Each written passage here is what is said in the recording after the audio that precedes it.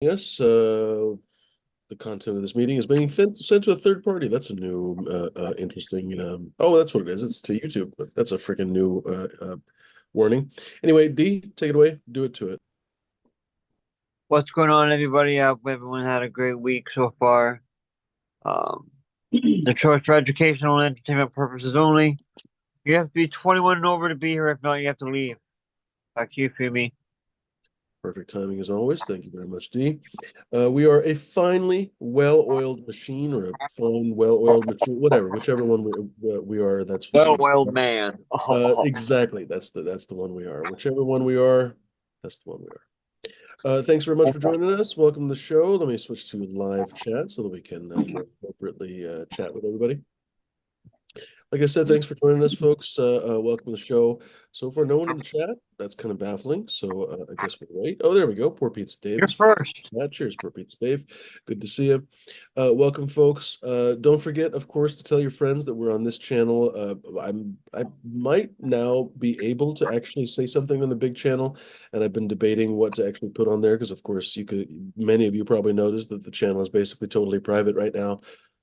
If you wonder why, it's not because I went crazy again. It's because, well, sometimes I do feel like I do feel crazy a little bit, but it's because the channel got another strike, and so basically, any more strikes of any kind, and the channel. So, yeah, pretty fucking amazing. Anyways, so for 2 weeks, I think, which maybe just expired a couple days ago, honestly, I was not able to say anything on that channel actually. So now finally, I probably am able to put something on there. But anyway. We'll figure it out. Unfortunately, I think because of that second strike, I probably can't really bring that channel back for the foreseeable future. So honestly, I guess we're on this channel until and unless they fucking send us to another one, basically. By the way, I'm going to try to head over to Twitch one of these days. I just honestly haven't. I have no real excuse for it. Nobody in the chat yet. How bizarre is that? I don't know. David. Poor Pizza Dave. Nobody watching the show today? I don't know. Maybe nobody's watching the show. Well, anyway, I guess let's introduce everybody. Welcome, first of all, of course, to D. What's going on, buddy? Welcome. What's going on, everybody? You can find me on Instagram at D_zombie_. I'm smoking on different things. I'll let you know as the night progresses. Cheers to poor Pizza Dave. He's first one in chat. What else? What else? Top chat, live chat. Um, I don't know. I'm lost right now. Cheers, Right. everybody. Here's D. Good to see you. What's going on, Smashed? What's up, man? I'm rolling a joint of that Leonardo. Nice. Already running low. Oh no. Harvest is coming up. A couple days. Okay, Sweet. kind of relaxing. Right on. Good to hear it. By the way, Did you? folks, here's, by the way, Pinhead. What were you going to say, D? Oh, I was just gonna ask Smash if you took a clone of the Leonardo. No, No. I don't have any clothes. I have Hmm. nothing going right now. Oh, that's right. I forgot. That's Yep. right. You do, window? Yes. Yes, ma'am. And you Yeah. didn't end up keeping any of those chems, huh? No, I made seeds with her, That's cool. but she hermed on me. Mm. I was worried about cherry pie. Flora sent me cherry pie and raspberry kush. Unfortunately, I don't have raspberry kush anymore, but the cherry pie, thankfully, I did keep. It survived, and I still have a clone of it. Nice. It didn't herm out. Didn't everyone is always like, "Oh, cherry pie, you look at it wrong and it'll herm out." Blah blah blah blah blah. I want to say cherry pie, some cookies cuts, blueberry. What else? A few other things are basically people always say they herm out. In my experience, blueberry's been fairly bomb-proof, honestly, and cherry pie too. So really thrilled about that, honestly. The one that I have seems to be solid as freaking rock, honestly. So that's good news, Yeah, I honestly. like cherry pie. Good strain Yeah, to smoke. yeah. And it's so foundational to a lot of the different strains that we have these days. So it's nice to have the mom of many things, you know. Anyway. Cheers, folks in the chat. Cheers, Cranmore. Good to see you, buddy. Cheers, Zesty. Welcome, my friend. Welcome to the show. As always, of course, D is supervising the chat. We don't have too many moderators, but of course, D is a very good one. Cheers, everyone else in the chat. As D always says, lurkers, non-lurkers, people hanging back, just kind of working on the garden, blah, blah, blah. You guys are all welcome to say hello, of course. Don't be shy. We like to think we're at least a friendly, or we like to think at least that we're a friendly bunch. Here comes Bud Kilowatt. Hopefully we are a friendly bunch, ladies and gentlemen. We're not lying to ourselves, but in the meantime, I'm going to make D a co-host. Here we go. Let's make everybody a co-host here. What's going on, Bud?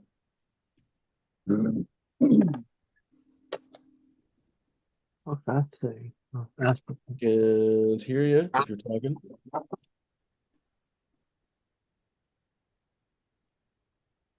If someone is still connecting, or if they're already talking. There he is. I'm here. Oh, right on.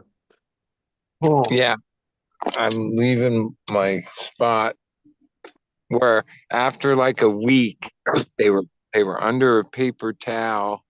I found my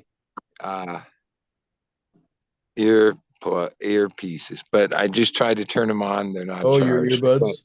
I was like so close to clicking and buying, and like I'd done research. I didn't really want it. I like the ones I have, but so much time had gone by, I was sure they were gone. But somehow they were under a paper towel on the table, right there. But right I on. didn't. So I'm happy about that. That's awesome. You found them.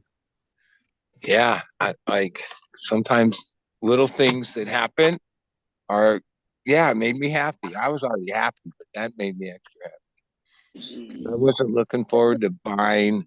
Oh, I misunderstood. I thought that they were like under a wet paper towel. You just basically misplaced them under a paper towel. Oh, yeah.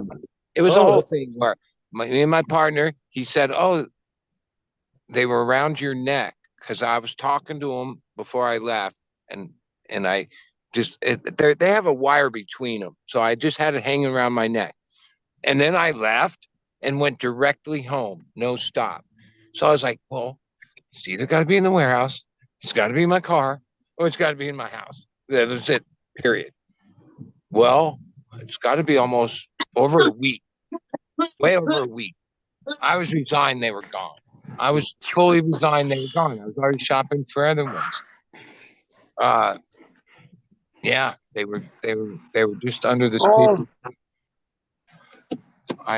No one found them. But I really like my Beats Flex too. We have the same headphones, funny enough. And I really like them. I guess that's what they were. I bought them at Costco, I think, for $79, like a couple years back. They were great. I just didn't like, at first when I looked, like 79 to like 179 for different headphones. They're cheap. They're $50. Well, they're still $50. I bought them when they were 100. Damn, I got fucked. Yeah. So, all right. How's everyone's Tuesday?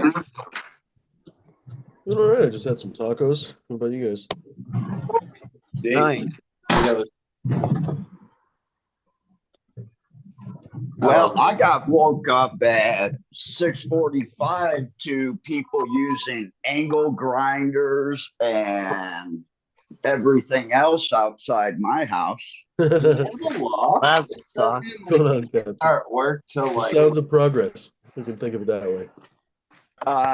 They're not supposed to start any power tools until 8 a.m. in town. And this is the second day in a row that they've started before 7 a.m. Mm. And this morning, I bitched. When I used to you couldn't start before 8. Yeah. Nope. I say, shut the fuck up. And then they started back up at 7:25. They took a 20-minute break after I bitched at them. So what I have to do is call the Tambon, who is like the mayor of the village, and I have to file a police. a police report.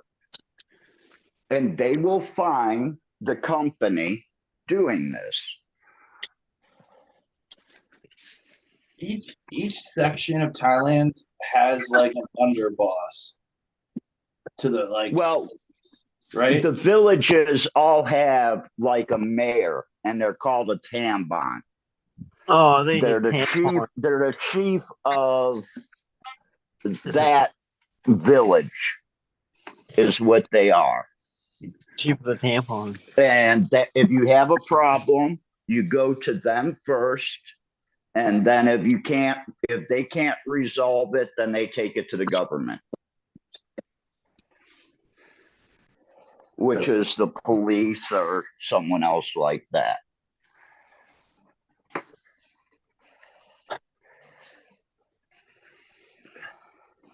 But yeah, they'll probably get fined like 5 to 10,000 baht for starting early. Yeah, that's the same way it is in the Philippines. I think it's, yeah, same. It's the same all over. Even in Cambodia, they cannot start construction until 8 a.m. downtown. In residential areas or areas with hotels, you can't start construction until at least 8 a.m.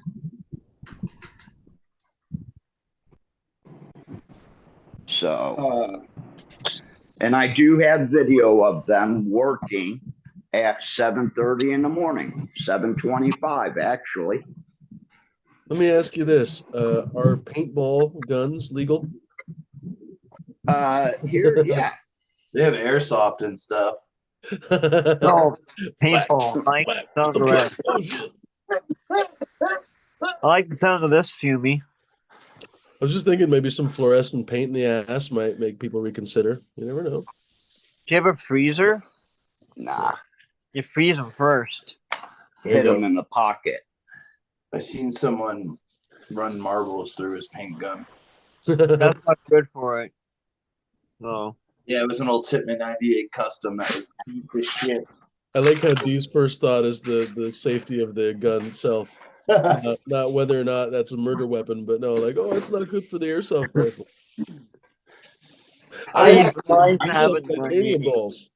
I know this is weird, but I want. Here, I'll just show this fucking thing. I used to own a Titman 98 custom. That's like the first gun everyone gets. Well, mine was custom though, for sure. I was like all sniped out. I carry my grandfather's 1911. Ooh, this flash is hard. So you see a big bulge underneath my jacket? That's a 1911. Ladies, Right. Just gonna say. that gun in your pocket, are you happy to see me? Not the gun. No, that's a gun in my Jackson's case pocket. both. Hey, come on.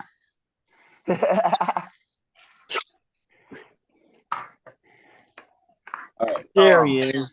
check this thing out. That's what she said. Nah,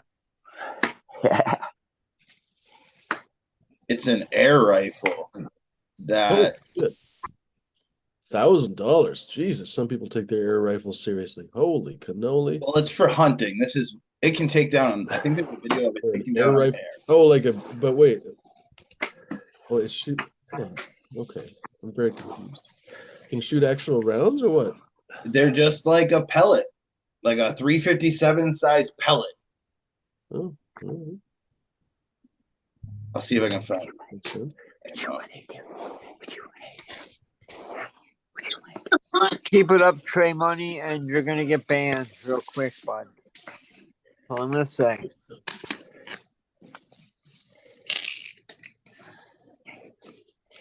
Yeah. No.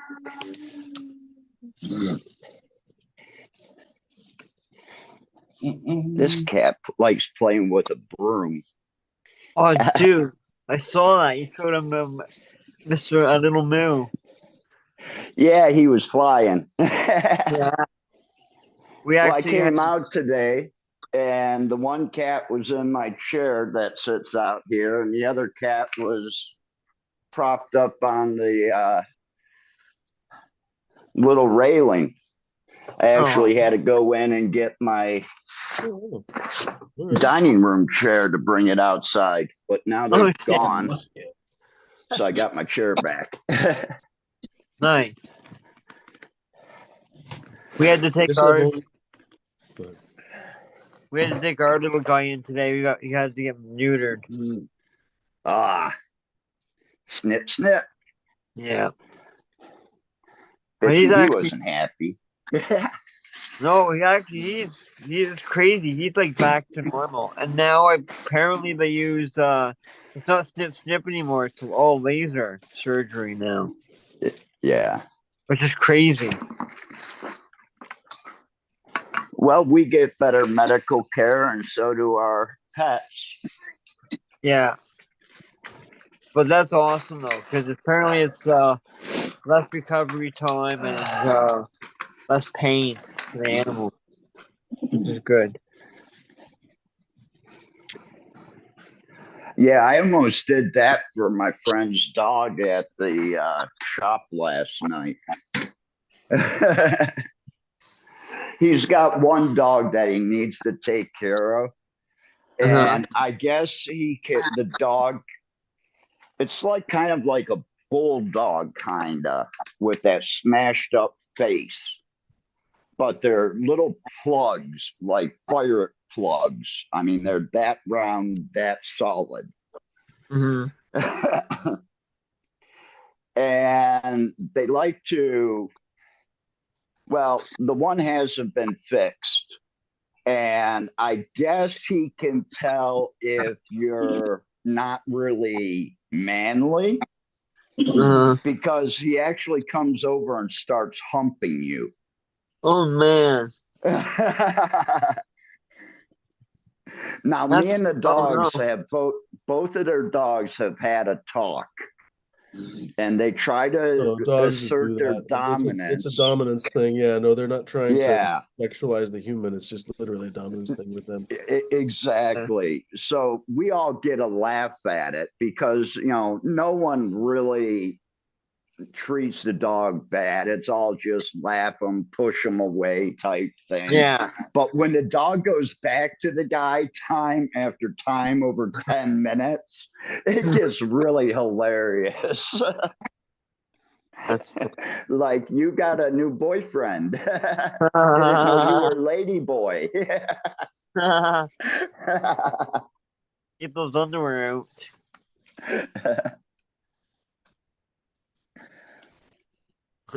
So yeah, I was in the shop this morning at 4 o'clock in the morning, and I watched them make 8 sales between 4 o'clock and 6 o'clock as people went to work.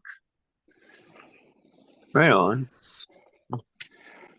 So if being open 24 hours is actually a viable thing, yes, it is here in Thailand. I'll be freaking living there 24 hours a day, pretty much. And they play really mellow Thai music. So it's really nice. They even let me play my music. True. But it is Collected works slowly of Burt becoming Bacharach. Ashes to Dust by Government Mule, which has a mandolin, a banjo, a violin, a guitar, a stand-up bass, and drums. Woken up. Just trying to, broaden the horizons of the musical spectrum to everybody. It wasn't a full-on Warren Haynes show like you would normally get him to rip. It was, classically done with class. And they all enjoyed that. They even enjoyed the 15-minute drum solo.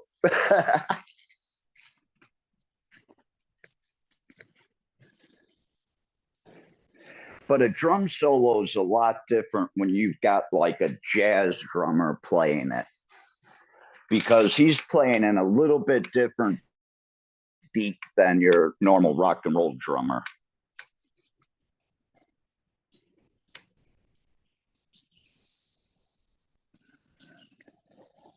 There was actually a jazz prodigy drummer from Cleveland that I used to go see when he was really, really young, like 16 years old, out playing with like 60-year-old jazz musicians.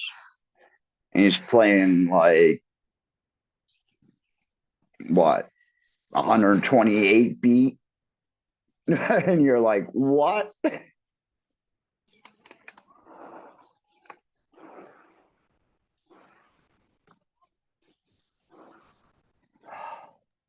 I just saw the most ridiculous fucking video on Reddit the other day. I think it was on Reddit. It was probably Red Bull, you know, because they do all these crazy fucking lunatic things.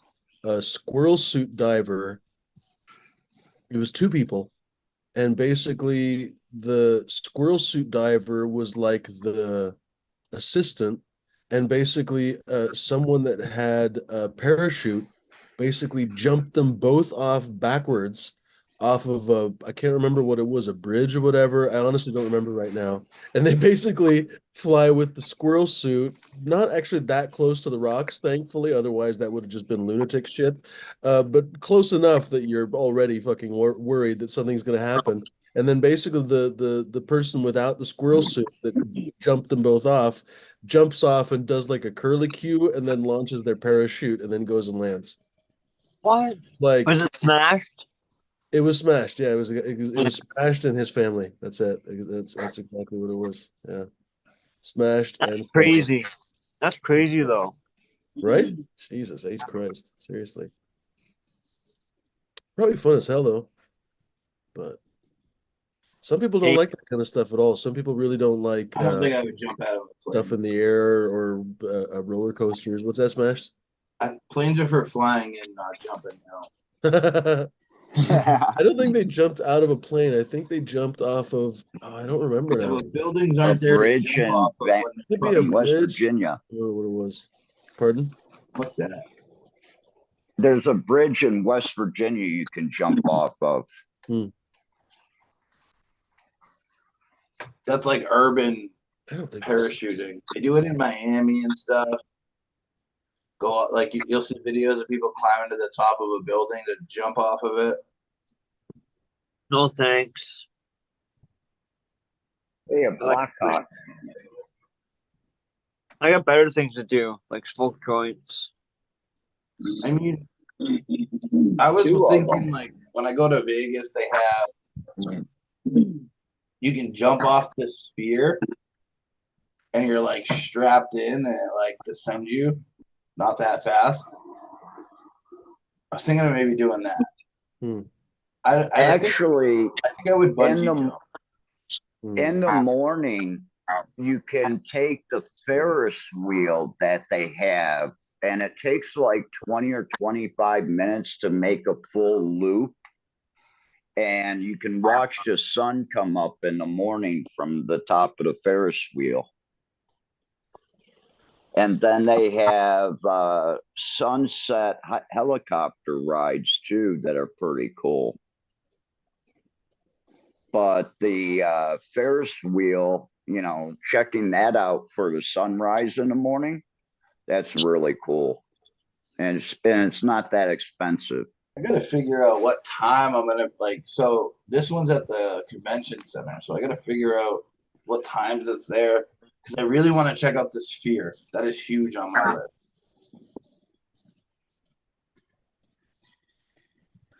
They got this here in Toronto on the edge of the CN Tower called the Edge Walk.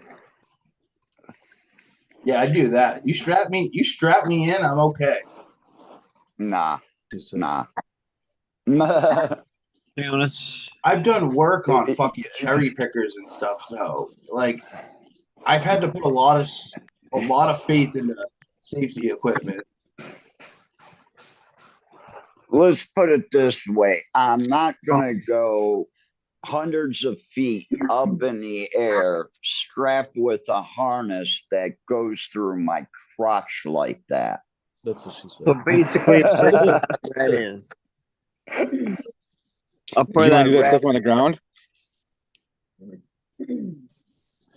I've actually been to both Seattle and Toronto's Space Needle, we'll call them. And the one in Toronto, I've sat in one of the electric ones that had the telescopic to it, and you could sit and move the whole thing. I actually hit the coin return, and it ended up just dumping money out of it that I guess people were losing in it. The corn return, is that a southern thing?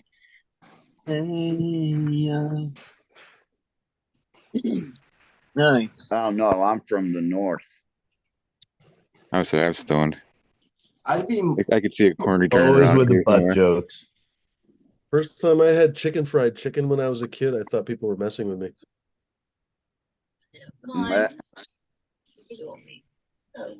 Our chicken fried steak.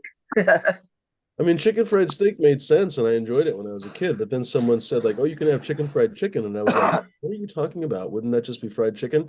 They were like, "No, no, no, it's Yeah. chicken fried chicken." I was like, "Shut the fuck up!" But then I tried it, and it was pretty good. Yeah, southern things, I guess. I think isn't the longest surviving free fall from an airplane like 133,000 feet or something? what the guy that No. went, Red Bull dude, No. yeah.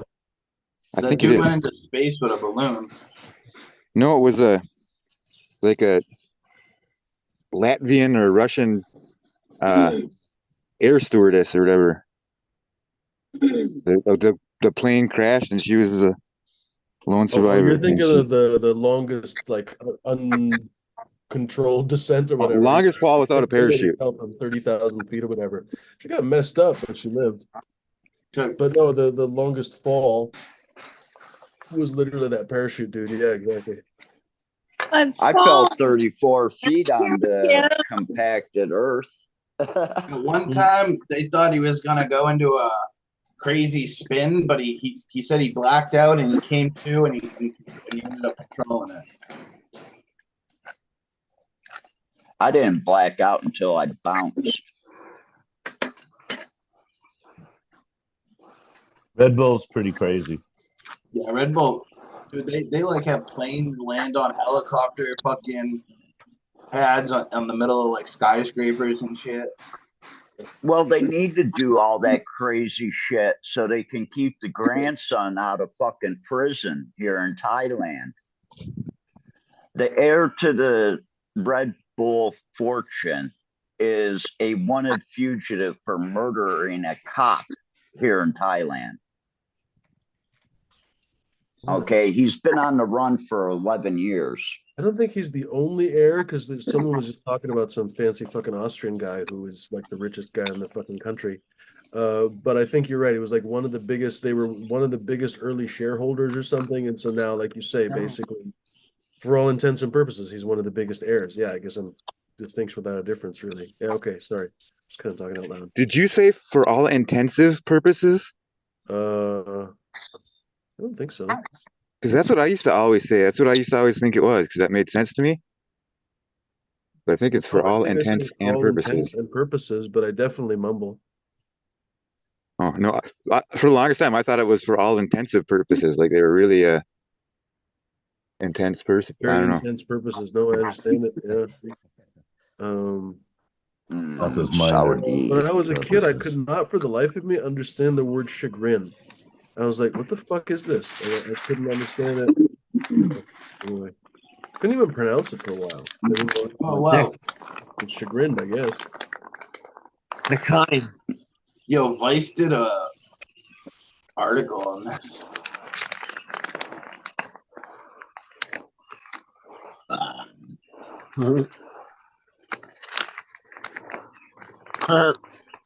So we're gonna have a little gasoline and sour diesel joint this morning. Right on. What's everybody else puffing on? What am I fucking I don't even remember. Jelly Bean by Blueberry Muffin. I think. This is Oh, yeah. something platinum something, Smells like I'm grape Platinum Kush. wine perfume. something like that. Astro Pink and some Moroccan hash. There you go. There's Usually there's got a lot of that strains around. out there. Like Yeah. there's so much breeding going on that really breeding could just stop at this point. There's so many strains out there. What? And it's not that there's really that we need more breeding. It's distribution that's the problem. Statistically, we haven't no. even scratched the surface. There's so many Exactly. clones out there. I haven't tried that. I probably never will because they'll just get cycled through and then no one will be growing them anymore and they'll just be gone. Oh shit! One of the things on the menu. And if it You'll ever becomes eventually legal, find people that keep them. oh yeah, actually I wanted to ask Smash if they were selling any clones at the event What a or any plants. I Do they mean- allow selling plants in Vegas? Or did He's you go going there? to Glass Fest or a The glass glass one? show, not a Or- cannabis. Or any of these Event. events? I was wondering yeah. because Yeah. really they do. There's They sell plants. They sell clones. Yeah, Yeah. in Michigan, Yeah. California, they do. Yeah, they Yeah. should. And there should really be more being sold through the mail because it's legal now with hemp. Ironically, with Trump, Okay. hemp. Was that They the made it city legal. inspector? And if it ever becomes totally federally legal and the corporations take over, it seems like that would be the way to get genetics out there. You really don't have to breed. There must be thousands, say a couple of thousands at least popular seeds out there. At this point, there must be a couple hundred really good strains, like call them Elite or Fire, that everyone could probably take a dozen of those 200 and be happy with for at least a month or two or longer, and then try another 12 and another 12. I edited this, so you can't see who it is, but this is what the guy's charges for clones out here right now. He's almost at every event. Ryan, are you a blacksmithing or what? I mean, No, I was. okay, Yeah, but those are crazy Sorry, prices. I They didn't shouldn't mean to really blow be you that high. $1,000 And because you could It says you. sell them through the mail nowadays. Like I'm thinking, all of a sudden it's going to catch on. Everyone that's selling seeds through the mail, all of a sudden, well, let's just sell these elite cuts. We've been sending clones in the mail for like the past 4 or 5 years, buddy. Yeah, I know you've been doing. Yeah, Without But- any repercussions to it because Yeah, they're immature but you probably haven't plants. been advertising and really getting it out there and really looking No, at it we're- as like we're- a totally legal product. We're doing that in Ohio right now. My friend is talking to a nursery that actually does like cloning of tomato plants and other plants like that. We just sold them 100 seeds as like a start of a partnership. We just sold them 100 seeds of Karma Sweets that we made up that they're going to be giving away for Christmas in Ohio because you can now grow in Ohio, at least until they vote next week to take your rights away. That's something Ohio has to look into. And hopefully that doesn't go through like that.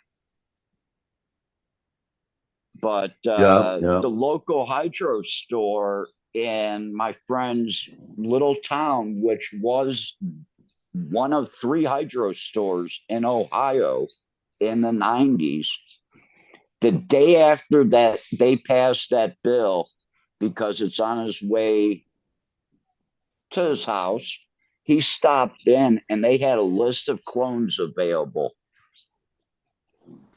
the day after they had voted on it. Yeah, that makes a lot of sense. There are so many, Yep. say, elite clones out there. Uh, I would there's love really to not be that trying, many. especially well, maybe there are more than I've tried. And then also just maybe not, temporarily elite, hyped There's so up, many breeder whatever. cuts. Yeah, I was gonna say there's a ton out there. Holy shit, there's a lot of good meat. In Can you just California seems picture to a future be a source of dystopia a of lot of AIs that them. are talking Not about that other states have their own also, but maybe not as large. They have their own like groups of cuts and things. I've never tried like the Crippy. I've never tried UW. There are just a Ohio lot out there. blueberry, Yeah, Elysium, maybe those are our great. Yeah, Afghani I remember the mango Barbara that we've held in for 18 DC. years. They talked about for a long time up in that area. Lemon G that I've held for 23 years. Yeah, and those are great. I wouldn't want them constantly, but What yeah, you those want? are really good for a while. Yeah, Louisiana lemon G Those style. things is that not something you want to sit down and smoke for like 3 days in a row. but for the time it takes to breed and test and then see, oh yeah, okay, this is really good. That's why you will never see my packs for $25 or $30 a pack, because of the time that it takes me to get them out. Right, you I have mean, to charge Jimmy them. can attest to this. Some of them take 2 I ain't testifying to nothing. to 3 years minimum. And there's some that, I'm on my fifth year Testify. working on it. Right, and it's worth it though too. But there are so many good clones out there. Like Bud was saying, he was going to look for getting like some of the old original cuts rather than keep trying. The new Something like shit. try new. Yeah, why In why waste time popping seeds? If why not just go back to pre-98 Bubba and Sour Diesel and have a Durban, and there's so many great ones. The Never really Pies liked and the Durban. OGs. In 25 years from now, it's going to be a bunch of like AIs that are talking about I'm not swapping sure. human clones. And yeah, that Fumador was around for a while, but I haven't seen no one has that one anymore. Fucking Yeah, if the parents trading are it for gone, then fucking pogs and shit. that's the They main. have Keep an the parents that AI. make those great Huh? ones, or just keep the cut alive. That's all. Yeah. They got a robot AI inside the sphere. You want a puff cat? What does it do? It talks to you and learns. Beep beep beep beep It's beep. Oh yeah, the like it's it the or helps. the It 5. moves around. I Yeah, guess, oh yeah. Well, not a little like bit. here. I'll show you. Yeah, I've been playing with That there's that one that Dolly and shit Musk lately. is working on. They put this one in the sphere. Wait, that's mine. Optimus. Focus on what cake next. If they leave that black cable wire there tonight, I'm taking it. Who made that? I wonder who made that humanoid. If that is it looked like the Tesla one. Aurora. Optimus. I mean, it's a humanoid looking anyway.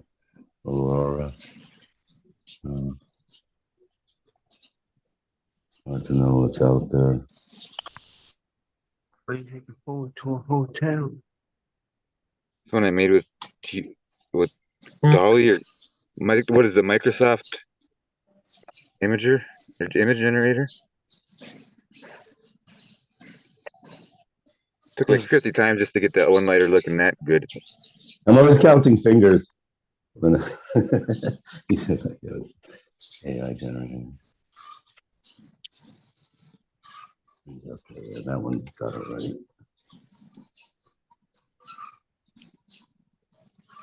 Hi ho! A think the sphere might have had it built for them. I think this one turned out pretty badass though. Even though the lighter's upside down and the fucking thing could not figure that out for the life of it. Lighter's not upside down. You flick your bic with from the Oh, other side. right. Here you That's go. where the 6 finger's supposed to go. That's what You she flick it with said. your index They finger. forgot the extra finger for that. Yeah, That's what she said. Looking for She the did six say finger that. men. No, wait, that's a Russian accent. Sorry. She did. Hello. My name is Inigo Montoya. You killed my father. Hello, my It's friend. almost, it's almost like a game nowadays. Like, find what's wrong with this picture. It used to be in the old days. What's wrong in this picture? Now You want it's to see like, some what- wrong ones? What did AI do wrong in this picture? You all missed it on Saturday. What's wrong with this picture? I was drinking a huge pop most of the show. No one said anything. Like, hey, where's the So coffee? coffee? Right. It's like, here's one that was cool. Hey, Howard And how Stern. come there's no coffee soda? I think that Probably is. Ann's trademarked. I mean, hey. Who are these people? You know. See? Yeah, man. But they don't really save. The only time I use my index finger to light a Bic is when I'm like lighting a bowl and I need more extension. So I'm lighting a candle maybe, and it's in one of them like jars. Yeah, or a candle. That's when you hold the candle to this up and to the side to light at people. I'm talking like a jar candle, like one of these. As so am I. Yeah. Does not compute. You muted, Fume. Like one of these if it only had a I was just gonna say that is weird. half-inch Yeah. wax. Oh, I light fireworks like this sometimes. Fireworks are basically next to illegal here, isn't that funny? Well, the reason why is because if you hold it this way, the flame's not burning you. Same thing like this. If you hold it this way with your pointer finger, the flame's not burning you. But as soon as you try to flip it this way, you're starting to get burnt. That's why back in the 90s, when I was smoking oneies and bowls and stuff like that a lot, I was buying the Jeep lighters because I can hold my thumb farther away from the flame itself. I have like a butane lighter. I like the Bics Yeah. here that, yeah, I get them imported from the States, but, when you travel a lot and you're traveling alone, a Bic is actually a really handy thing to have. You Because can't it's have it on an almost like airplane. having brass knuckles. Can you bring a No, lighter you on can- an airplane? Yeah, you just don't bring Brass 3 or monkey. 4 or 5 of them. You can bring one, put it along with a pack of cigarettes. That's where I put my How is a joints. Bic like holding a pack of brass knuckles? Do you mean that you can literally put it in your palm when you're punching someone? What do you mean? Yeah, exactly. Just like that, Fumi. Oh, Yeah. Chris Becker. Bop, bop. Still gonna Wearing break in your hand. dangerous hoods, Captain 420. You need ninjas to protect you, I think. Three knuckles My deep. I went and met my friends in Bangkok, and they said, "You took a taxi here?" And I said, "No, I walked from my apartment." And they went, "You walked through that neighborhood?" And I'm like, "Yeah, why?" Because I'm a black belt and fuck you up. You're crazy. That's a bad neighborhood. We don't even walk there. We'll get you a taxi back to your apartment. No, I'll walk. I'm fine. No, it's 4 o'clock in the morning. Someone's gonna rob you. No. Yeah, when I lived in Fresno, my roommate would always tell me fucking that you can't go to the bar alone, and Yeah. or at the very least, like take the bus, like that there's like a bus stop right in the corner. But I would go to the bar, not, I mean, every once in a while, but like once a week probably.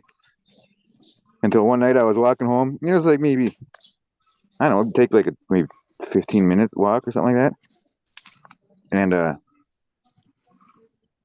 there was a bunch of, I don't know if anyone knows anything about Fresno other than the Green Fingers, but fucking, I got chased by a pack of bulldogs.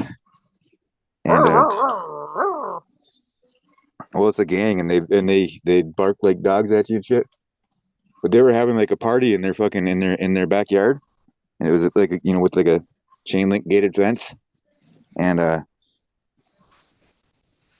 were just having a good time, and I was just walking through the alleyway, fucking minding my own business, and all of a sudden they sniffed fucking fear, Blood. and they fucking they all started barking and running towards the fence like a pack of wild hyenas, man. And they like they just ran into the fence like fucking like if they were fucking um cartoon dogs or something. Like it was crazy. And then they just, and I if I had any bowel or anything in my bowels, I imagine that it got evacuated at that moment. You weren't And I you weren't fucking dressed up as a mailman at the time, were you? nope. I was gone like the wind though. I was running. And I turned. Wasn't until What's I was up, like cat? at least a block away that I turned around and realized that they never left the fucking yard. They didn't fucking care about me. They just what scared me. But I thought that that was fun.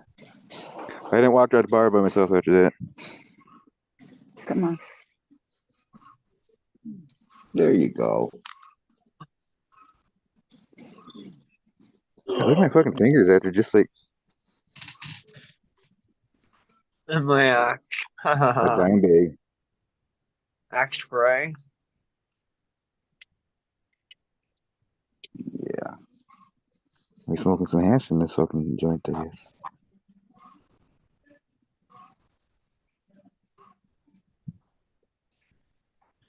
Is this technically Charis or no? Got to be off a living plant. Oops. Charis is reserved for the right of hand rubbed hash.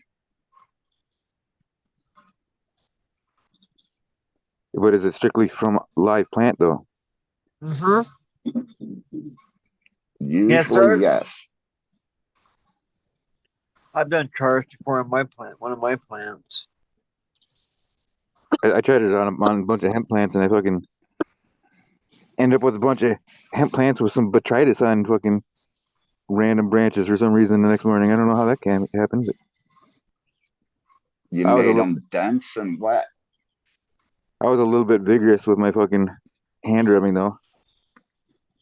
When you do it, and I've asked a couple people in Jamaica that I used to get my hash from, and they tell me they do it 3 to 4 weeks before harvest, and they rub the plants in between their hands gently 3 times, and then they move to the next cola or next branch.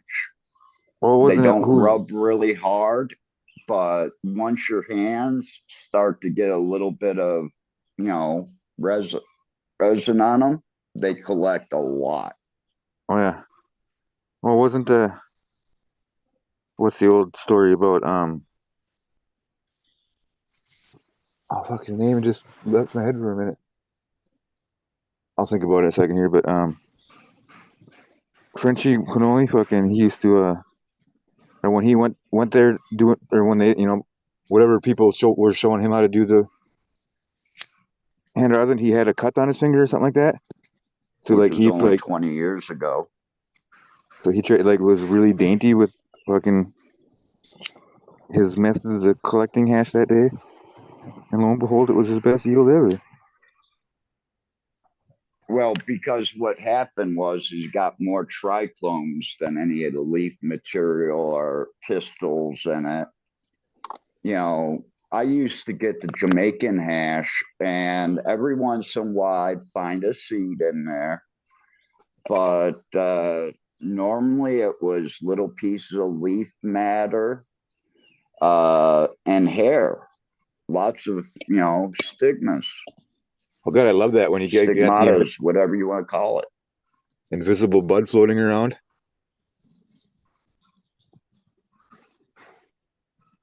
The dealer hair. I'm talking about human head hair, but I've smoked so much cat hair in my life, it doesn't make a difference really anymore. There's Labrador in it.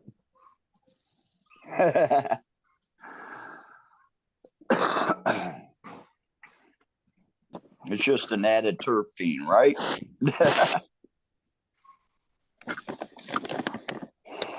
Upon folks, I'm gonna go smoke a joint. terpene. I'm Get handing it? the capable moderation of all these fucking guys. So, folks, feel free, hop on, join us, come show off your garden, ask these intellectual pirates a question. I'm sure they'll tell you. There you go. I'm sure they'll tell you an answer, whether it's right or not. You'll have to decide for yourself. But do hop on. It's tons of fun. Don't be a dick. Don't show your dick. That's about it. Oh. Yeah, let me go smoke a joint. You go smoke a joint of Pine Sol. What are you guys smoking in the chat? By the way, there's a poll in the chat right now for hopefully a fun question, just a goof off question. Favorite activity while puffing ganja, which is something I think we always love. You hold the one commandment, no dicks, like that. Favorite activity while puffing ganja? 4 options: watching movies, stargazing, hanging with your significant other, or listening to music. Go ahead and vote. Ladies. Getting a BJ. Wish I had more options. Perhaps next time in the special evening edition of the show or something. Anyway, do hop on, folks. And like I said, there's only really a couple of rules. Don't be a dick, don't show your dick, and don't bullshit. That's about it, pretty much. Other than that, you're more than welcome to hop on. And do tell us what you're puffing on in the chat. So back to you.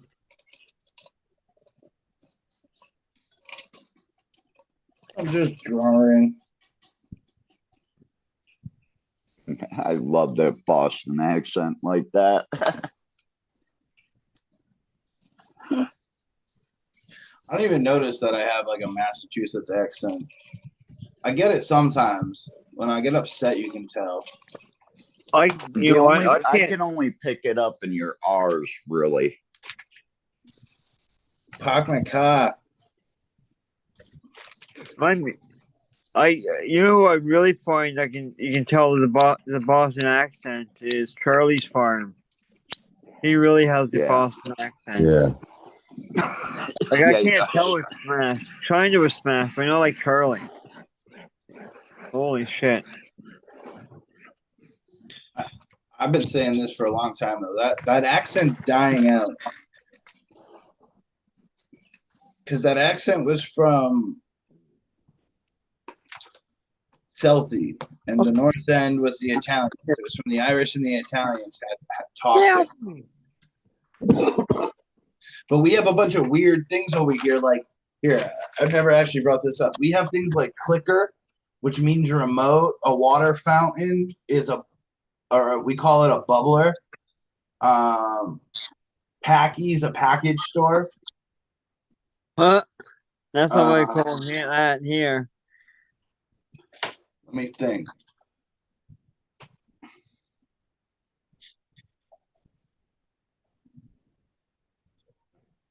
Chicken fried steaks, breaded fried steak.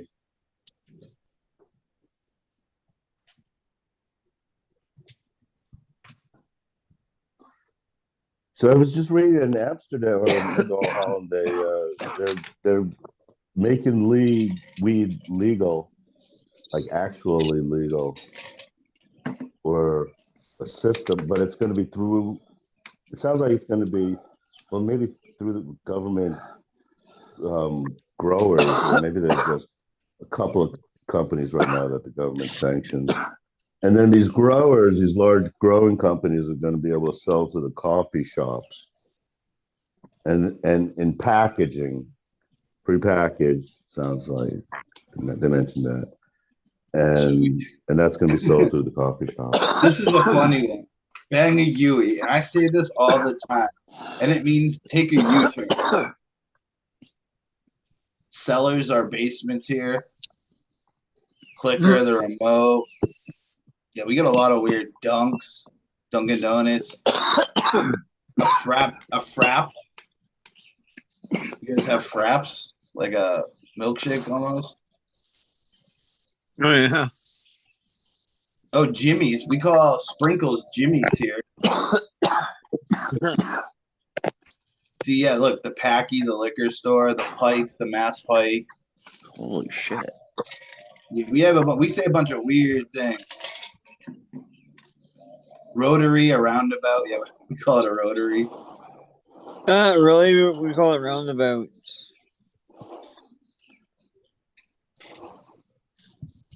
Bang a Yui is one of my favorites, so I use that if I'm telling someone to turn around, I'm like, yo, bang a Yui. Oh, you know, yeah. Oh. Oh.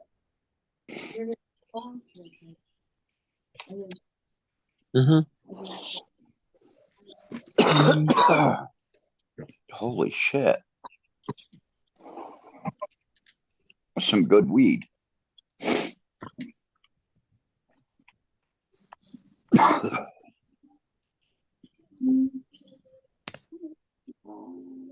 I need to roll another joint.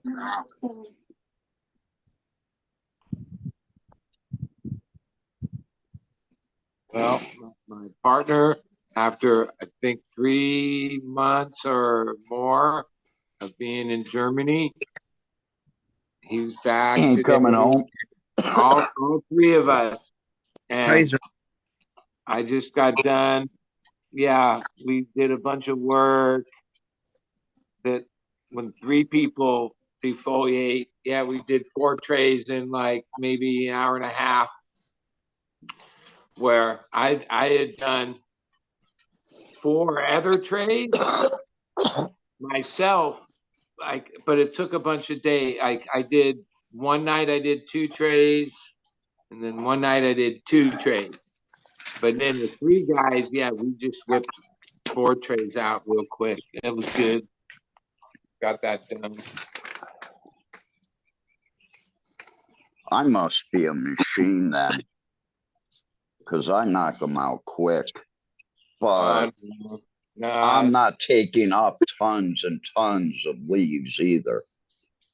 We take off the punch, right? If it's not getting full light, then there's no. A lot of it's taking all the lower sucker buds off and all. Yeah, it'll all come back. It's like the okay, let me ask you, Bud. Do you do like I do and just use your fingers and your fingernails to pinch those off, or do you actually take a pair of scissors and cut it off? I keep the scissors because some places it's easier, but most of it's done with just like my fingers. You know they make a little thing that's like a blade for your finger that goes on your finger and your thumb and your forefinger. A lot of it, like with sun leaf, is like if you grab the leaf part, the stem part of the leaf at a certain place and tug down at snap them. Yeah, it just snaps right exactly there. Now, like as I've tried to teach people who work for me, oh yeah, don't just pinch it off and leave that stemmy part. Do it like this. It can rot. Yeah, but yeah, I've been doing it a long time. So, that little technique just natural to me, where I realized when you try to show somebody else, it takes them a little while to like grasp it. A lot of times when you hire people, they're too worried. Like, yeah, like hey, each tray has 18 plants, so hey, even if I break a branch or it's what happens. You got to get in there and get it done. You can't Yep. like be Pussyfoot. too afraid to touch the plant or worry. But a lot of times when people don't know any better, and then it'll take them too long. And I even, because yeah, we're stripping all the lowers off. I'll take the top part of the branch with one hand, and with my other hand, just go strip down, like just Yep. strip it. Yeah, now, yeah, that's a little technique. You kind of know the right tension to do it, and uh, some of those little things that I take for granted that just everyone should. Oh, look, it's this simple. Sometimes I realize, oh no, like yeah, I've been doing it a long time, so I got that part down. But training new people to do the same thing, sometimes it takes them a while to get to that point. Yeah. Now, when I go through a flowering room, I do go in with a pair of scissors more during that time, because when I go to take off a leaf that is protruding from the stem is protruding from a bud, I try to take that stem as far into the bud as I can, because I found out that they're at the end of flowering. If you leave one of those stems in there, that can cause rot and mold on the Yeah. inside of your plant, on your bud. Those are big, thick, dense buds. Yep, definitely. Like, Have you ever even if seen a it- product that I was thinking like something like a stick, like one of the bamboo sticks, but at the end of it, there's something, a little something like a little hook that you can grab onto a stem and then pull something at the other end, and it would just cut it, so you could get to leaves that are hard to get to. I think that would be a good product, something like that. Yeah, I think you'd have I mean, people cutting themselves. well, not only that, like Dude, they make a ultimately, thing called the Trim Daddy. if That's I like use electric scissors and meticulously defoliated, it would take 10 times as long as just getting in there. And plant, plant can handle a little manhandling. It's like they actually like it a little bit. Yeah. Yeah. No, I was thinking more like during Because a lot of flowering times, where yeah, you don't want to just shove your hand in there. room. The plants are been going for weeks. They're all happy, praying, and then yeah, you defoliate it. It looks pretty sad, but then the 24 hours later, oh, even all those spots that you opened up, yeah, it you know, it, it, yeah, the plant's gonna like move into whatever area that's open, and yeah, Like, oh, and if it could cut the leaf yeah, and also like somehow hold on to it too, so then hard you could pull it a out few years ago or because we had drop a it on new the ground. deal with trimmers where we paid 200 a pound and they trimmed everything. Our new trim deal is 75 a pound, no lower bullshit, lower shit. Just heady pieces. Right? So over the last, I guess it's going on a year and a half with that crew. Yeah, we spend the extra time, like 3 weeks in, to take off all these little sucker buds that are everywhere in stems and places. And I think what I see is, yeah, well, if the plant's not putting energy to those, it's putting more energy to bud. main bud. And so, and yeah, the yield seems yeah, all that little stuff. Yeah, no, that wasn't the worth the effort, the time. We like, yeah, we pluck all that off. People would be like, "What? That's gonna be a butt." No, we take all that shit off.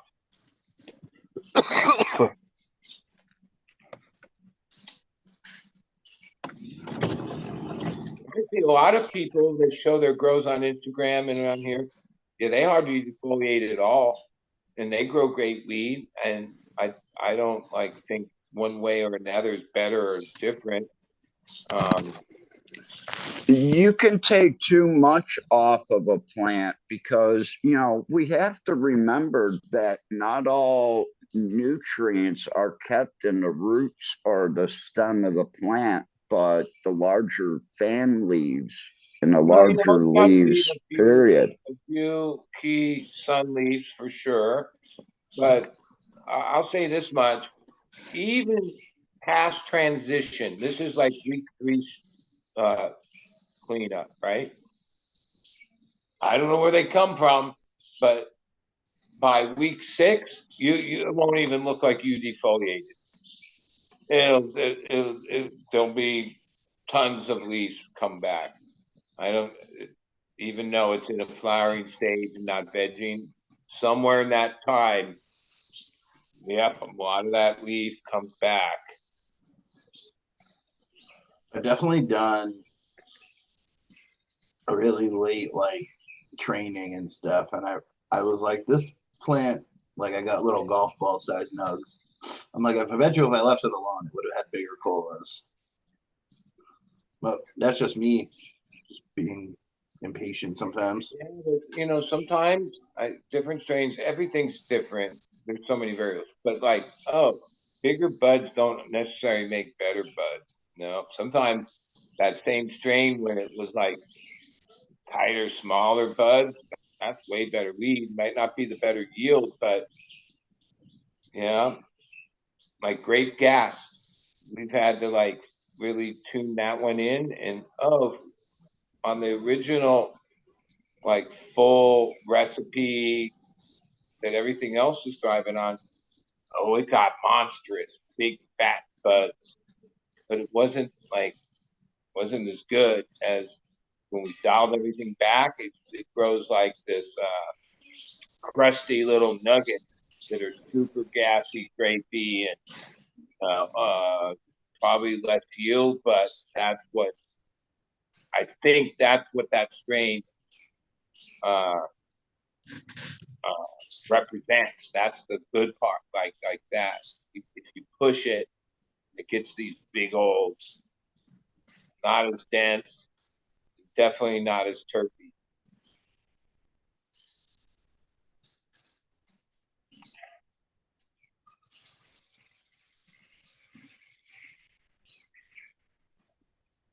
Like even today, the 4 trays I did for all these other strains, the 4 trays we did today were Banana Daddy and White Wedding, these ethos strains. They're a beast. I mean, the girth of the leaves, stems, and the explosive growth during transition, and how the size of the sun leaves. Yeah, these things were beefy. Both strains, the ethos strains. Yeah. Yeah, his I guess tier 1 just dropped recently. Mm-hmm. If you're, and I guess there's a couple autoflowers in there. There's always But I didn't see anything that like stood out. Here.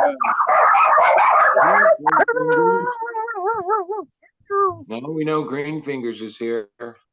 Yeah. It scared my kitty. Yeah, there's always a pretty decent spread when he sends them out. Yeah, I mean, shit. Yeah, they're vigorous, like to say the least. But yeah, some of those are like stretched more than we really wanted to, or even the one tray, the edge of the one tray has spread over to the other tray, and because those plants aren't as vigorous, basically has like taken some of their space. So the actual picture for White Wedding, when you get the seeds, is Noob Grows Garden of White Wedding. Pretty That's cool. cool. Hey, the Banana Daddy, you don't even have to open up that turkey bag, and it's very loud, smells, it hits you in the face smell. White Wedding, In 80 days, it'll be gone. like I've wanted to. They're beautiful looking buds. At least for me, it only gets me like a sort of high.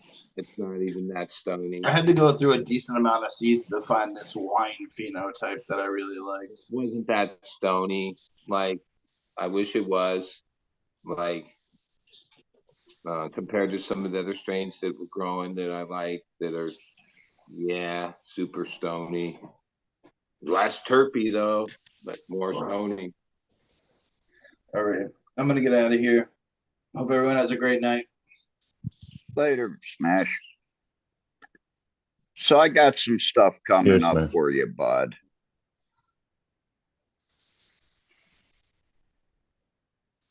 I think you'll enjoy it. Hey, my other friend, well, I only asked for a couple varieties, but he brought me 12. And the one that like I really wanted, now I haven't. I can tell I haven't grown it. I've smoked it repeatedly, and I smoked really good rosin of it. It's named it's got two names, but it's the same thing. It's either called Topanga Kush or Hollywood Pure Kush. That's the same plant. Yeah, where it's you like grew up. Yankee, but super cushy, like Kush, the real Kush. And I grew up in Topanga. Like until I moved to down here, well, my I mom's grew up watching Topanga on Boy Meets World. Topanga. I never knew the strain back when I lived there. I don't know, like, you know, how names go or why Topanga got the name for this particular strain, but it's also called Hollywood Pure Kush too. People have bred with it. It's a thing.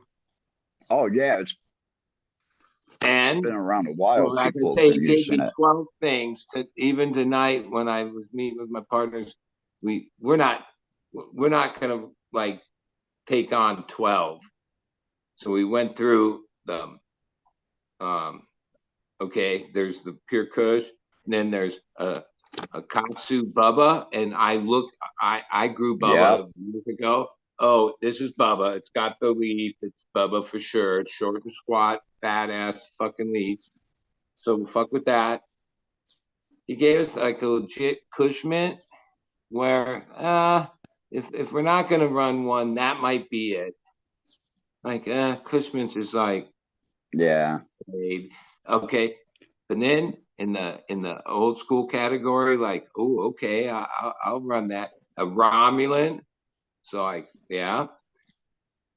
I-95, yeah. I'll check that out. And a Star Dog. So those are the ones out of the 12. I don't even remember the names of the other ones.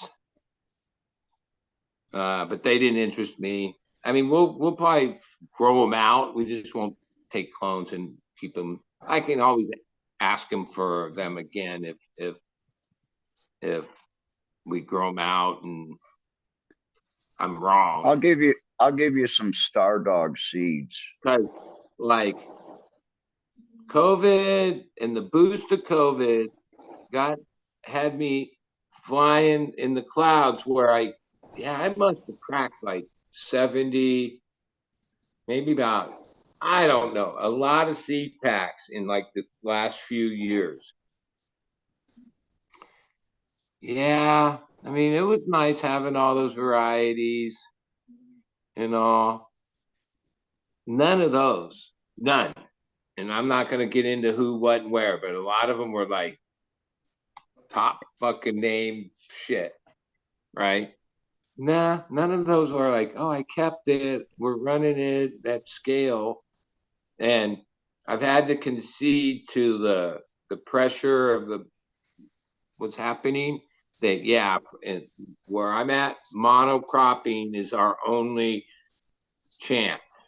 Like all that fucking with small amounts of 10 No, different kinds. No, no, that's a recipe for disaster. So have to be very selective about how many and what space and only a couple at a time. Even these, that's too many.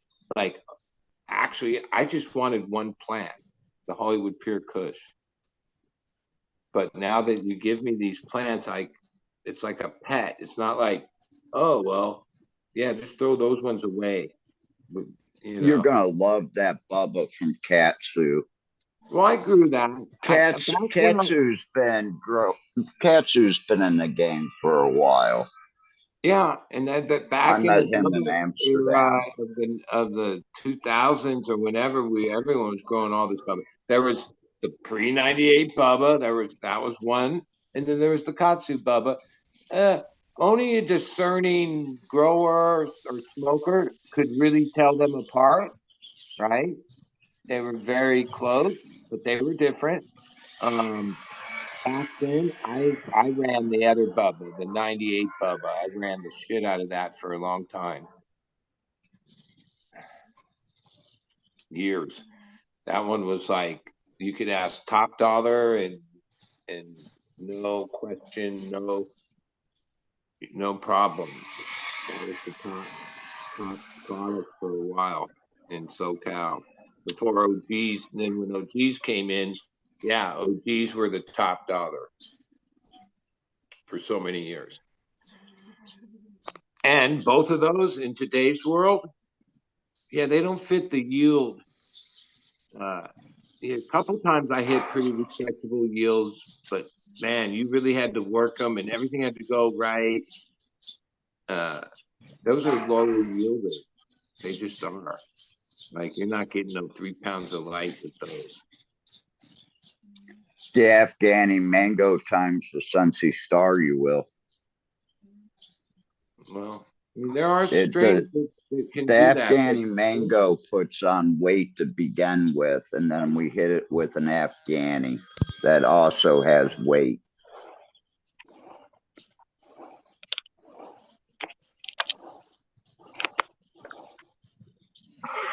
Because that's one thing I look for is, does the plant actually put on some weight?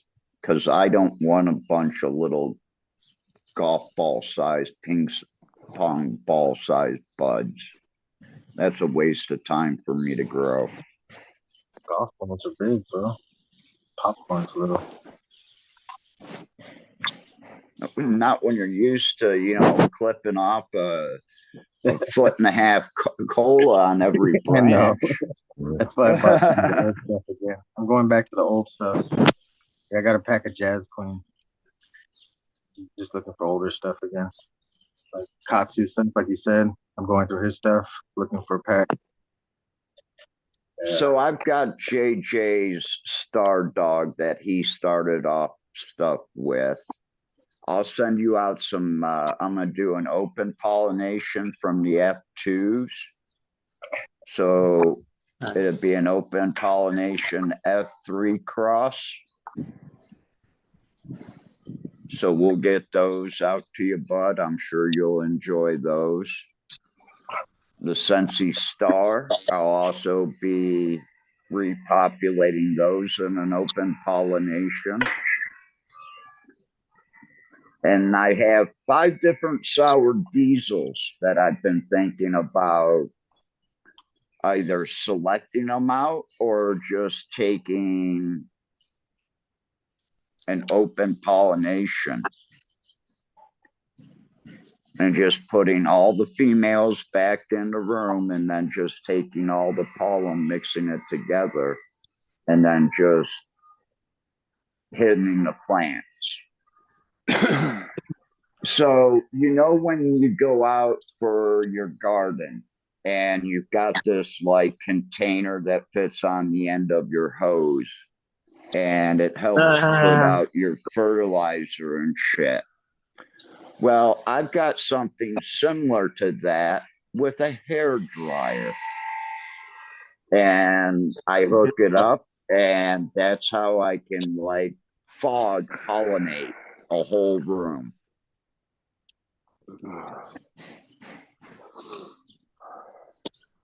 And that's how I'm going to be doing it, because I'm going to be collecting a ton of pollen. Every pack that I've opened, I'm going to keep some of the pollen. And I'm going to hit it to just about every female I have. Try that. Like that.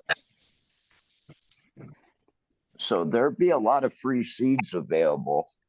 And then there's going to be some winners. We have a winner. But I'm taking the next 8 months to 10 months to do nothing but seed runs, since I've had to pop all these packs of seeds. All right, starting a list. Well, God bless you for that, because that'd be the last thing I'd ever fucking do. I'm about seedless nugs. Bless the seed poppers. Yeah. Well, I also bought, a 4-unit building. Well, I didn't buy, but I'm running one. It starts at the end of March. I was gonna say, damn, congrats. So I've How got much like does the 4,000 or 5,000 4-unit square feet. Holy shit! How much does that cost? $1,000 a month.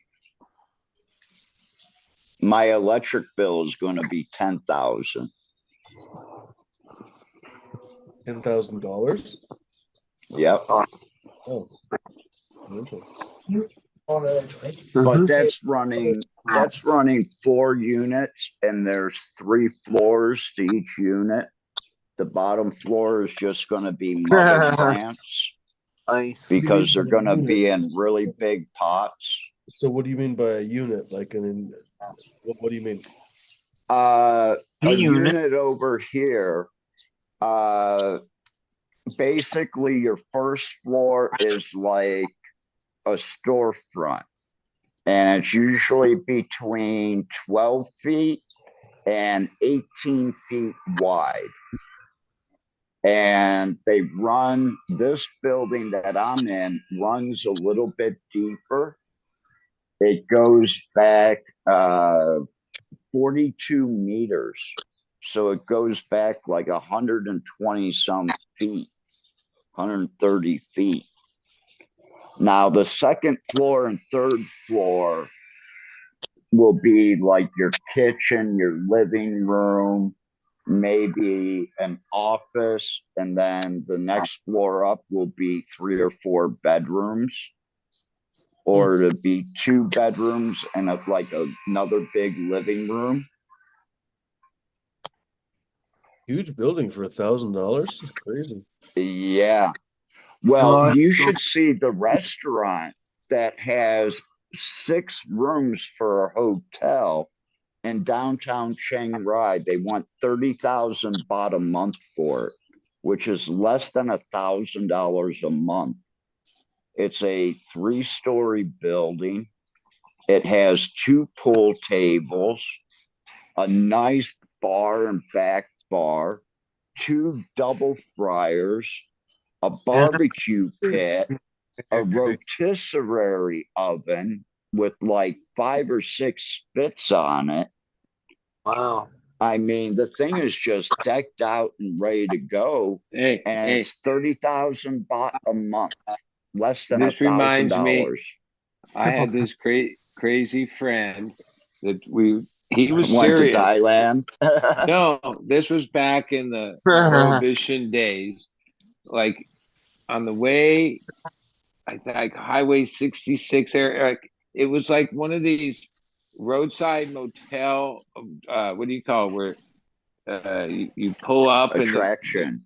No, like a motel, like with like 40 rooms or whatever, individual. one story like that went out of business and the plant like they were selling it cheap, and he wanted to like Put a keep grow it open and then turn like so many units into grow units and then rent out the rest of them to people as like a cover. And I remember like checking it out and thinking about it. It was way out in the middle of nowhere, and we never did it. But that sounds like what you should do with the 4 units is maybe keep 1 or 2 of them and then like lease the other 2 to other growers.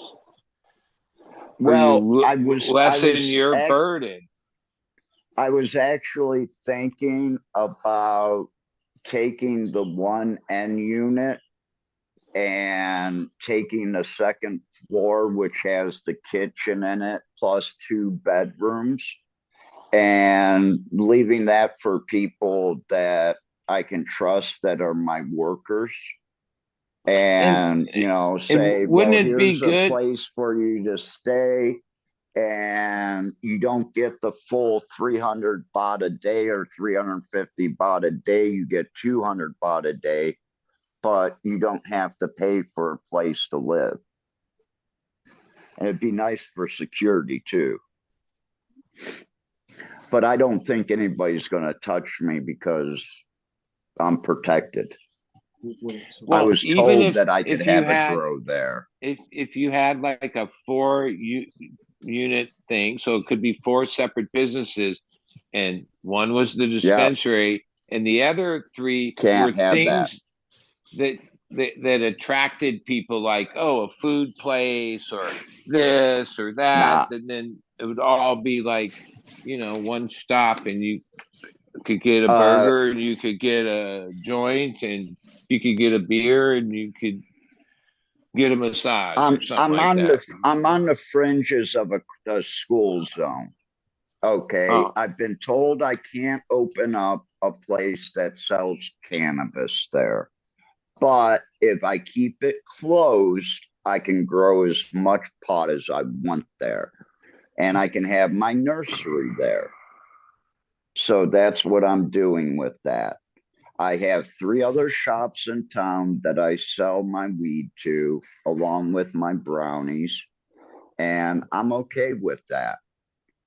We've already agreed on a price, and I'm getting way more than they're paying anybody else. But you said $10,000 a month in power to grow product. Well, that's gonna whatever the like.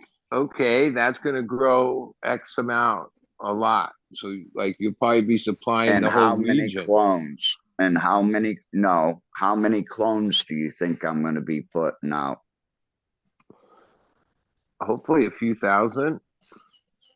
A week, month? I hope. All right. No, a week. Ambitious.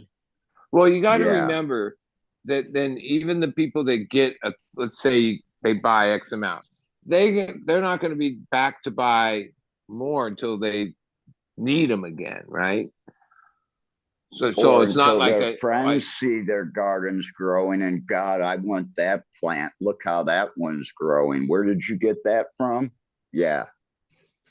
What I'm but you know what I mean? Like most people buy clones like every 45 days or something, you know, or like. Yeah, but Bud, I picked out all the stuff that you were talking about. That's what I brought back to Thailand. I brought gas. I brought earth terps. I brought chemical terps. I brought the stuff that wasn't fruity. It wasn't hot, brand new stuff. Yeah, I did grab some of it, and a lot of it came from Free Seed Day. But, you know, I went after older genetics, stuff that I liked, that got me high. And that's the narcotic highs. And now here in Thailand, they've had all these fruits and these really high THC strains, and they've realized that they're only getting high for half an hour or 45 minutes. But then they smoke one of my gas or my Afghani strains, that's only 18% or 20% THC, and they're high as fuck for 2 hours, 3 hours. So they are starting to notice that, hey, listen, this weed over here gets us a lot higher for a lot longer period of time. Now, it's foreign to me to think of highs in time frames because I get up, have coffee, and start getting stoned and get stoned. And I don't know. I smoke when I feel like it, and I'm stoned the whole fucking day. I don't It's know. because you grow your own. Yeah, I never think, oh, that one only lasted 45 minutes. Oh, no, but I get it that some people might, but like they pack yeah. a bong here and they'll hit the bong without removing the slide and still leave the tube full of smoke and just let it sit there and then blow it out. And it's like, why don't you guys just take smaller hits, remove the slide and clear all the smoke in it, and then you can relight it again and take another hit. Let's say that all your life goes by and all of a sudden it's whatever year and weed's legal. Now you're learning how to take bongs. When we were like teenagers bonging it across from the school or whatever, we didn't know fucking what we were doing either. Right. I'm 20 minutes from the first bong here in Thailand. I'm glad that there's people Asia, like you the oldest one.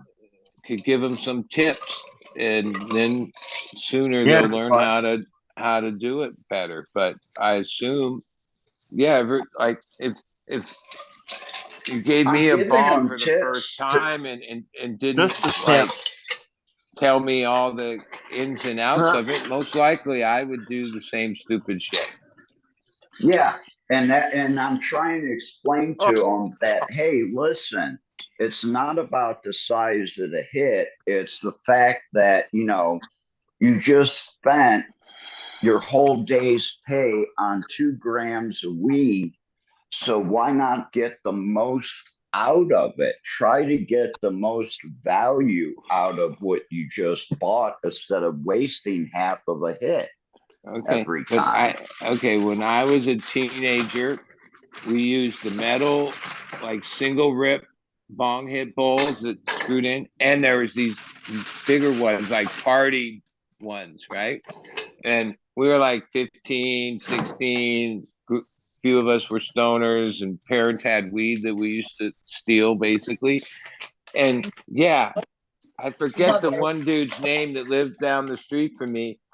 That dude could take the biggest fucking bong hit, no matter how much you put in the party bowl. He'd suck it through and turn red in the face and cough his ass off. But even as kids, we were trying to take big bong hits. That was only later in life did I realize that the little snaps were way better, and I enjoyed 2 snaps rather than one of those big ass bowls that would fuck you up, make you cough your head off for 5 minutes. And that's what they're doing here. They're coughing after they hit it because they just suck it all right through. And, to try to get them to say, okay, you've already sucked it through.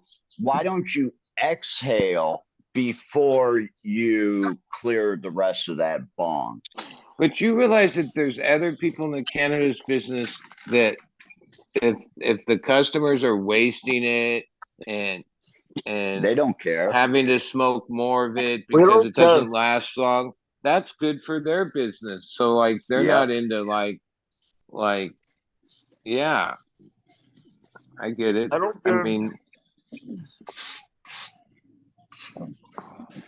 yeah, they're all about selling product. I'm all about, I'm a stoner that comes from times when you had $100 in your pocket and you couldn't buy a gram. Or you come across the guy that's got a quarter for $100 and you've got 300 and you're like, hey, can I buy 3? And he's like, nope, you can only get a quarter. Why? Because I only got an ounce and 2 other people have asked for quarters. Okay, thank you for letting me have a quarter. Keep me in mind Yeah. next time. I appreciate it.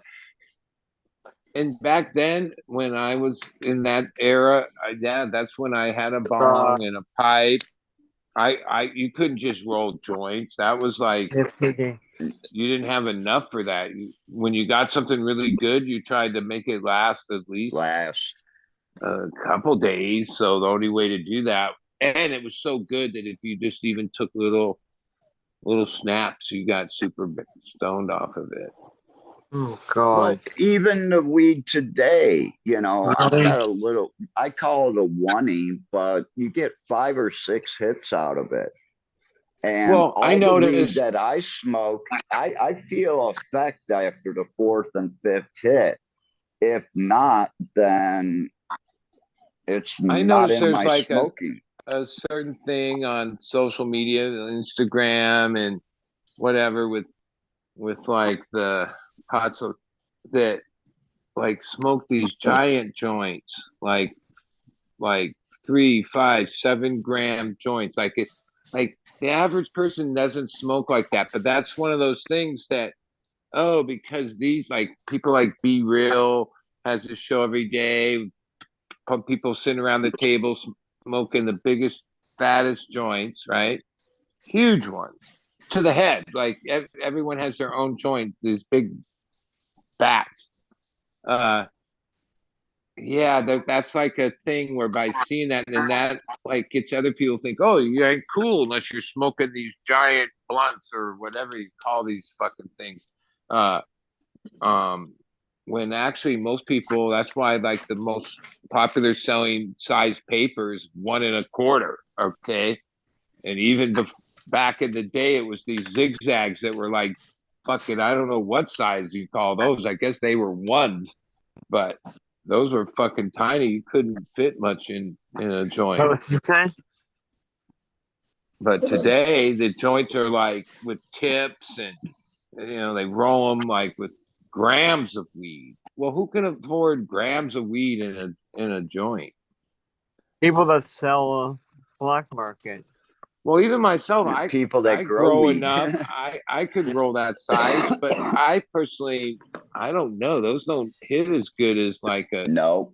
good, at least for one person to enjoy, right? I handle Like, ones that are like now just a I get cigarette it roller. if you're in a pass and puff sitch, but yeah, that's not like even post COVID.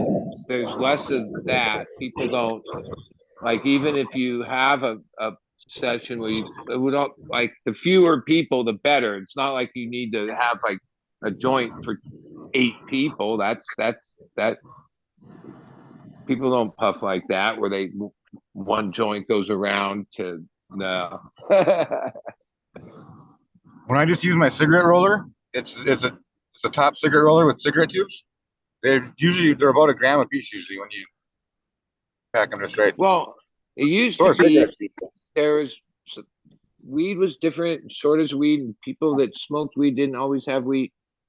Concert crowds, mainly, there'd be like, yeah, if you lit up a joint, there'd be like a circle, like people would circle up, like community smoking, right? That was like a lot of years of cannabis was that way. I think one of the things that COVID took from us basically is yeah, that's there's definitely a huge downturn in like communal smoking, right? Huh. Like Uh-huh.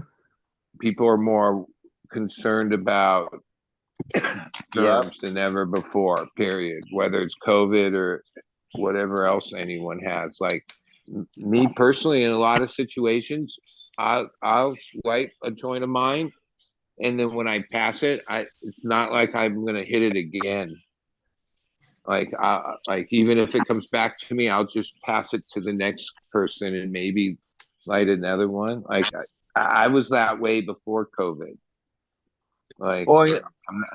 I'm not really a germaphobe, but like there's a thing called the Wookiee flu at concerts and tours.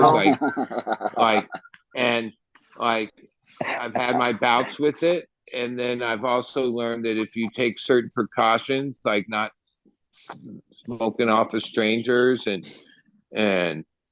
just little things like that, not sharing your water with people and things that not hugging every fucking buddy that you run across and yeah, No I don't starting lines off the urinals. I've gotten the Wookiee flu way less. Here's a quick story. Actually, how many years has it been since COVID? Most of us probably haven't had a cold or flu, or if we did, very less people have I have. than before, where cold and flu was like you catching like all the once everyone was catching colds, everybody caught a cold, right? I think that even some of these precautions that were forced to take or whatever the fucking drama was about all that has left us with like, yeah, less germ trading. Well, my friend at work, you know, even though they stopped the mandating of wearing a mask, she still wore a mask at work. And, you know, she found out that the people around her were getting her sick. But the time that she had the mask on, just like you said, she didn't get sick. When everybody started taking off their masks at work and everything, everybody started getting sick again. I noticed there's that something we were to at that. the vet When when we were in the when we were at the vets today. All the staff, like all the secretaries or nurses or whatever, was wearing masks, which is fine. I have no problem with that. They do here. But, you Mark, know, you yes. go into the bank and you wear a mask. All the bank tellers are wearing them. And getting back quickly to festivals and sharing shit, I read a post from Jinx Proof. First time he went to a cannabis thing, he shared his bong with people, and he came back with mono. Yeah. From sharing. So, Get some- food for thought. This isn't the same Jake from State Farm, is it? What? It's not Jake from State Farm? That's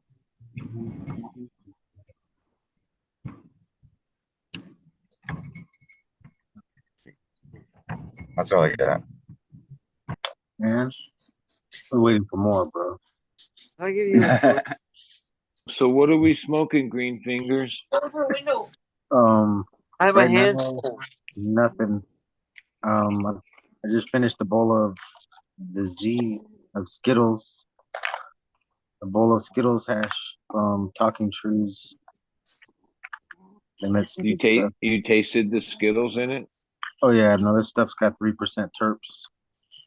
Yeah. I don't know if it's 3%, but it's terpy as hell. I opened it and I could smell it from here.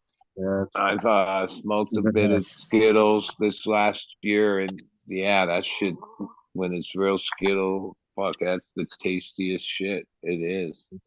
Yeah, this is some good hash. Try to show Z terp. There it is.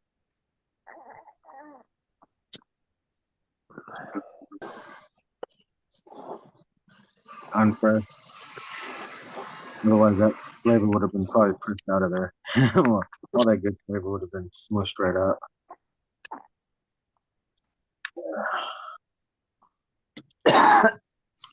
I'm gonna show you guys. I'm gonna show you guys some wiring here in a couple minutes that they're doing for this building project next to my Bring me house. over, I'll yell at them. Get the They're fuck using. They're. I found out the reason why all the poles aren't tall, are some were taller than others. They've now taken the electric and attached them to the metal poles going around the metal sheeting that they use for the fence to take the electric to the back of the property. That sounds So kind of wait, they're not actually building like a real house. They're building like some kind Here. of like somewhat of a A immigrant. temporary structure. Yep. That's crazy. An immigrant. This is where the people from Laos and Burma that are going to be working at the hospital are going to be put. I figured that they can put probably 13 rooms over here, at least, with Now, do they have 4 a to 5 septic? people. Let they at me least put a disattach septic from tank? Wi-Fi. Or there's First. plumbing where there's like actual bathrooms and showers and stuff?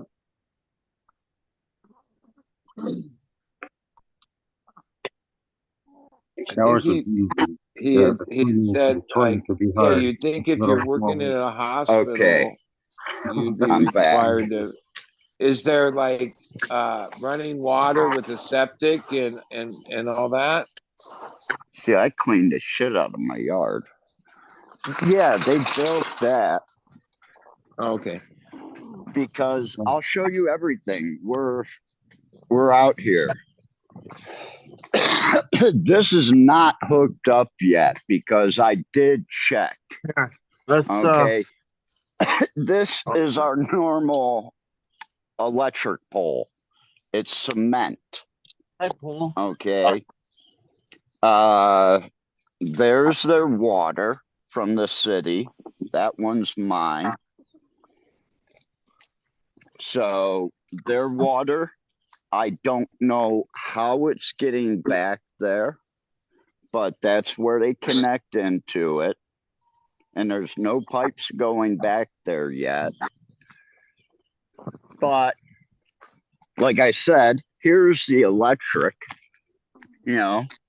right there. And it goes up. They have to pull it over here someplace. They have to have the power company probably come out, since the number of wires going across, they're going to have to put up a transformer at this end, which is okay because I won't be blowing the one at the end of the street all the time. But they run the wires across here to another metal pole going up, and it's attached up there by metal. We'll go around here. If this is still here, I'm taking that. And then it drops down. Now, these are the poles for the fence.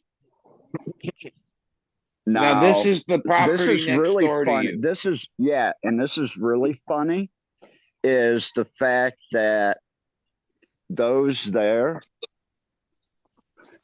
they're put on backwards. They're on the others, they're on this side of the pole when they should have been on that one. But they've attached this, and here's their box and everything. I'm not going to open it. I'm not going to touch it or anything like that. They've got a ground going down. But basically, at the poles, they've attached it. So instead of using cement or wood, they've kind of just electrified this whole area. But those are all the shacks back there that they're going to be using for rooms. The bathrooms are over here. They're putting in the kitchen right now. And that'll be for everybody here. And they'll probably have 40 to 50 people, 60 people living here. That's crazy. In that nice neighborhood, and Yep. no one with influence was able to stop it. It's no, not really, because it's Chiang Rai Government Hospital. But as you see, they put it on the wrong side.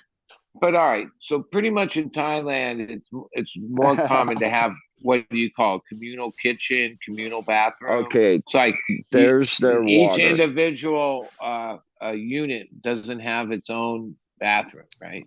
Nope, nope, not to this one. And those buildings are made up with this. The roof is this, and the siding is this, and it's a concrete floor. And we've been abnormally warm here at 68.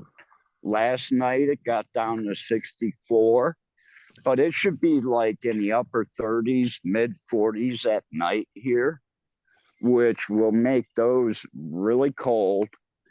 And then in June, when it starts to rain, it's going to be like someone playing the fucking cymbals on the drums. Now, isn't it just common that you wouldn't use metal poles for electrical because of lightning strikes? Like, isn't that why all of our poles in the United States Yeah. are all made out of wood, right? Yeah. Like, if you put a metal pole there, that would be more of a place for lightning to strike. And the way that they have it set up is that electricity, if it does arc from those wires to this fence and everything, it's going to electrify and electrocute everybody back there. Well, it I made seems a like complaint about this morning. they don't have the 6:30 too early to work. Power tools, no. Same Bullshit. building code standards that a lot of other places more. Nah. You put it up and, they come out and they inspect it after it's up. They were out and they expected my wiring that my electricians did. And they looked at the pot plant sitting right next to him and didn't say a fucking word. Just smiled. He didn't even smile. He was just checking out the electrical work and listening to my electrician. And that was it. But like, as far as the public or the country, they made cannabis legal. So like, it's not like there's a plant count or there's this or there's any. Exactly. So like, people, I'm sure that everybody that lives in Thailand knows that cannabis is legal now. So that's got to be a weird shift. That just it is. Like, that's like, even though what's happening in Thailand has its own pros and cons, like, that's the way that it should be done more. Like, yeah, cannabis is legal, and then let the chips fall where they may, not this whole try to control the thing before it even starts. Because like, most of the time when they legalize, then there's still this process for a year or two before it's happening, because they gotta like control it all, right? Instead of just wait a letting second. it develop. They haven't even put a tax on it yet. That would have been the first thing to do when you got your license to grow or sell cannabis in here in Thailand. They should have handed you a book that said taxes, and it should have said like 10% tax. The national tax in Thailand is like 7.25%, I believe, and it's figured into everything. So the price you see is price including tax. So, you charge 10% tax on cannabis. That's 20 to 25% less than California, Michigan, Ohio, all the United States places, because the people here will not be able to afford a really hefty tax on it. So even if they put a 10% tax on it, the boom has already came and gone. The time that they could have actually made a lot of money off taxes is completely gone. Well, like it is kind of like a blunder because like is there even a country or a government in the world that isn't based on taxes? Like it goes back to like the earliest civilizations taxes. So I think somehow cannabis is not taxed at all in Thailand is odd. Like Well, because I mean, actually, don't they tax everything? the one party that got this all pushed through wanted to tax it, but the other party kept on blocking it from going through so they could use that in the elections to say, look, they didn't do this, they didn't do that, even though this party voted against some bills that would have fixed those problems. So, you know, it's kind of like screwing the pooch to get what you want in the end. And that's what happened. There was a lot of political stuff behind the scenes that I can't talk about that you would have to understand to really say, okay, now I see. Well, I imagine. And they probably have some longer term plan at some point. The longer term, it should have just worked easy from the beginning, like you said, kind of like it is now. They kind of have a hands off from it. I mean, they don't come out and really inspect your grow like more than one time just to make sure you're up and you're running But all right, in that like area, and that's it. There's other farmers, agriculture like rice and pineapple, whatever. Don't those people pay a tax of some sort on their business, right? Like On their the rice farmers. business, they do, but the property, if it's growing agricultural items, it's non-taxable as far as property tax goes. And then like let's say the owner of the shop, he's profits X amount of money. And then he pays like income tax, like He should. or I mean that's Well, you you get paid, you pay income tax like you would pay in the United States. You know, it's taken out of your paycheck every month. well, so they're all, that means the jobs, the ownership, those people are Yeah, but the perceivably product making money. isn't being, but the product you're selling is non-taxable. So Well, you're getting to keep 100% of that. even though it was like wasn't taken seriously and it wasn't funded when Prop 64 was on the ballot, that's California's rec in 2015 or whenever that vote was, 16.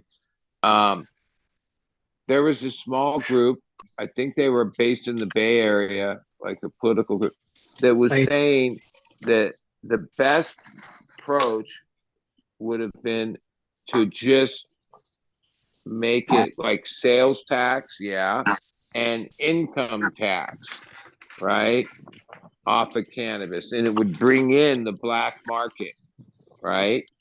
Now the other side would probably say that how much of that black market would, but yeah, most people, if they could claim it in today's world, there's no benefit to not claim. Like if you want loans, you want house ownership, you want these things, you have to have the income to back To it up. prove it. Yeah. Right. So yeah, that would actually bring in more tax dollar in the long haul. That's what they said. Now, you know, than the current one, and wouldn't have this big division between legal market and the black market, right? So who knows? But that never happened. But The legal market destroyed the black market. And the biggest in some reason ways, is it's because you don't call someone up. You don't make an appointment to stop by their house to see. First you have to see if they have anything, and then you have to figure out a time to meet up, and then you have to make that drive over there, spend some time with the person, because you couldn't come to my house, grab a bag and leave. You had to smoke a joint and spend 30 minutes to 45 minutes at my house before you could leave, because you're yeah. my friend and you should stay for a while. But you know, now But you pull into a parking lot, get out of your car, go in, look at a showcase, pick out what you want, and you're back in your car and home, and all it cost you was 6 minutes out of your trip home. yeah, that's definitely true. But where there is a dent in that is in the delivery services, which are predominantly black market, and those are thriving because ultimately people They have don't want to quality. have to get out of their car. Okay. And if like everything else, there's a growing number of people that would prefer it brought to them at their door. Yeah. And that's now And I'm then sure here in Thailand, the same people that deliver your food will deliver a bag from any cannabis shop you order from. well, my niece in Portland, it's not the food delivery thing. It's what's the other company that just delivers anything? It's an app. You can get Amazon. food. No, it's like No, yeah. like they'll go to the store, buy it, and then bring it to your house. Personal shopper. DoorDash. She drives for DoorDash. Oh. Yeah. One time, I already told the story, but a couple months back, she had to go to the Sports Authority place and buy a bat, a machete, and like some other weapon thing. And it was already paid. She didn't have to buy it. The customer paid for it. She just had to go pick it up and bring it to him. But it was all like weapons.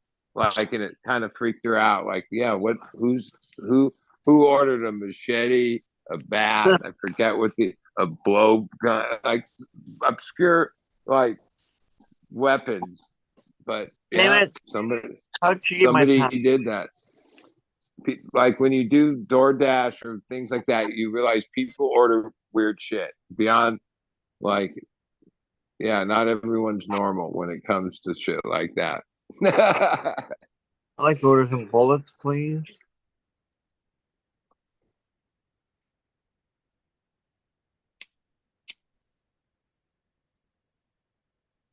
I was just gonna say a crazy order, but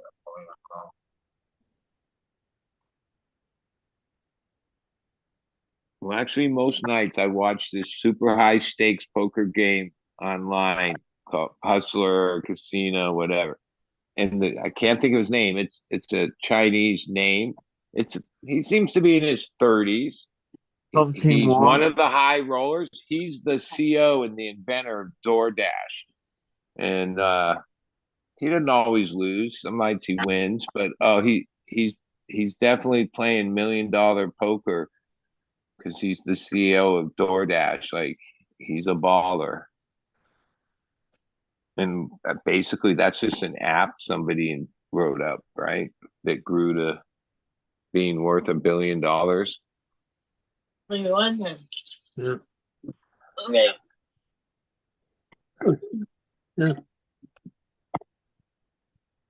Right on. I mean, at some point there'll probably be some. I think people have tried, but have got it's the timing's not right. But have like a weed app nationally that basically is a centralized thing that's delivery within like half hour anywhere in the country, right? Or in major places or whatever. Like An I app. said,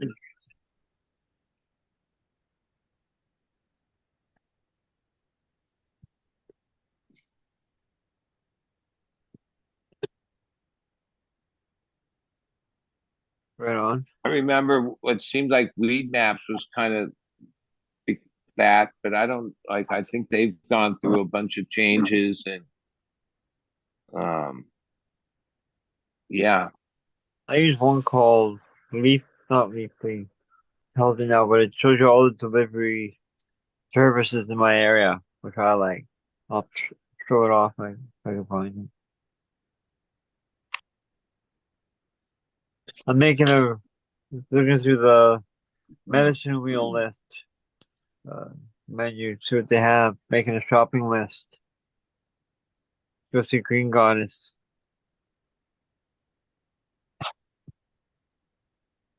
So far, I got Gelato 45. That's on my actually on my list of strains to try.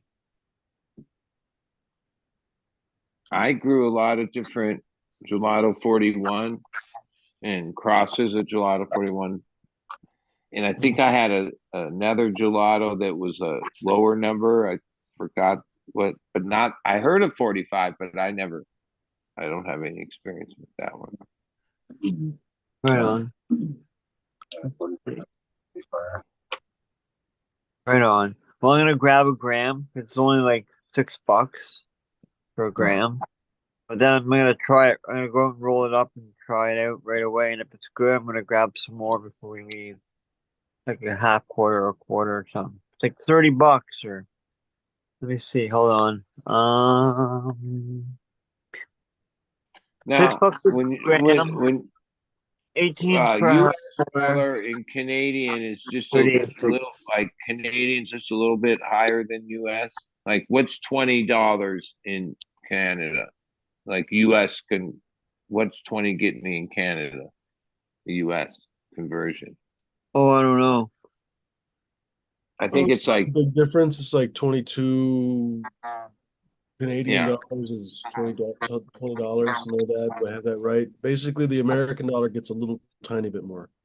And for all right, Canadians, America is more expensive. For us, Canada yeah, feels cheap, and for them, America feels expensive. yeah. But it's relatively close, unlike Thailand that's got a huge swing. Yeah. Thailand is crazy. Especially like the food.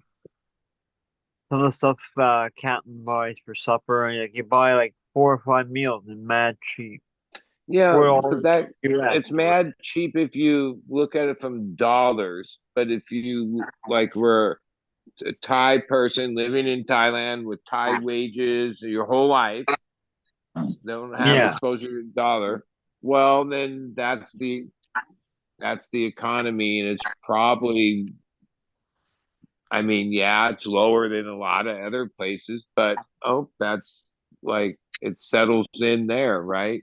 Like in most places that have different currency, different living standards, whatever, but Get yourself some dong. Yeah. No, exactly. But for us to be cheap meals, it's crazy. yeah, like I've just gotten used to it, but like, yeah, like food, whether it's restaurant or getting food, sandwich spot, yeah, it jumped in price. Like it used to be more like $5 to $10 got you whatever. Now it's $10 to $20. Well, look at For an example, too, look at like McDonald's Big Mac. Back years and years ago, it was like 3 something for a meal. Now They it's used to almost do the 20 2 for bucks. $5 special all the time. You get Yeah, 2 of them for $5, and now the meal whole thing, like the drink and the fries, is like 13 something or crazy amount. might be 20 bucks here, something like that. Something Yeah. crazy. I don't eat McDonald's at all. I don't even go there. And you go to like one of the Yeah. better, burger places. I forget the names. Oh, their prices are even Big higher Boy. than Yeah. Yeah. Oh yeah, that's not Big Boys or In and Out's not that much. In and Out. no.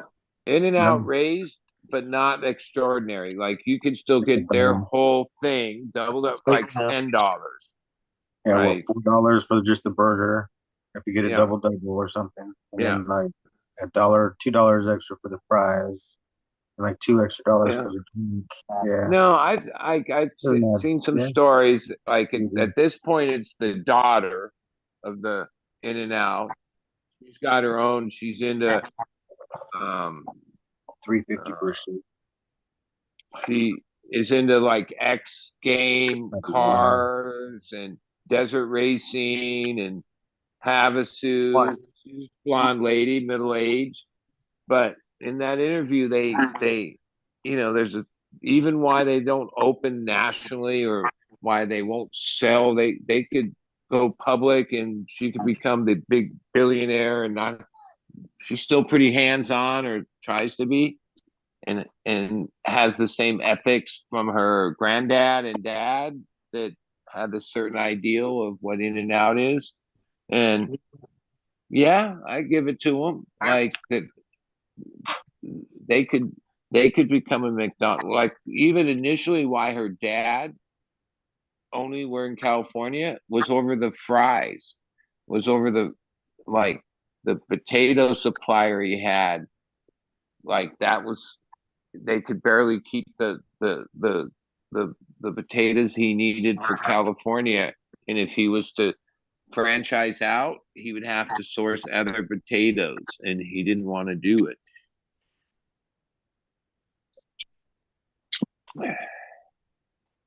Yeah. They moved them across the country. They're like halfway across now. Which then when you get into like even the beef, you're talking about the beef industry because McDonald's is such a force. They control certain percentage of the beef industry because they're McDonald's. Like even potatoes too. Like yeah, sourcing all that stuff is key Bro, the to have chicken wings franchise. are all bought That's for why- the wing stops. They're all Yeah, for the wing that- stops. It's That's crazy. why most of the other companies' fries aren't even real potatoes. They're like the mashed potato fry, right? Because, yeah, try to source, quality potatoes at scale for international distribution. That's why KFC does so good. Like it's weird. KFC is Yeah. like one of the better international US brands. It's like everywhere. It's like it's one of the most popular places in Abu Dhabi is KFC. Crazy. That's another place I don't eat KFC or Taco Smell. Fucking Yeah, I gross. do. I try to avoid all of it. Since I grew I up eat Wendy's. as a kid, Wendy's. well, it's weird. You Yeah, mentioned yeah, Wendy's a yeah. while back, and there's one over by my spot. I have to drive like 2 miles past it. But the other night, I went to Wendy's, got a Baconator combo, Nice. which was like, and it was all right. It was pretty good. It was all right. It was good. I couldn't eat a Baconator now. I used to be able to, but I usually just get like the junior bacon cheeseburger or something. Yeah, but overall, like, yeah, all those places, all those brands, Carl's Jr., you name them all. Yeah, that if you can eat anything but that, you'd be doing better. I mean, as long as it was like food, like, yeah, I don't know what exactly they've like it's like space age food or something. It's weird how they like Yeah. At one point, they were all pretty good. I grew up with when McDonald's used to actually have a grill and they would be flipping the actual Oh, fucking they burgers had and beef shit, right? tallow. They fried the fries in the beef Like tallow. I don't know, but I think In and Out's like still well, they still use a grill, but all those other brands they don't use a grill anymore. They use a it's already pre fucking spray painted grill marks, and they just put in the microwave Past that, or the McDonald's. warmer or whatever they got. Yeah. So they say that In-N-Out's deciding to go on the western side of. So they got California, Arizona, Nevada, Utah, Texas, Oregon, Colorado, and Idaho, and New Yeah. Mexico. They're Well, planning I on mean, there is a expanding. thing where once you go beyond a certain size as a franchise, you lose the product. You just do. Yeah. That's what happened to Jack in the Box, Wendy's, all of them. Once you become this whatever Del size, Taco too, man. Del Taco ruined themselves and sold out. Man, across from my school was one of the lot. original Taco Bells that had this round fire pit that was part of their old, like every Taco Bell had this certain design brick and had this little fire pit thing that was on gas logs. But yeah, that shit was all right. Like wait, but then yeah, like they became like I don't even know what you call that, man. Yeah, so But there's like all kinds of like stuff. like it's a weird thing. Like I don't like Jack in the Box, except that I like those crappy 99-cent tacos that aren't even meat. It's some kind of like weird processed something. But like no, if it's during the day, I would never go do that. But Jack in the Box was open only in my town, the only thing open 24 hours. And so there's so many times I'm like, fuck, all right, I guess I'll get a couple of those fucking 99-cent tacos. But somehow I like them. Like they're pretty good. Like I've never like now a couple times I'm like, oh, let me try a jumbo jack or this. Oh no, I can't stand anything else on Jack in the Box menu, but they're shitty tacos that aren't even meat. Like I don't even know what that filling is, but Yeah, the breakfast jack is good from there too. The jalapeno poppers are fire and the egg rolls. Yeah. But yeah, I just ate 3 of the tacos today. First, that's my cheat day. I get to get my mom came over and visited, so I got Nice. food, eat food from the other land, Yeah. And then she brought some hash to smoke. Right on. Yeah, she's the coolest. She's Tacos still the and coolest. nothing better than that. Yeah, right. I mean, Yeah, man. probably the best. What day is it? I was gonna say Sunday. It was supposed to be on Sunday. Today was supposed to be Sunday, but it wasn't. So whatever day it was the best. Supposed to be Sunday. It's supposed to be Sunday. fuck, it's already Tuesday. Yeah, that's why I'm like, wait, this was supposed to be Sunday, but And yeah. like I'm not like I've always just been a non-holiday. I like New Year's, but I try to lay low through the rest of it. And yeah, like certain people are like, oh, it's so many days till Christmas, and the pressure of Christmas is building around everybody. Oh my fucking God. So I can't wait till it's over because it's over in a couple weeks. Like when people are saying, "Oh, it's so many days till Christmas," I'm like, "Yeah, it's so many days till that's over." It's I like love from Christmas. my perspective, it's so fucking stupid. I'm I love not. it. My grandma used to love it so much, so I didn't have a choice. I decorated every winter Yeah, for her well, the past 10 years. well, I did Sabrina, everything. my wife, oh my God, she was so into it. So I couldn't be my true self. I would go along with it, and over a certain time, she made me at least like she bitched that like because a couple years I was just like still the Scrooge I was. She didn't know. She was like, "Fuck that! You gotta like appreciate it." And so I did for 20 years. I went through the motions. It's been 4 years, and That's funny. yeah, no, Yeah, it's I not don't when you- have to. I'm no. Yeah, I mean that's not for everybody. This time of year is not for everybody at And all. it's not like, oh, the giving part. No, I get like every day's Christmas. It just depends if yeah. But no, I don't not. And well, I already know Danielle, who used to work for me. She is super, and she well, this cool seedless shirt she gave me last year. She knows that I'm like, don't give me presents, right? Because that makes me I have to give you a present, right? So don't give me presents. And like, yeah, everybody knows that already, right? So I don't get any. I don't say, oh, the last so many years of Danielle in my life. Oh no, she still like, yeah, she don't give a fuck that I say no presents. She told me that's not my choice; it's her choice. Yeah. When you said no presents, and I was like, oh, too late. It's like we already sent one. Like that No, one. but it's all good. But like it's just weird. The whole thing's weird. Yeah. I was like, yeah, I expect one this year too. I don't know. I expect one every year. So it's like how it's gonna be. All I say is, come on, can't wait to get out of this weather. It's fucking hot out here. I'm sweating my balls off. How's that? Well, send some my way, Captain.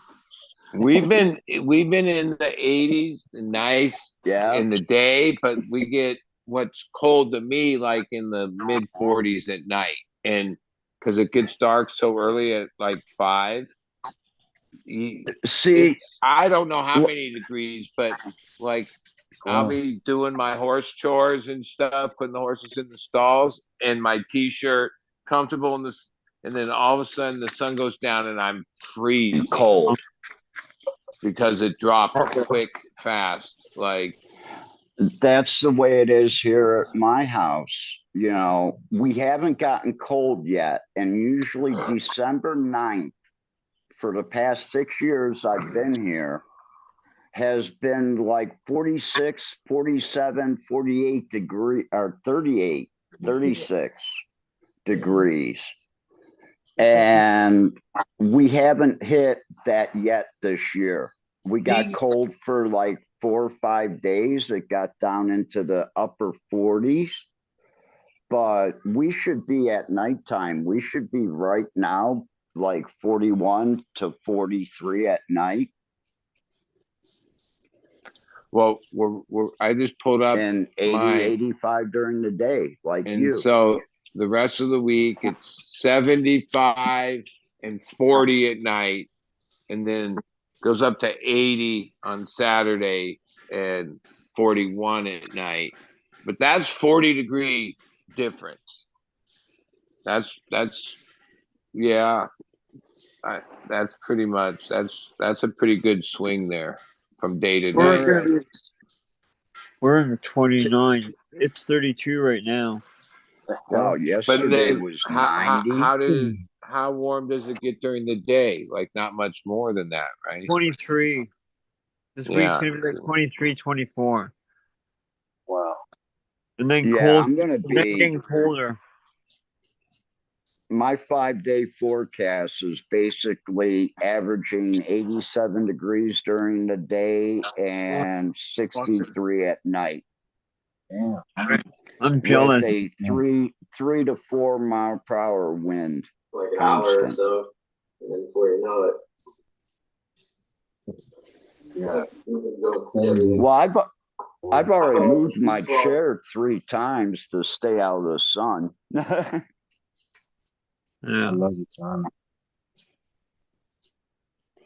Yeah, but after 45 minutes in it, you can start to feel it burn. I like the sunburn.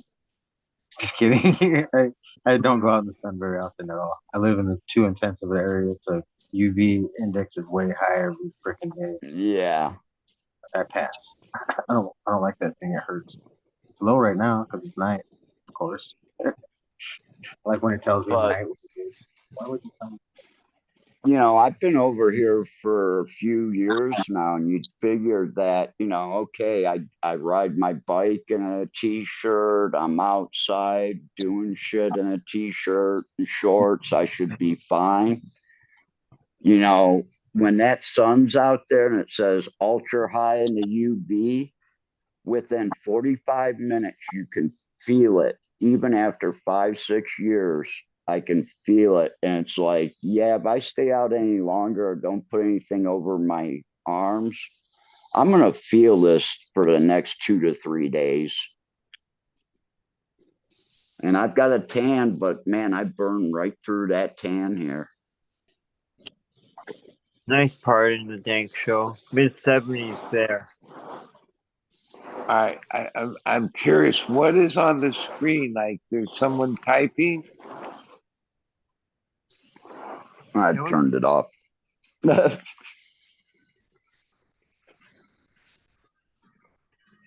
Now we're all off.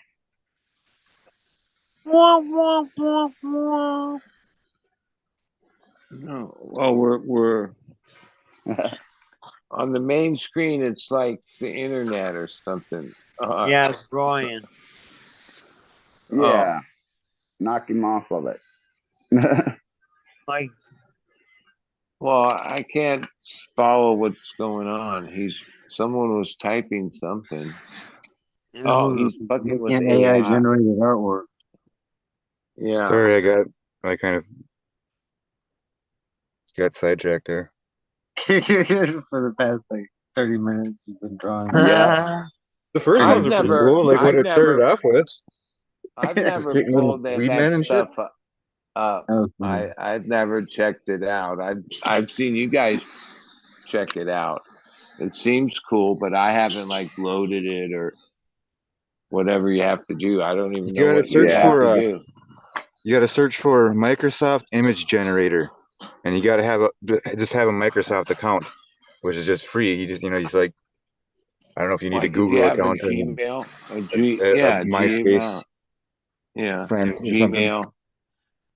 You have Gmail, you have a Google account, I guess, right? research. Yeah. You do. I think Like it's the almost, I guy- mean, I guess you could choose not to have it, but that's one of those ones that they kind of embed. You pretty much have a Google account, right? Lycos. Like the guys up at the shop actually did a sticker for my brownies, and they used IG to come up with the character and everything. Somehow I became a snake because they like putting like cartoon characters and shit zombie type characters up as your slaps. Oh man, I could have been doing poop variations of poop the whole time. That's right up my alley. Well, Ryan, most of the stuff you say is shit anyway, so. Oh, Yeah, I deserve that. check that one It's true. off. Well, you talk about shit enough, man. Come on, and you shovel. Not really. enough I'm of not it, even that's that for inclined sure. to. Like, I never played this with my poop as a kid or anything. I just think it was that I saw that Duty Man cartoon once, and it just flipped the switch in my brain. So wait, to have AI, it's free. You just load it. But so how do they make money from it? Add Do on. advertise?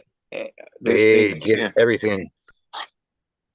No one. We'll Well, help you right with now it's this. advertising, but they're also they're the information that they get that they pay for, the data sets. It's all information that How to people do this, generated. how to do that, how to teach yourself to use it, Oh, just or different volume. things that you can add on. No, when AGI hits the scene, then that's going to be the enigma wrapped in a conundrum. Well, I mean, if someone's like trying to make a label or brand or an image for their company or product, yeah, unless you are an artist yourself, you usually have to hire an artist and communicate and go back and this would be I don't see why you would need to do that anymore because most people would like to just choose it themselves. And if you can use that program and come up with something, well, there it is. And that's free. Like that's pretty cool. Yeah, here's mine.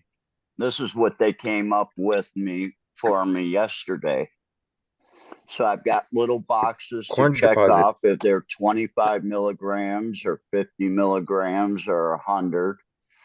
And it says right there, full extract cannabis oil, Captain 420's brownies. And No. they made it a pot plant that was licking his lips with a pirate's hat on. Arr.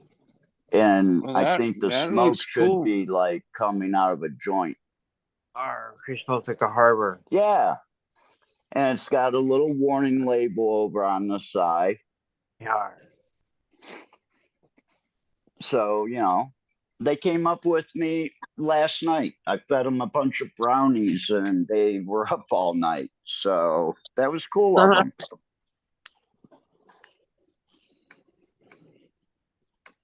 And, you know, like I say, I feel like that's my second home.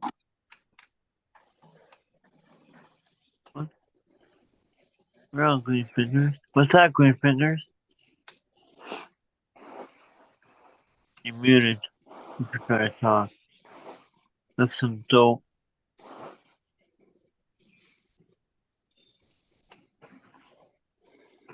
No, I have the other water company.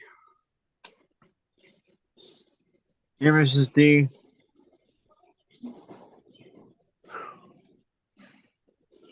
So I did get to talk to my neighbor that speaks English, and yeah, he even said something about them starting early this morning. Right And he on. says, but everybody around here, they don't want them here, but no one's willing to stand up and say anything. I said, well, maybe me contacting my landlord and me being the only Falong and right next to him. And he says, well, give it a try. But if they do it tomorrow, he said, call the police. Yeah, man. And they'll get written up for a noise ordinance. And then they'll have to go to the village to pay for it. Right on. You win. But we also my found out experience the rub sometimes from it. just a piece of advice. Sometimes, yeah, that's what you could do, but that could start a whole ball rolling that might not be fun. Nah, Because the next people thing you around know, here are they upset. might take action against you or do something or steal something or vandalize something. It's fine. I'm moving out. I will not be living in this house within 2 to 3 months. This is just a seed project house now. Basically because this happened, right? Yep. Well, because I don't want to look at this sitting on my fucking porch. So your landlord this is the shot that I get. A tenant and probably loses value finding the next tenant to live next to something like this. Yeah, I guess your landlord is really the person that has more say. And this isn't the only house that she owns in this little part of the village. She owns 4 houses back here.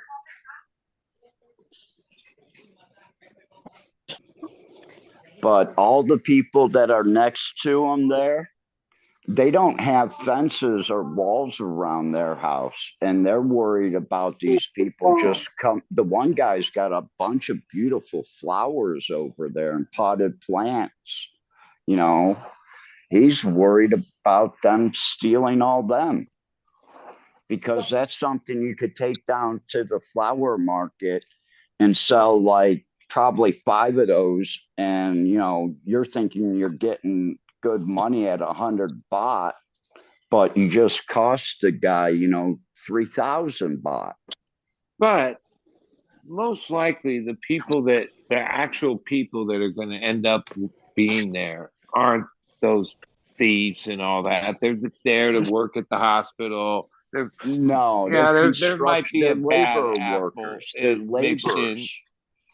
Yeah, but like even around here, we have immigrants that they're not thieves.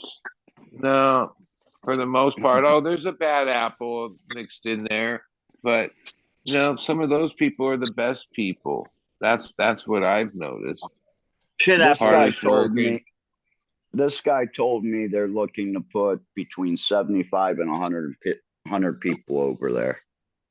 Now this is like, you know, South American and Mexican immigrants, and you know they get a bad rap. I think, like from my personal experience with the immigrant workers that I've employed or know of, no, they're good people. Well, these are coming from Burma and Laos. So Yeah, I when don't know they're about done that. here, they go back to their country. And when they go back, they're going to steal everything that ain't nailed down. If they I need know. something while they're here, they're going to steal it.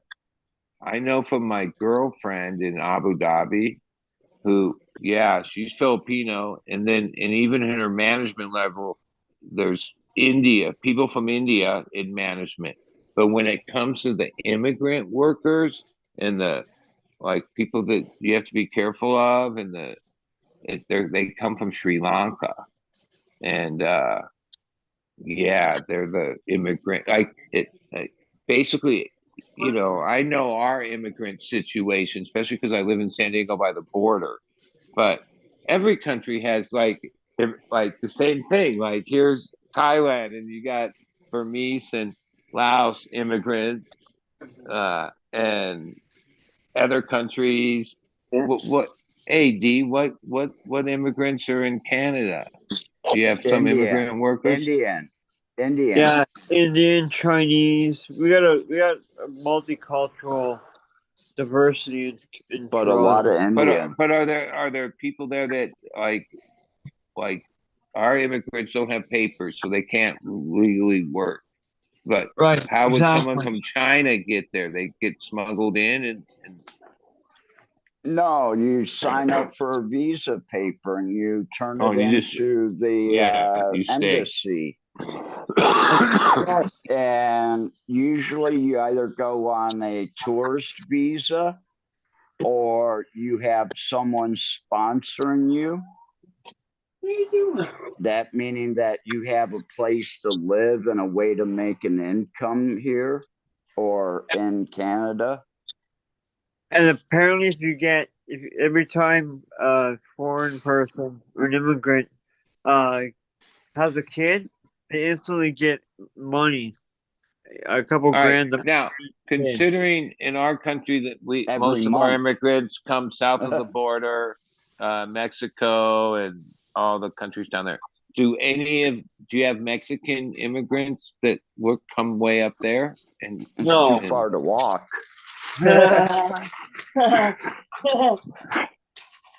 That's weird because, like, yeah, that used to be a thing. Like when I grew up, the immigrant workers were basically in this area, but over the years, every city, even Michigan and Seattle, you name it, has Mexican or South American.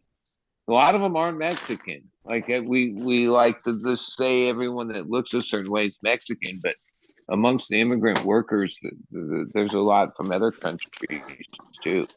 Well, my friend in Southern Ohio at the food processing place, they actually brought in people that were Haitian to do menial labor tasks at the frozen food factory. They were bringing in Haitians and putting them up in a hotel and busting them in every morning because they couldn't get people to work there because they're known as a shitty company to work for. The Yeah. FDA is paid off there. The union is paid off there definitely because they have the food workers union, like the cashiers and everybody. They get paid like $20 an hour. And a cook that's been cooking there for 25 years was only making $21 an hour. And when you went to file a grievance, it didn't get filed with the union. It got filed with the union steward at the factory, and you sat down with people from the company and your union, which isn't right because they would buy people off.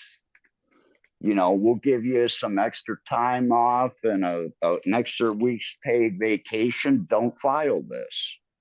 And that's what happened. I tried to get her to file on them many times. There were so many times she was putting in green meat Get down. into food. Sorry. Get off the table, D. Uh, Don't make me get the spray bottle. Oh, get down, you little bastard. You're not supposed to be jumping. Might be a carton. Yeah, okay. And then look at your operation. You're up There here. we go. Come on. Oh, poor little boy. Oh, you're a shithead. Yeah, look. I've been told that my whole life. No. Excuse me.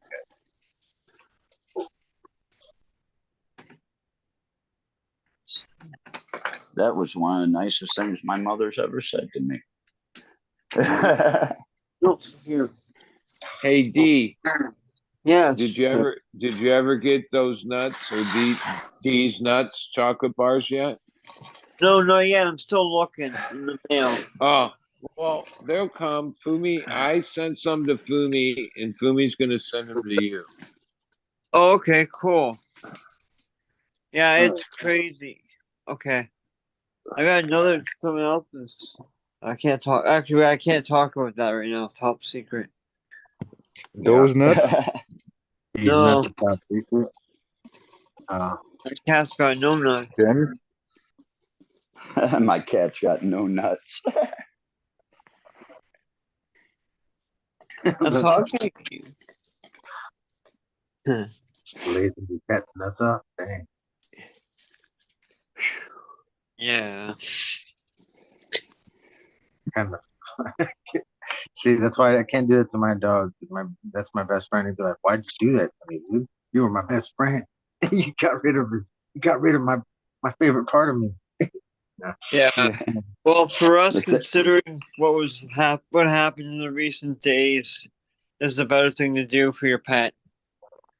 The next one is going to be is Lightning's next. Getting spaded. Because breast cancer and all that shit. I think you could quit thinking about your mom for like fucking half the day.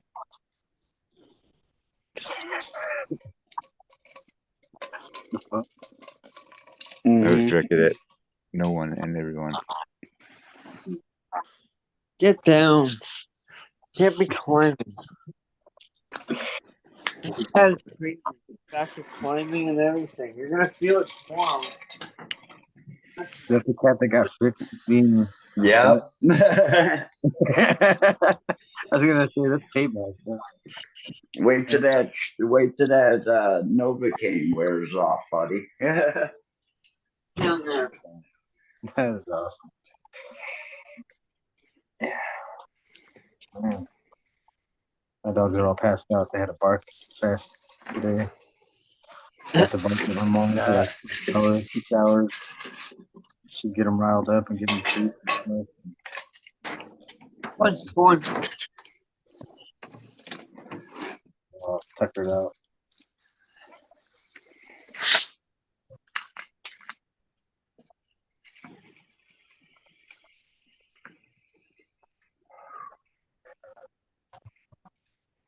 Yeah, so Cap, one of the horse fancy, who's one of I'm like I haven't moved there permanently, but I'm moving onto a horse ranch where I'm basically the last month been I'm like a ranch hand. I deal with these I care for these horses. But the one horse fancy who had a baby like 6 months ago, that's Zini, the colt, but she's been impregnated again last month from I didn't Google it, but Carrie told me, yeah, she bought sperm from Ohio from a very famous horse called Darby. His name is Darby from Yep. Ohio. He's a black stallion that's this magnificent Yep. specimen black stallion. And yeah, I guess the horses take 290, almost 300 days to so May, June, Fancy will have another baby from Ohio Whore. blood. Yeah. Yeah, but I've heard that horse in Ohio. I guess it's a famous horse. Yeah, they send it in a box with ice and a syringe, and Yep. at the right Just like ovulation. mushrooms. I didn't ask how much it cost or any of that shit, but yeah, there's a lot of money in that. It probably costs 60 to 75,000 minimum.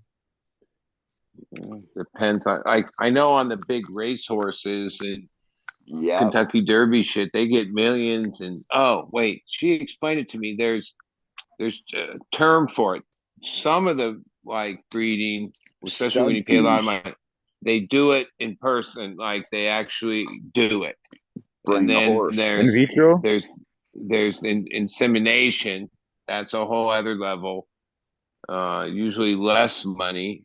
But yeah, that's how a lot of people make money with horses.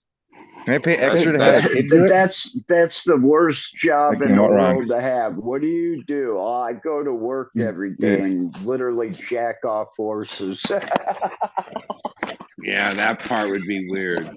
How much Because it pays. But I make 250K a year. Yeah, if it pays enough, I'm game. I could do that. They pay you in the You're letter wearing- K, like Sesame You're Street? wearing gloves, right? I mean, like you're wearing gloves. But what? I mean, Yeah. Help that guy load the load in his truck. Jesus Christ. All in loads. All in those. Well, Oh yeah, it's off the road. it's been interesting. Like the funniest thing that happened. It's going on 4 or 5 days ago.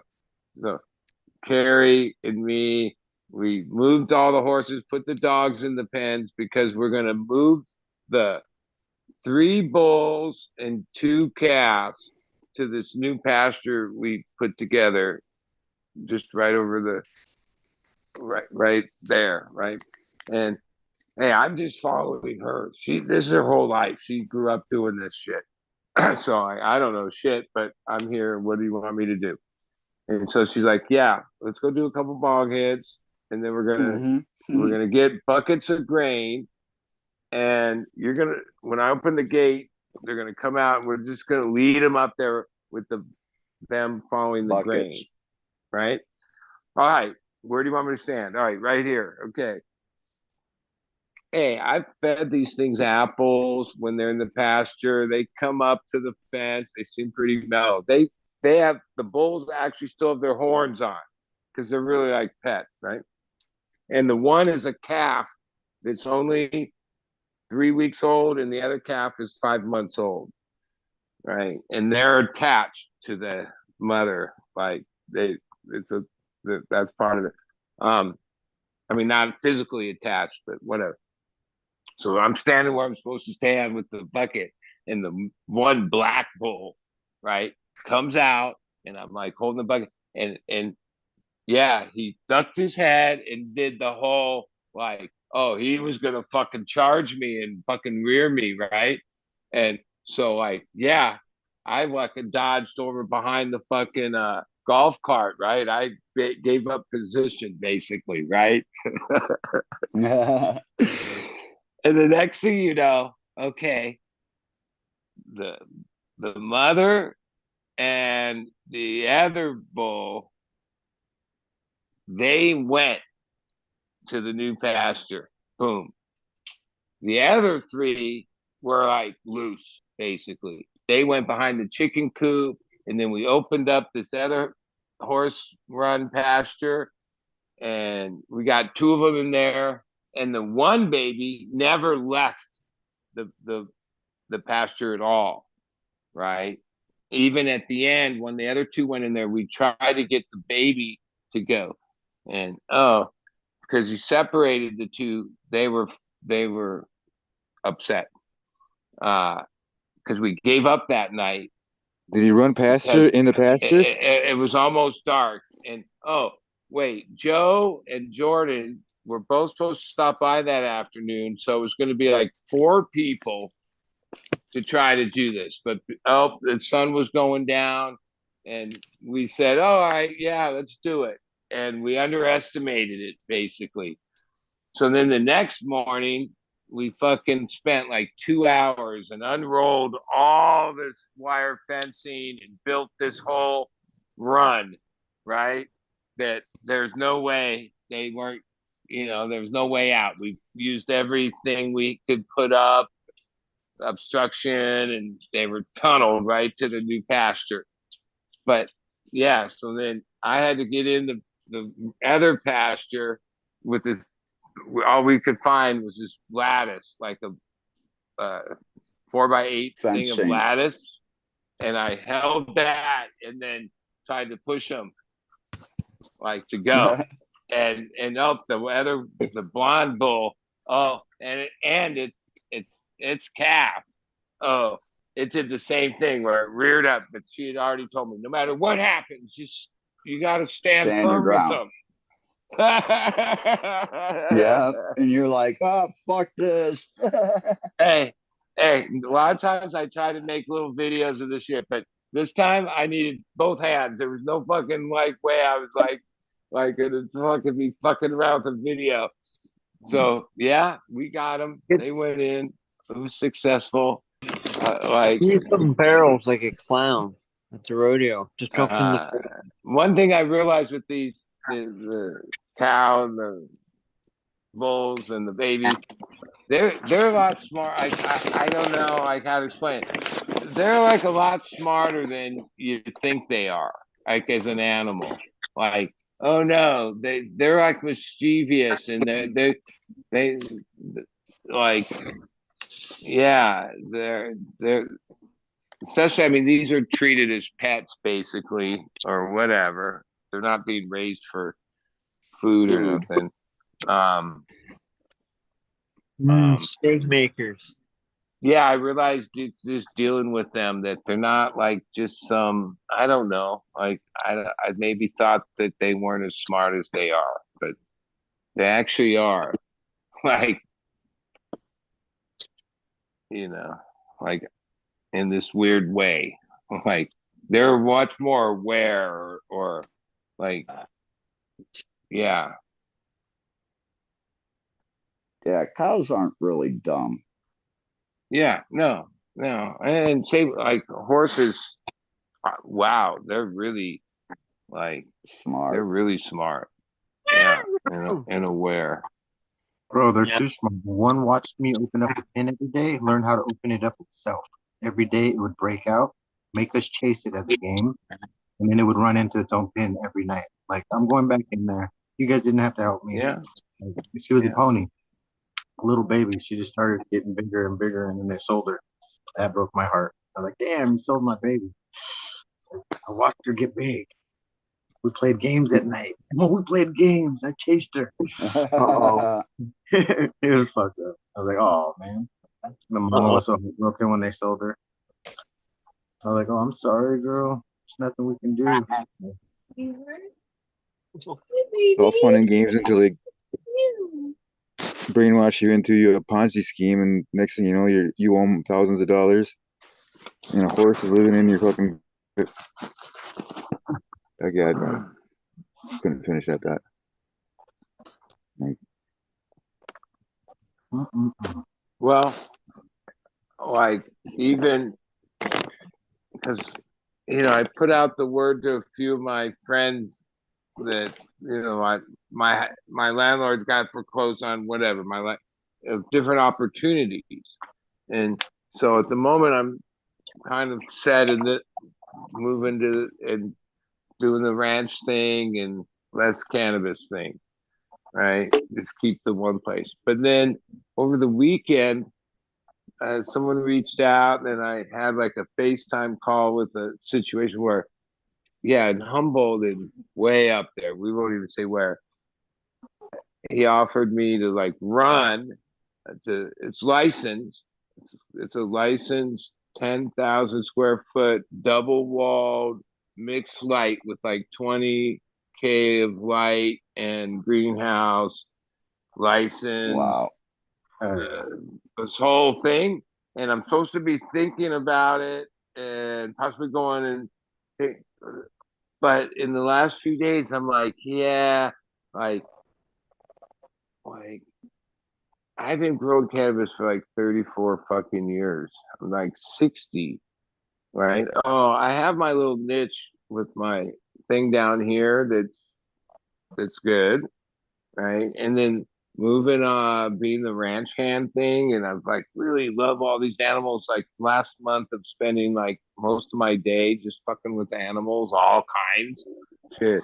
Parrots and then fucking That's fucking awesome. ducks and geese.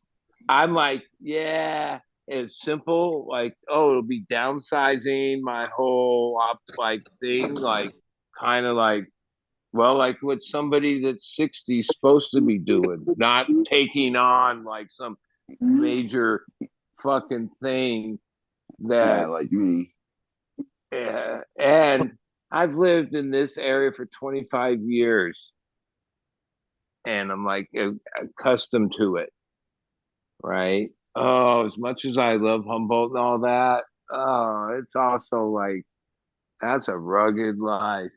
Yeah.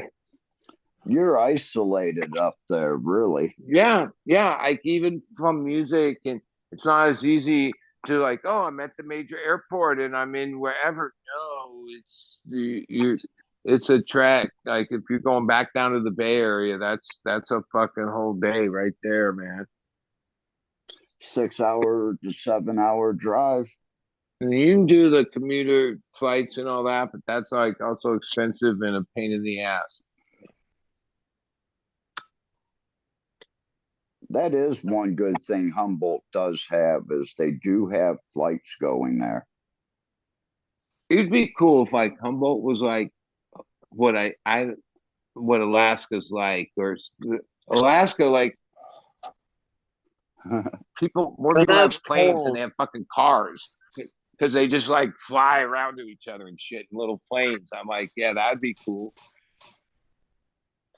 Big rubber tires that you can land in the water or on the ground or whatever the fuck. Like they seem like I saw a show, whatever, those reality shows, but yeah, it's more common up there just to have a little plane to get around. I wish I had one here. You owe me one more time at nighttime. Already doing Or the that. other day. I'm already rolling with another one. Sorry, what? I'm already rolling with another one. Oh, thank you. Yeah. Well, there's a property a few miles from here that I've always like said, oh, that's the spot. It's beautiful estate property. And from the road, you can see the guy has a heliport and there's a helicopter park there. And It's not like the most expensive, fanciest helicopter, but it's a decent helicopter. I I've seen him fly. I'm pretty sure I've seen him like flying by like my house. Like I may be like 5 miles from this place, but I'm like, yeah, that'd be the way to fucking Yep. like have a fucking Go to work. helicopter go where go get to LA or get to wherever. Boom. I guess it'd be too well. Vegas is like a 4 hour drive. I guess that'd be stretch on taking a helicopter to Vegas. I No, flew 2 there once. hours. Cessna. When I raced go-karts, the team we had a Cessna 6 seat and we flew from Carlsbad Airport to Las Vegas Airport. And it was sketchy because when you go over this one pass and drop into Vegas, there's like this wind updraft shit, and in that Cessna, I was like, "Holy shit, that was sketch," but we made it. Lift you up and drop you really quick It wasn't that fancy of a plane or anything, but Feel the rhythm. Feel the run. down your leg. Bumps with time. Because you just dropped 30, 40 feet because you hit an air pocket.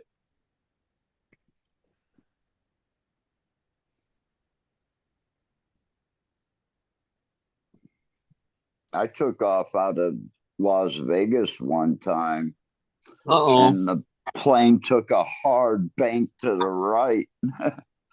And when we landed in Cleveland, the pilot came on and said, "Sorry, people, for that hard bank coming out of Las Vegas, but we lost one of our engines, but we were okay to make it here on 3.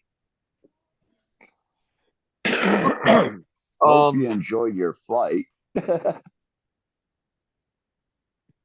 Hey, Zesty, well, you're one of my partners years ago, Mike. Yeah, that's what he did. He went to pilot school. Now he has a job at the school where he teaches other people how to fly. But when he finally got his license, he took me once or twice. Twice I went, and we just flew around this area. I remember he would rent like whatever the Cessna single engine, whatever. But even just to fly around for a couple hours, the fuel was like, holy shit. It was like no joke. Like I remember going, yeah, that's a lot of money, but that's what he was into doing. And that was like in a 1 engine, 2 seat basic Cessna that you can rent at the little airport. It was pretty sketch. I mean, it was loud, so you had to have this headset on because it was like, it wasn't like any comfort. No, it was like, it was pretty sketch. And even those planes are a lot of money. And then to even maintain them and pay for the fuel, shit. Yeah, they are. It's like $150 an hour to fly a plane. And then you got to pay, $2,000 a month to hangar. That's what she said to me. Hanger. Yeah, well, homeboy went through this school, got his license, and was into it. And for years now, he had a wife and a couple kids, and then I forget what he did before he did that. Oh, he was doing IT computer shit. And then, the last so many years, he's like an instructor at the place that he went to school at, teaching other people how to fly around. That's an expensive hobby to have, that's for sure. Well, yeah, and I think that's like if you want to try to be able to fly, I guess that's part of the perk of his job is that he has Sometimes you just gotta access to, believe you can touch the he sky. has access to a plane, yeah.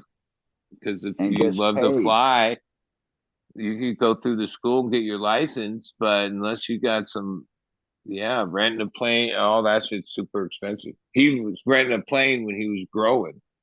When he got married and had kids, he didn't grow anymore, so he doesn't have the money to rent a plane. And even in today's grow world, it's hard to roll like that. But this was years ago when, you could rent a plane for the afternoon with like a QP.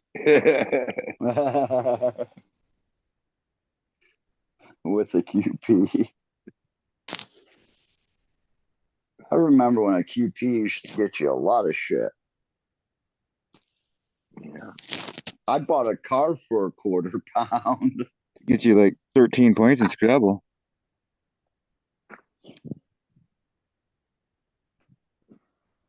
I bought a 98 Dodge Neon for £1/4.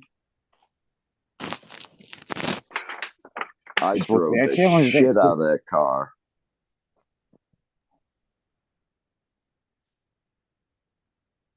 So what do they call? My mechanics watched me wreck it too. They were sitting at the light. What do they call rice burners over there? Ryan burners.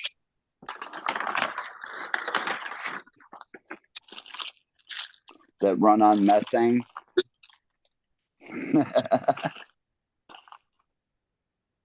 Get the cow strapped to the hood is the hard part.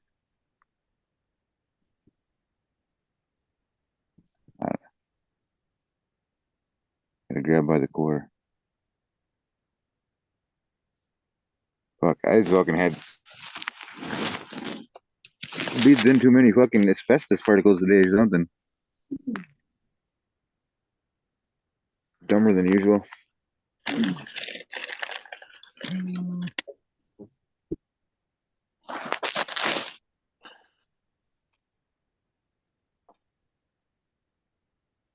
You I've sit been backwards on the like toilet, don't you, when you poop? After the 6 months with the recovery of being incapacitated by that fucking hernia, the last it's way over a month now, at least a month. I've been back to. I'm still avoiding lifting heavy shit and strenuous like the doctor asked, but I'm able to do everything else. I've been like making up for lost time, like a lot of things going on, and enjoying it. Just the physical activity of it. The first few days, I was sore. I was fucking tired as fuck when I got home. But now the few weeks of it, yeah, I just remember being laid up and going fucking hating that. That sucked. I was so tired of like just being the hernia had gotten to a point I couldn't even barely stand up for more than half hour. That's all behind me. The scar things healed good, but I'm following what the doctor said as far as the lifting and that like that. I still got like probably 5 weeks, 5 more weeks if I follow what they said, which no reason not to. They know what they're talking about. Yeah, that's something, that's your stomach muscles, like you said, you don't realize how much you do use them until you go through something like that. Mm-hmm. Yeah, and it's lifting certain things and shit like that. Sneezing, coughing. Yeah, I guess it's your core. I mean, I'm sure somebody that works out or is more into the physical thing could name the actual muscles. But I realized that even at the beginning when I have like a bamboo stick with a whatever inch hose that I hand water plants, right? A little wand thing I made, right? Zip tied the hose to the bamboo stick so I could reach everywhere. It weighs next to nothing. And I'm just standing there. You'd think just using your arm to do that, right? Like, oh, you're moving your arm. Yeah, when I had the hernia and I realized, oh no, everything you do, like even your arms, like is goes through that core. Like it's like that's why it's like the core. It's your core muscles, and that hernia is one of those muscles that have separated. Yeah. Yeah. Fuck. That was a nightmare. But it took a lot of bullshit and time to get it done. Well, even tomorrow, my kid Robbie's boss has worked through the whole season with a hernia, and he's supposed to be going to Thailand for this project like in January. He didn't have insurance, but he knows somehow he has a doctor that's doing the surgery in Pasadena tomorrow, but they won't release him. I know this from my own thing. Like you have to have someone pick you up. Like they don't just let you leave. Even you couldn't just say, "Oh, well, an Uber's going to pick me up." No, you have to have someone pick you up. So tomorrow I'm driving to Pasadena to pick him up at the end of surgery.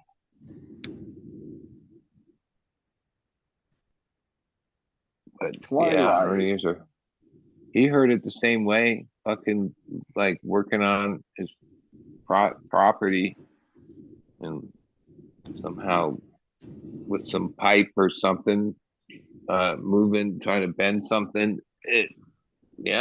Hernia. He's younger than me and super fucking gnarly. He works on outdoor shit. But yeah.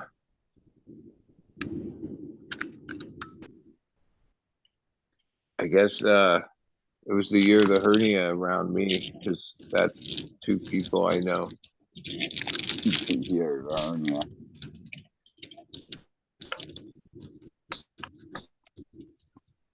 I don't want to tell you what my year's been like. When I first thought I was hernia and I typed in Google in the search, and then there was a thing that said that it's the most common surgical procedure in the world is a hernia procedure. Now, yeah. According to American Society of Anesthesiologists, Holy hernia shit. surgery, abdominal wall. My other phone heard me talking and all of a sudden started, and I don't have any of that shit set up. This phone I never even turn on. That's the reason why. Fuck. Your phone's telling on you, bud. No, it said something about the Department of Anesthesiologists.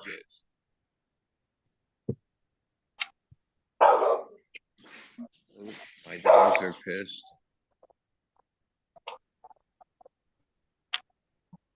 My friend's brother just went through a double hernia and they gave him Vicodin 5s for it.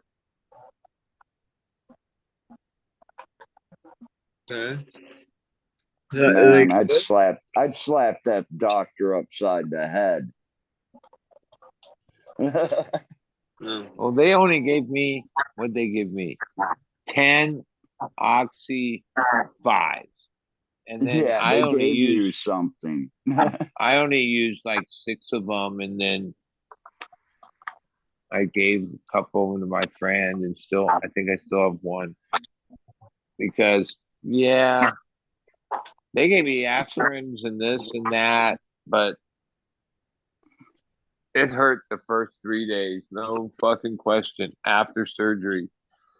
But then it pretty much just started itching and healed, and yeah.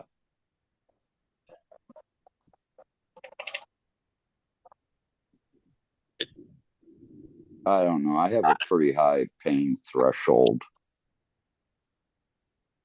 Well, once they fixed it, then yeah, the pain was gone. Like the pain was the hernia. Like as soon as that anesthesia wore off, or like it came out, I realized I knew like they'd fixed the hernia. Like I could feel that.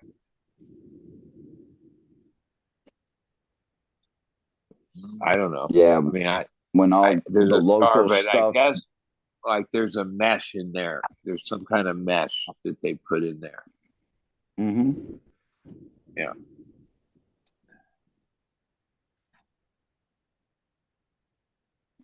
Next up on the stage is Delphina. I'm muting myself again. Yeah, Pop some I'm more getting ready to. yesterday. Day before? What, Can't remember. what'd you pop? Some films from some Breeder X. I can't remember what they're called right now. They're the box is right there. Too lazy to grab it. Box Exotic. No, some Breeder X. Who's Breeder X? We can only pop 2 of them. I have to choose the box. I mean, I'm gonna even though it's like tricky, the weather seems nice and sunny now, but winter's still, it's only December or whatever. So, but at my new place, I'm gonna do these ones James gave me, James Loud. It's the OG Kush Auto Backcross, or no, F4 IBL. It's like a 5-pack thing, I think. I'm just gonna put them in these. I'm gonna try them in the winter here. Autos, see what happens outside. I thought you were going to say they were a 10-pack and you were only going to pop 3. Ha! No, let me see what it says. I just got these. The Jazz Queen from Yeah, the other one. Jazz Queen from Heroes of the Farm.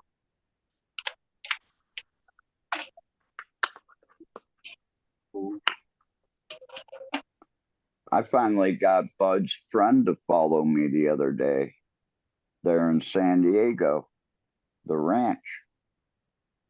Oh, Adam. Yeah, Adam's good people. He breeds. I A told lot him of to say mean hi gene to you stuff. next time you see you. Yeah, he invites me or lets me know when there's these local events. I think one's called the San Diego Grower Farmers Cup, or I don't know. There's these events. They were more developed and happening than I expected when I went. I was like, they were at the Fort Sheraton over on Mira Mesa, like a Sheraton hotel property, where they let all these people set up booths, and it was like a whole cannabis thing. Convention. That type of thing. Pretty many people local. But like when I got there, I was like, what? A Sheraton? That's like a major corporation hotel. Being like cannabis friendly, like, oh, the awards were in a building. You weren't supposed to smoke in there, but there were booths in there, and there's like the lawn. It was like in there. I don't know. They had these paths, like a landscaped area around the hotel. What are you looking at, Swan? But I was like surprised that a company, Treat us in each one. Sheraton, which is a, international hotel brand, was cannabis friendly, but they were. There's one in Ann Arbor that the guy holds the Hash Bash event at, and he literally pays like $30,000 or $40,000, but he rents out the whole hotel for like 5 days or 6 days, because the one day they come in and they totally clean the whole hotel, every room, they disinfect it, get all the smell out. But we You're were never able finding to all my puff hidden. indoors. That was awesome to puff indoors again in a hotel.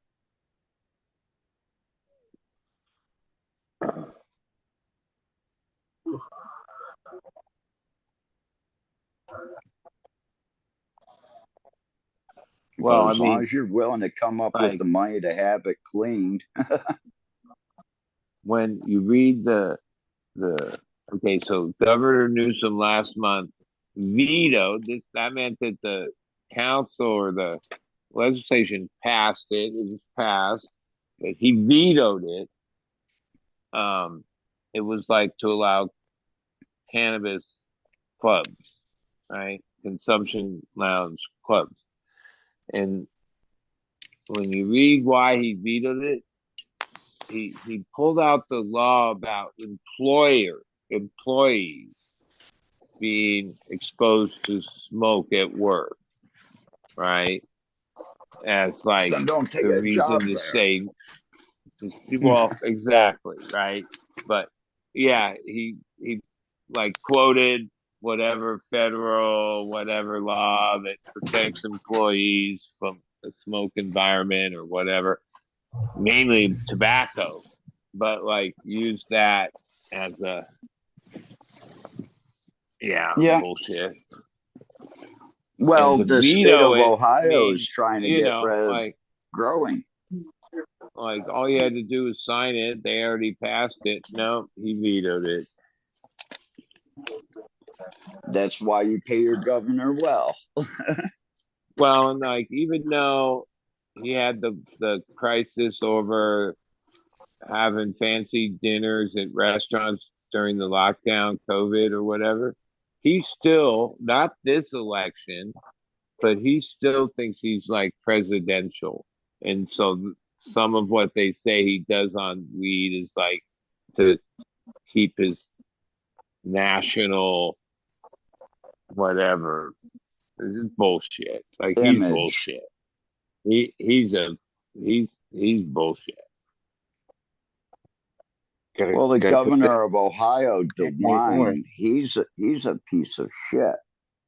The problem is, like every state's got its whatever, but California is like still like the fifth largest economy. We have all this potential. Yeah, this guy's like squandered it. Even over some bullshit during COVID, Elon Musk went and invested and built everything in Texas, and we lost like the Tesla manufacturing contracts and shit. Like that's a major fuck up. Yeah, it is. That's Then billions of dollars in tax.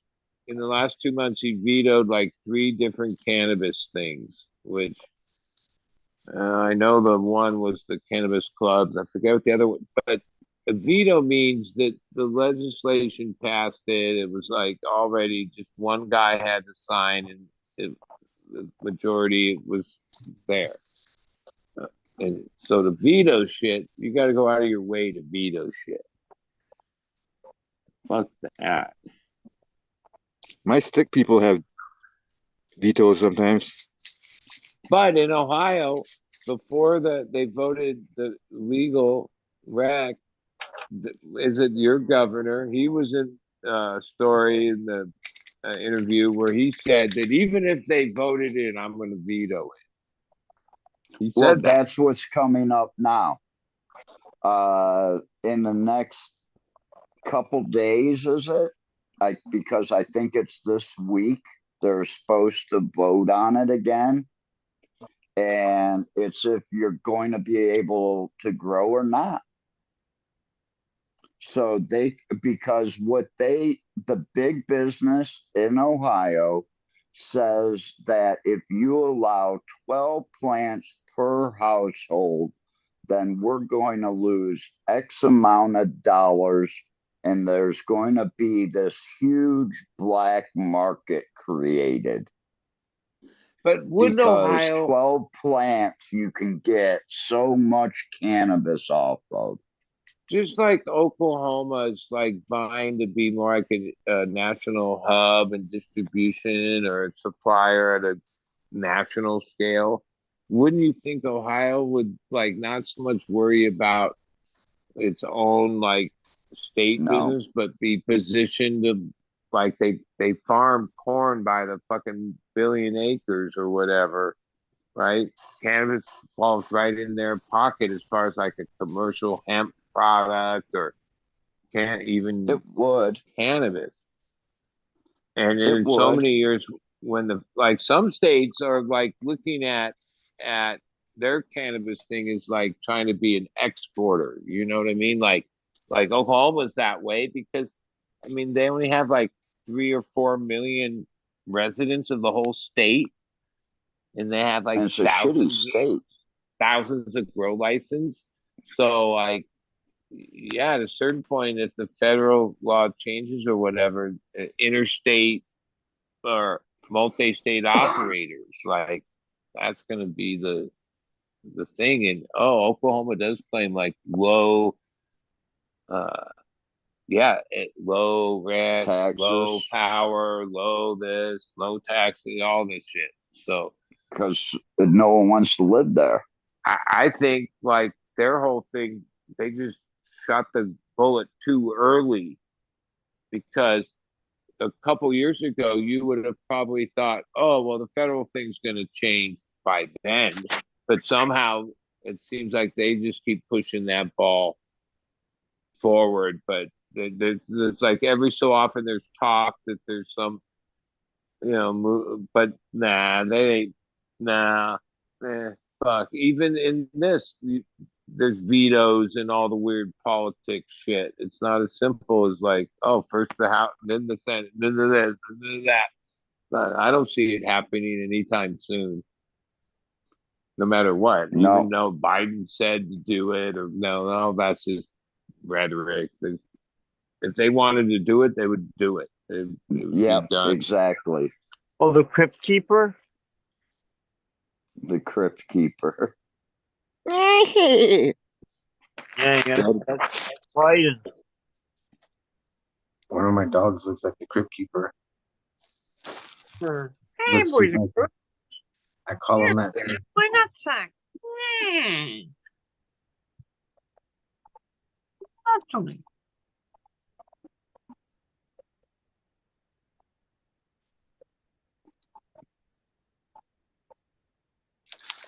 Isn't it funny how Elmo didn't speak English properly and he's on a children's show? Oh, I wish I could Don't find know. that video. Now, I never paid attention. How does he not speak English properly? He speak. I don't know how. Yeah, he talks like a weird broken English. Like how for many? I don't know how to. I can't think of an example. Oh, Maybe they got him right though now. Cookie Monster don't eat cookies no more, bro. He eats broccoli. Yeah, I and think he stuff. eats them sparingly. He Like if likes it's a to eat tofu one turkey or cookie. something. Ooh, a cookie. And then like he'll eat all these broccolis first and shit. And I'm like, what the hell? That ain't the Cookie Monster, bro. What'd you do to the Cookie Monster? He would have ate the plate. The Cookie Monster. would I they knew would've still ate the plate. make like new Muppet? What's that? The Sesame Street people? They still do the new episodes? Yeah, they got all weird. Bert and Ernie Well, wait. are What were the guys' names that were the originators? couple. They both died. Mm, Hanson The brother guys, or Henson brothers? yeah, the Jim Henson? Hansons. Yeah, once they like weren't doing it, then it wasn't the same anymore. Those guys were special. They were I had good. nightmares from the one where there was something about like there was a big bird lady and a fucking like a red fucking panel van or something like that was chasing Big Bird across the country. I don't know what fucking movie it was, but Big Bird. Bird Yeah, Lady was fucking. with the See that like Hansons, red? yeah, Bird? whatever that they were like. As far as puppet guys go, they were the real shit, man. They were Muppets, not puppets. Yeah. Well, they're the No, ones that created They had all their that. own name. They weren't even puppets. They were Yeah. Muppets. You know, what the fuck? They're puppets, bro. It's the same I thing. remember seeing a thing like that kind of showed how they did it Muppets. and shit. Now it was like, wow, there was a lot of physicality to Oh, it. that's the video I was gonna tell you about. The furless tickled me almost freaking frightening, bro. Isn't that creepy? Yeah, I've seen this one. It's super creepy. has anyone ever seen the comedy stylings of Otto and George? No. Nope.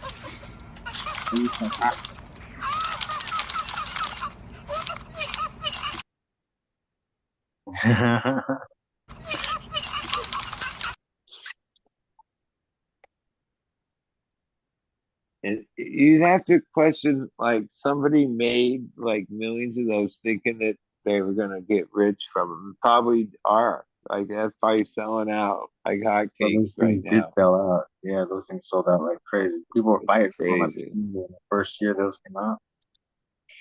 Yeah, that was crazy. Yeah. I remember a bunch of You ravers. just We'd go to raves you and a just bunch have of to have the fucking kids would have foresight to like make something like that and think that it's gonna fly. Because for every one that takes off, there's who knows how many dozens 10,000. of people that didn't pull it off, didn't have the right vision, marketing, manufacturing, everything. But if you could pull one of those off, especially that's the benefit of Christmas, like some weird thing becomes like the must-have gift and sells the fuck out.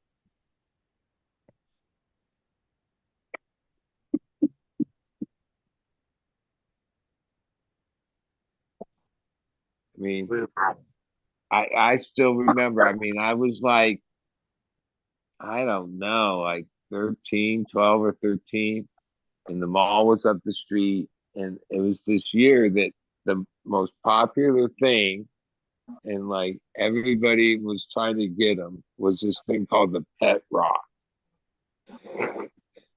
And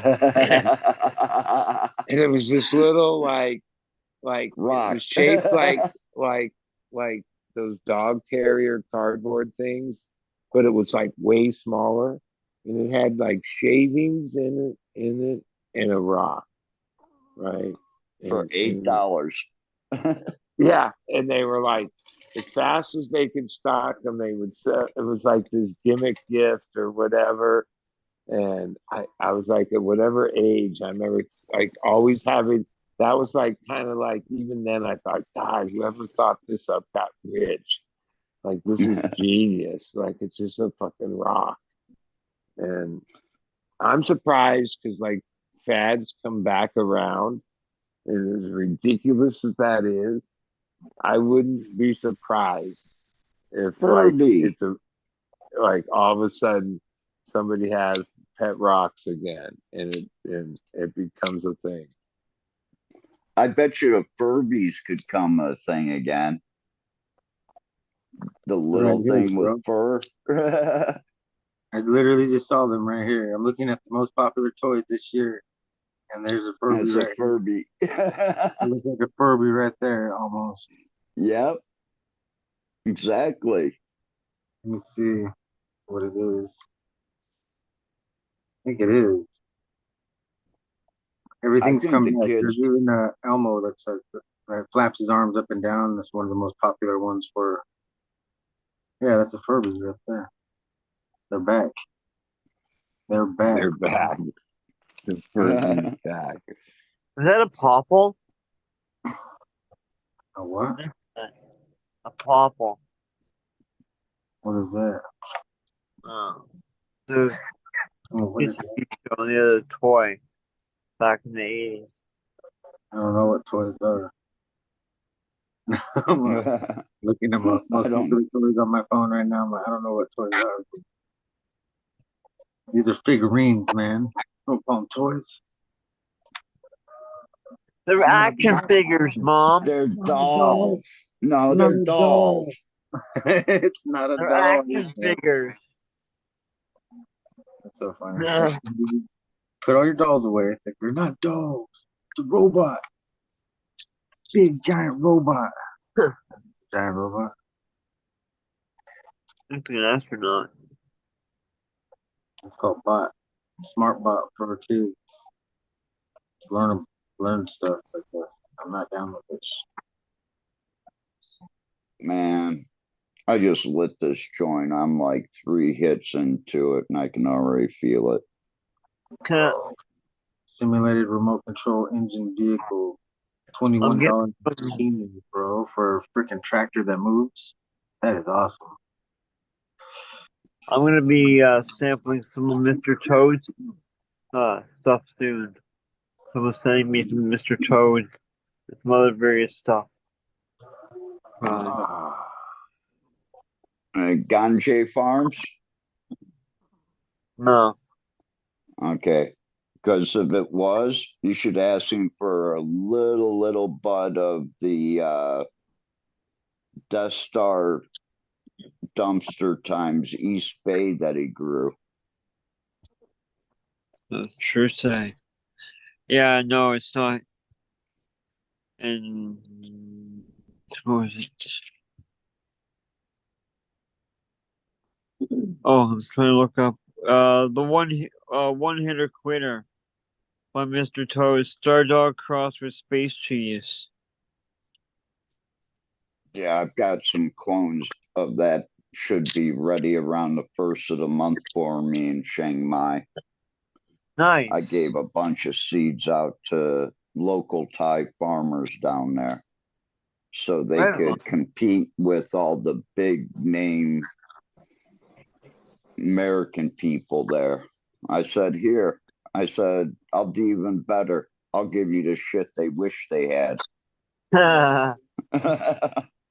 I'm really looking forward to trying that. That's Yeah, for sure. so am I.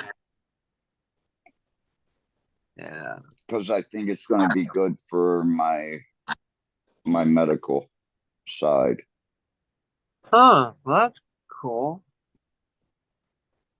I'm hoping that I'll actually be able to go to sleep on it.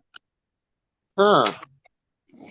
That's what I'm gonna be trying first thing when I get it in the mail. That's interesting. That's like the heaviest strain that he has. Nice, I like heavy.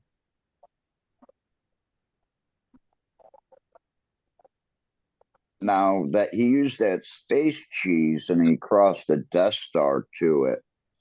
And I've got some of those I'm going to go through because I want to hunt the one that is the space cheese side of it. Because it looks like a monkey paw with 3 crowns on it. Or 3 little tops coming out of a fist. Right on. I think that's an interesting bud structure. Don't tell that AI to generate an image of coming out of a fist. Yeah, I'm done for the night. Thank you. I'm here all week, folks.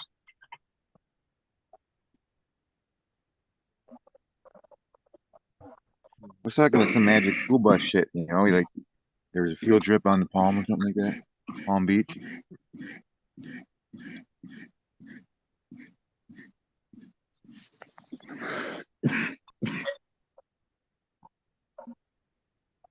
What's in that jar?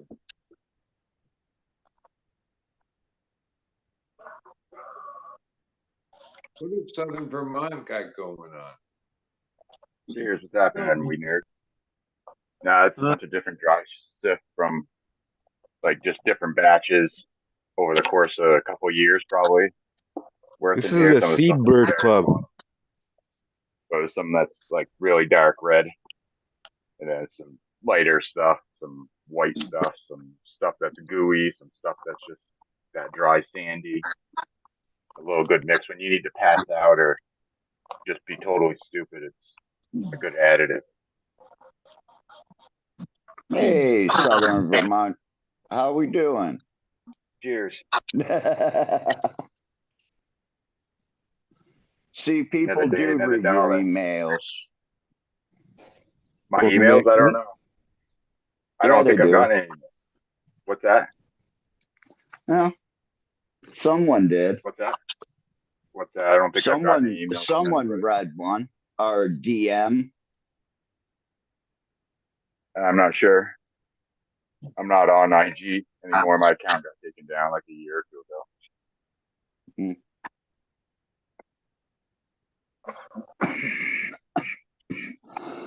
I don't talk to many people. Pretty much I'm on here at nighttime. That's pretty much. So how's the vintage coming along? You find anything good? I haven't been out. I haven't had a car for, I don't know, probably like 6 months, almost a year or so. So it's pretty much digging through my own stock and stuff I got here and whatnot. It's been a bunch of stuff I've kind of just had aside saving kind of as you're kind of like your retirement plan, you could always hustle and get rid of it whenever. So I started breaking out a little bit of that stuff, getting it out onto eBay. We fired up our eBay store, and we got approved to do live sales through Whatnot and stuff. So I'll probably fire up Whatnot, do a few live sales. They're really good at getting rid of some of your garbage and stuff, some of your death pile shit. Yeah, just don't eBay be, stuff. depressed if you don't get a lot of bids. I've had friends that have done really good, and then they've had like 2 or 3 bad ones in a row, and it's like, yeah. But Yeah, then I don't you do have too a much really with the good unless one. I'm kind of like trying to feel the market out. I'll put a buy it now price, and either you buy it for that or don't. I'll keep it in the collection or whatever and stuff. I live so cheaply that I don't really care if people don't want to buy it. I need a couple $100 a month to survive. Yep. I live on 300 a month. Yeah. Yeah, it's amazing how cheap you can live. Mm-hmm. Okay. My total expenditures every month is 1,000, less than 1,000. But I am going to have to almost double my rent here very soon.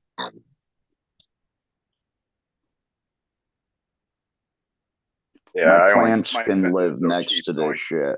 Because thankfully I own my place and stuff, and that was only something that kind of happened recent and whatnot. I was on the verge of pretty much on the street homeless there with my daughter, and just happened to this place landed in my lap kind of way before COVID, and it was a total shithole. There wasn't much here, just 4 walls and a holy roof that leaked everywhere. But we lived in one room for the first year, and I bathed and did dishes down in the room. And, just slowly working on it, picking up shit here and there, cheap for free or barter with somebody, and got it pretty well livable now in the finished state. But 2 of the bedrooms are finished, the bathroom's half finished, the kitchen's half finished. Everything's all new wire and new electric, new insulation. So it's warm, it's dry, and it works. It's not pretty, but you don't have to live in a pretty house. I I bought learned that mine lesson. from the bank. The bank actually dropped it the morning that I went to take a look at it. The broker said, "Hey, the bank called me this morning. It was 23,000. Now they dropped it to 19,900." I said, You can't say "Okay, no I'll when you take get a it." place that cheap. Well, That was like not when you ours. know that there's people living in the house. So if people can live in the house, then okay, you just dropped it to 20 grand. I'll take it. Yeah. It was That's what they did for this one 23,000 here. out the door. They had it at 38 on the market. And it's just a mobile home with a couple additions on it with a little bit of land, you know, the nice brook outside. People had broken into it, stole everything, the heating system, all the copper out of it. You know, there's holes through the roof because they had taken the chimney pipes and shit. So there's water that was coming through and everything. So they lowered it to 16.5, and I just happened to fall on it that day. And the lady was like, "Yeah, I'll take 16.5 cash right now," and stuff. So we signed off. We jumped on the lawyer. I think it was like 19.5 when it was all said and done with the paperwork, but you couldn't say no. And thank God it was right before COVID, because now the place is worth almost 200 just in the condition. Oh, nice. And because of the way COVID jumped up everything, they put a trailer down the road on the market that had less land than this, and was like a 1969, not updated. Still had the old aluminum wire, the old insulation, the old like fold out style windows that mobile home trailers have and stuff. Like my house. That one sold. Yeah, that one sold for $199. It was only on the market for like 3 weeks, and we've updated everything here with really nice windows. I used to be a builder on the lake, so like if I'm gonna buy windows, I'm gonna buy nice windows. I'll wait and struggle with the shitty one and buy a nice one 2 years from now, you know, than to buy a shitty one and have to replace it in a few years. But you know, so maybe one day I'll just hop out of here and end up over there in Thailand or Bahamas or something, living off what I can make, you know, for this place. Well, if you're used to living that way already, you know, here in Thailand, there's other countries you can do it too for even less. It's just, you know, picking up and actually moving here and being willing to, you know, be the minority, and until you learn the language, kind of, you know, understand that things are going to be rough for you. Right, where I kind of went through that process a little bit, you know, coming here, losing everything when I got sick and stuff, and you know, having to kind of change my whole lifestyle and, you know, not working and whatnot. So I don't think I'd be up to doing it again, really. I like it here. It's quiet, peaceful. You know, you see a couple cars a day out here in the woods. Your neighbors are far enough down the road where you want to be naked outside, or if you want to blast your music as loud as you can fucking blast it, you know, there's no way there to bitch at you. I'm so sick of people that have attitudes or think they, you know, tell you how you should live or how you should be or whatever. Not in my backyard. Exactly. Let me live my own life and be my trying to fucking make everyone else happy.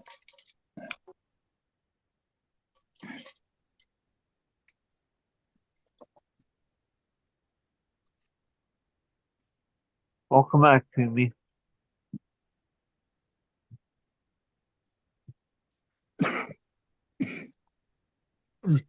I crossed into Laos the other day, and there was a picture of their leader with a big red circle and a big yellow sickle and star, just reminding you that you're in a communist country.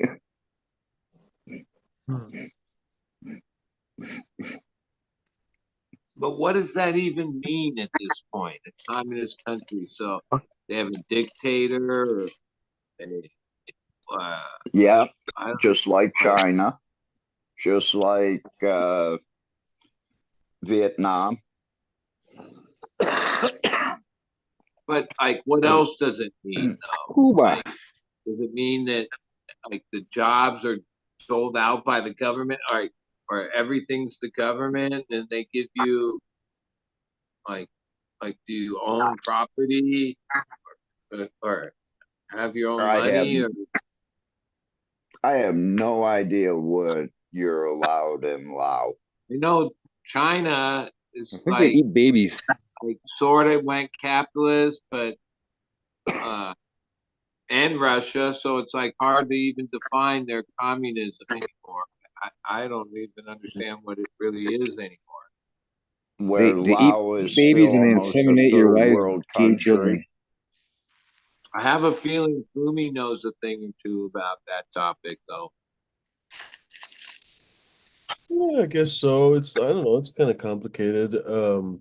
There's not too many properly communist countries in the world right at the moment. Most of them are basically just Independent. describe it really.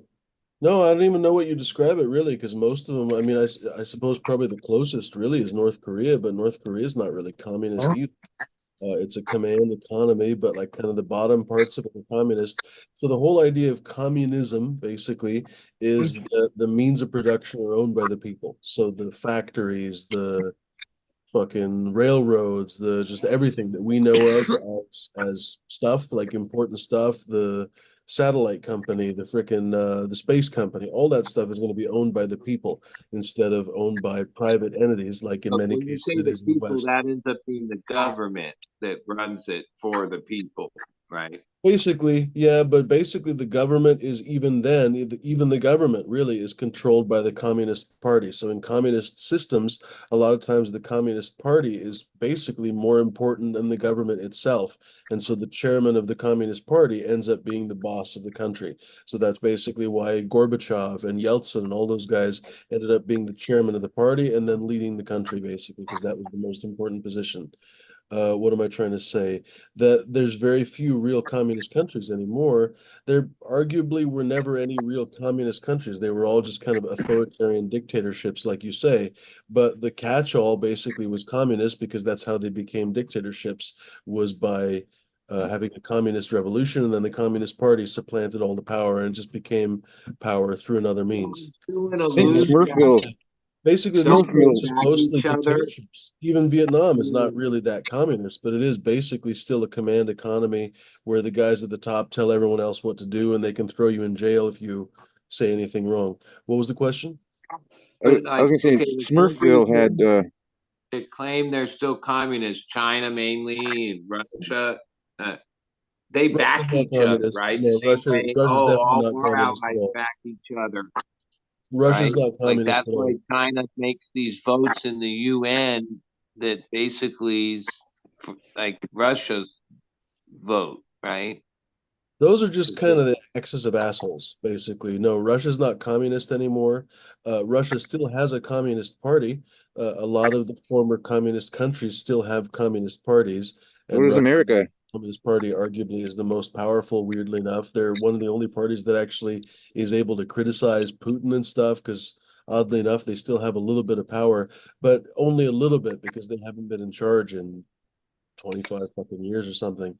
They're just the There's got opposite, basically. there's an American. The Communist Party's in charge. There's got to be an American Communist Party, isn't there? I think so. Like Yeah. two guys on a boat somewhere. Right. Well, I mean, isn't that what that one guy, what Hoover or whatever, went after? Like when he blacklisted all these Hollywood people, like that whole was it What's his fuck? crazy dude? Fuck, why can't I think of the guy's name? McCarthy. McCarthy, yeah, he was going after the American Communist Party people. I think that Smurfville was ran on a communist. It was Soviet men under Red Father. Everyone wore blue except for the red Papa Smurf, and everyone was like, their job was their title. That was their name. You know, like you're Painter Joe or you're Plumber Bob. Yeah. They all lived in the same economy housing. I think you're right. Smurfette was the town pump by the And the one girl Smurf, she's got smurfed a lot. And smurf is a verb too for anything. You can smurf. Right, yeah. They get to smurfing. Here's a You little- want- That's smurfed up. Smurf some schneef off of. That's mega smurfed up. Super smurfed up. And Samuel L. Jackson shows up and he's like, "You're a mother smurfer." I ain't seen smurfing like that since Motherfucking '94. Motherfucking plane. Off the motherfucking plane. I love that. That would have been the greatest. Get these motherfucking smurfs off this motherfucking. That's I love it. I watched that in the theaters, dude. That was a waste of $12 back then, dude. I was like, what is this? This is a PS. I laughed my ass off so hard. I was like, am I supposed to be laughing right now? This is fucking great. Fucking great. Nominated for 3 Oscars. Yeah. Like, I didn't know this was comedy, man. Me and my dad were laughing our asses off, bro. That's the one thing we did do is go watch dumb movies. We didn't know they were dumb at the time until we watched them. Like, Jesus Christ, it's dumb as shit.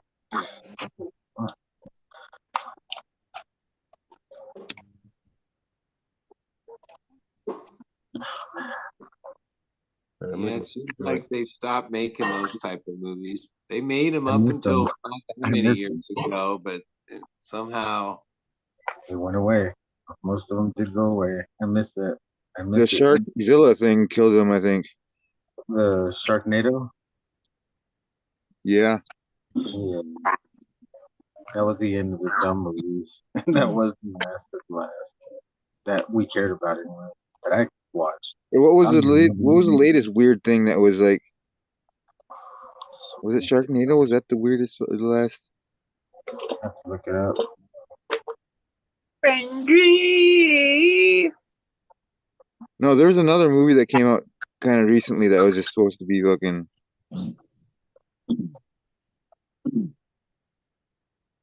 I don't know what the hell I'm trying to say. Oh Somehow. yeah, the cocaine. Yeah, cocaine. Yeah, whatever the fuck. What the hell? The bear. The hell?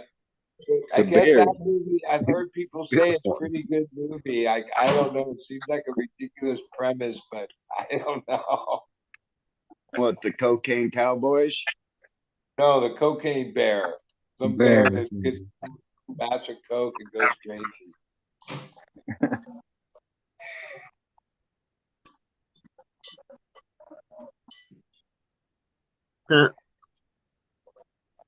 Because Netflix just came out not too long ago with the guy that was working with the CIA and everything that got killed. That So was there's a flying all the coke. There's a Meth Gator movie, Attack of the Meth Gator. Meth gator. Yeah, that's the dumbest one I could find so far. Does he break off when he when he bites into you? Yeah. I don't know. Attack of the Meth Gator. 2023. Attack Oh, of the I Meth could see Gator. that When happen. alligators eat loads of drugs and hell breaks loose in Florida. When an alligator eats loads of drugs and hell breaks loose in Florida. I have to press. I think that's just an actual news report of Florida man.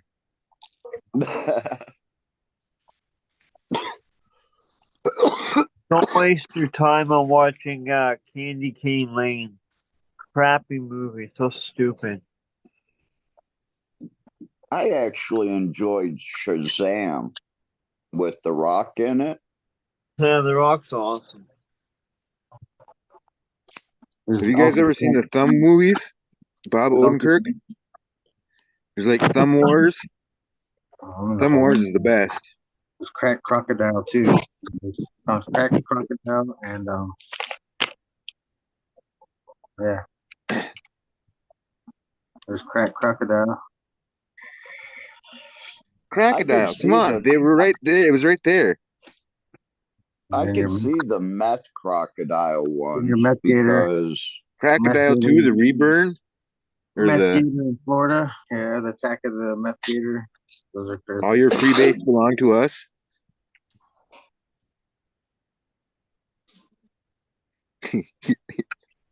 I could see a Meth Tiger too. Oh my. Well, you have to understand, just like any place, meth is trafficked into Thailand somehow. A lot of it comes across the border from China. And like I said, once you travel off the main road here, you're not the top of the food chain anymore. Mexican Americans. There's Ah, 16, 20-foot crocodiles over here, saltwater crocodiles. When you go down farther south, tigers, 16. panthers. But do they have a tiger donkey horse or whatever that thing was? No, Is that like a griffin or something? No. That's a eagle horse thing. I don't know what it is.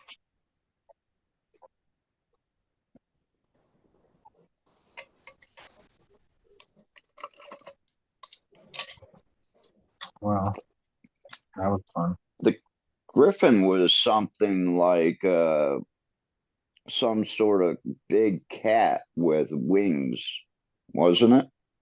A griffin was like an eagle with. That's the big. I should know. wings. My nephew's name is Griffin. It's like an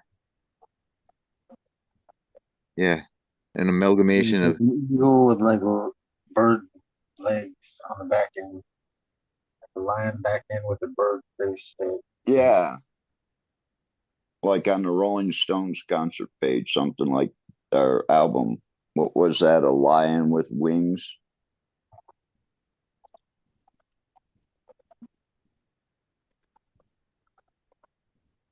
And a lot of cool pictures. Good stuff. Bullet with butterfly wings. There's Griffin.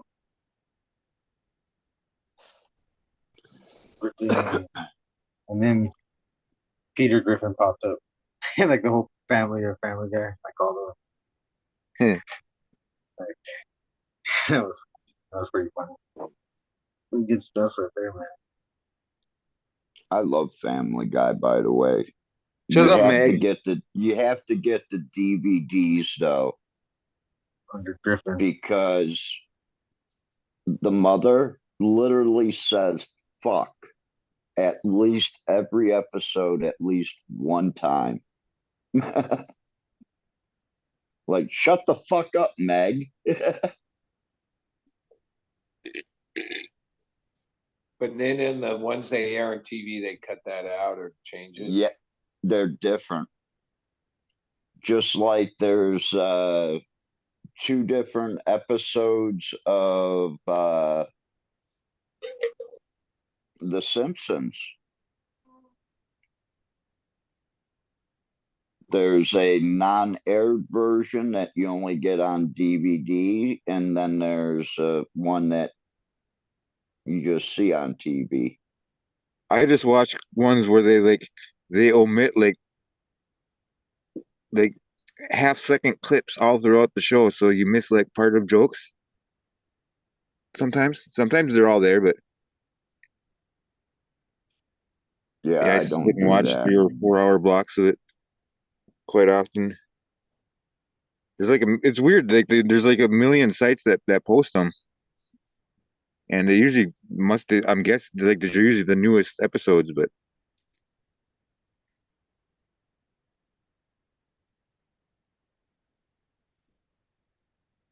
This is about the longest show I sit for.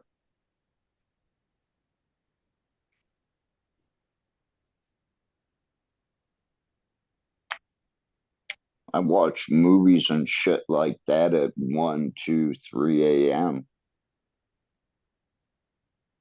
I can't I believe haven't watched like an actual movie in like for a lot of years. Not that I don't used to like movies, and somehow it's like I don't want that long of a commitment. I'm not into making. Oh, That's where all. like it's being like social media and Instagram and the different other things I've gotten into, those are all like faster, you know what I mean? Like a reel or YouTube, like it's weird. Like to watch something that's like 2 hours long, that seems like what? Now I watch concerts like that are hours long. I can do that. I can't listen to music for more than 30 minutes. 'Cause my dog's Yeah, barking. the hippest bands just put out like 1 3-second album. Well, the day I was too busy at 4:30, even though I put it on for a second, but like I was working, but Bob Weir started a 5-night run in New York, and I got the stream of that I'm gonna watch tonight later. And Billy Strings' first night in Pittsburgh. And Nah.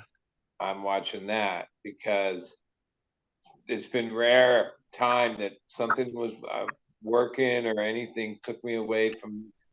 I'd schedule my whole thing. Oh, Billy Strings, 7:30, 4:30 start out here. I'd be home watching the. But I had to like reorganize priorities, and I can always watch it after. Ooh. It's not as fun as when it's live, but oh my god, gorilla. Like even though I won't look at Instagram because I don't want to see what the set list is. Because if I look at the set list, then I might not even want to like.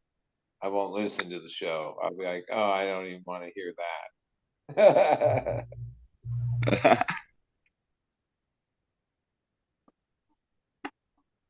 I don't know. If I was back home, I'd be in Pittsburgh. Yeah, 2 nights in Pittsburgh. That's star. Pretty Go good. see some friends. Fuck's sake. I've been to Pittsburgh a couple times over the years. It's the only sports card show I really did was the Pittsburgh one.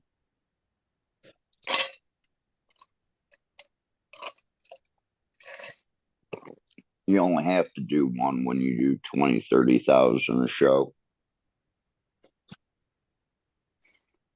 That's why you do so good, because you only do one. Oh, fuck. I wish I had some of that stuff back now.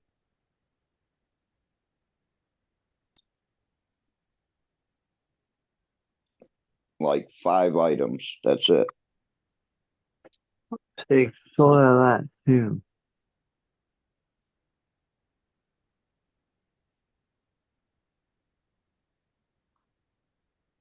I sold a box of unopened basketball cards for $9,000. That today is just astronomical.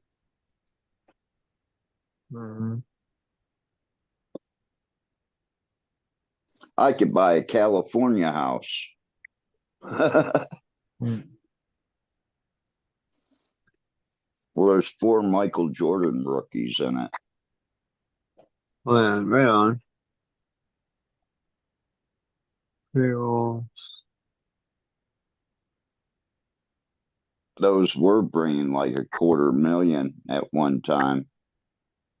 I think they're down to like 160, 180,000 in PSA 10. And just like anything worth that much, no one can counterfeit a fake one, or it's hard to do that. Oh, they've been counterfeited since like 1990, 91. And you can tell by the printing dots, they can't get the printing right. But there are fake cards out there of just about every big card now.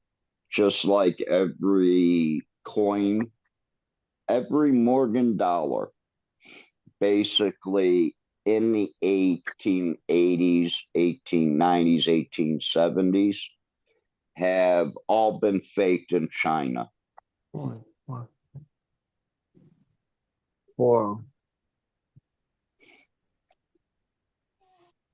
Hey, even in the because I Grateful Dead memorabilia, that like in the last so many years, it's pretty obscure stuff that has a lot of value. Some of it is because it's real gold and silver and but Owsley, Bear Owsley, who's a famous guy. I mean, he probably made more here's LSD in the 60s than any other human being.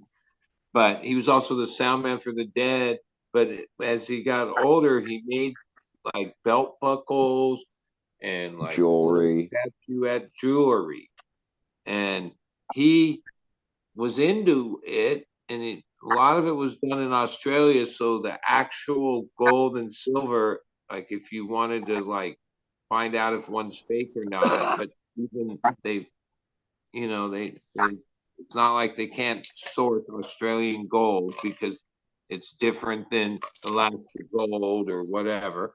But his style of doing this embossing he did was like kind of unique, right? Like, like, but yeah, they've knocked off like so many pieces that, yeah, the odds of people holding like a real one, unless it was like really given to you or bought from him directly, Yeah.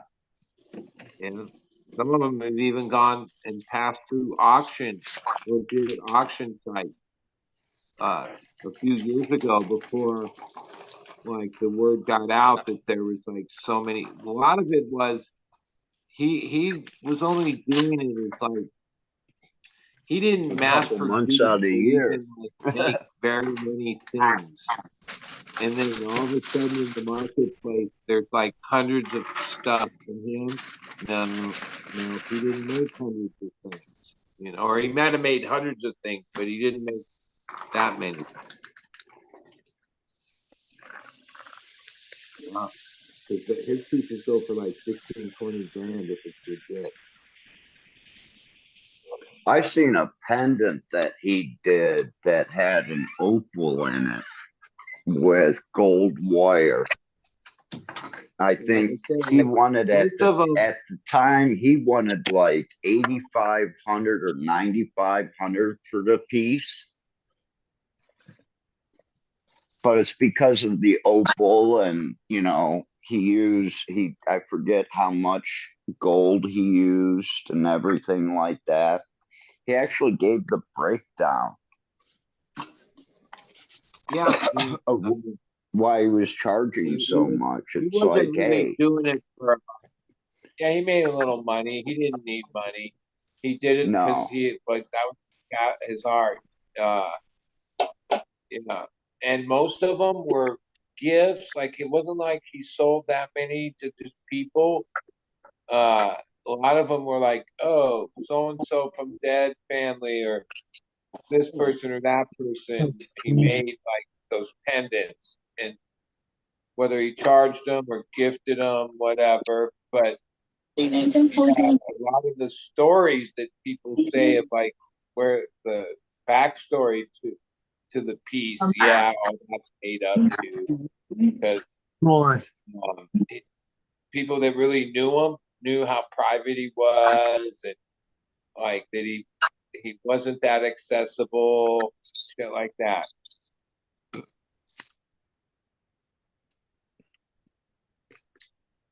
Have a good night, everybody. I gotta head out. I've been up since All right, 7:30 this morning. Later, D. See you tomorrow. Don't forget Hey, have a tomorrow. good night, G. Much love, homie. Peace. Don't forget everybody. Don't forget everybody. 3:00 Pacific or Eastern, 12:00 Pacific. The safety meeting. That's what I'm trying to get out. Peace. Or 3 a.m. Thailand. Yeah, exactly. The next day. Yeah,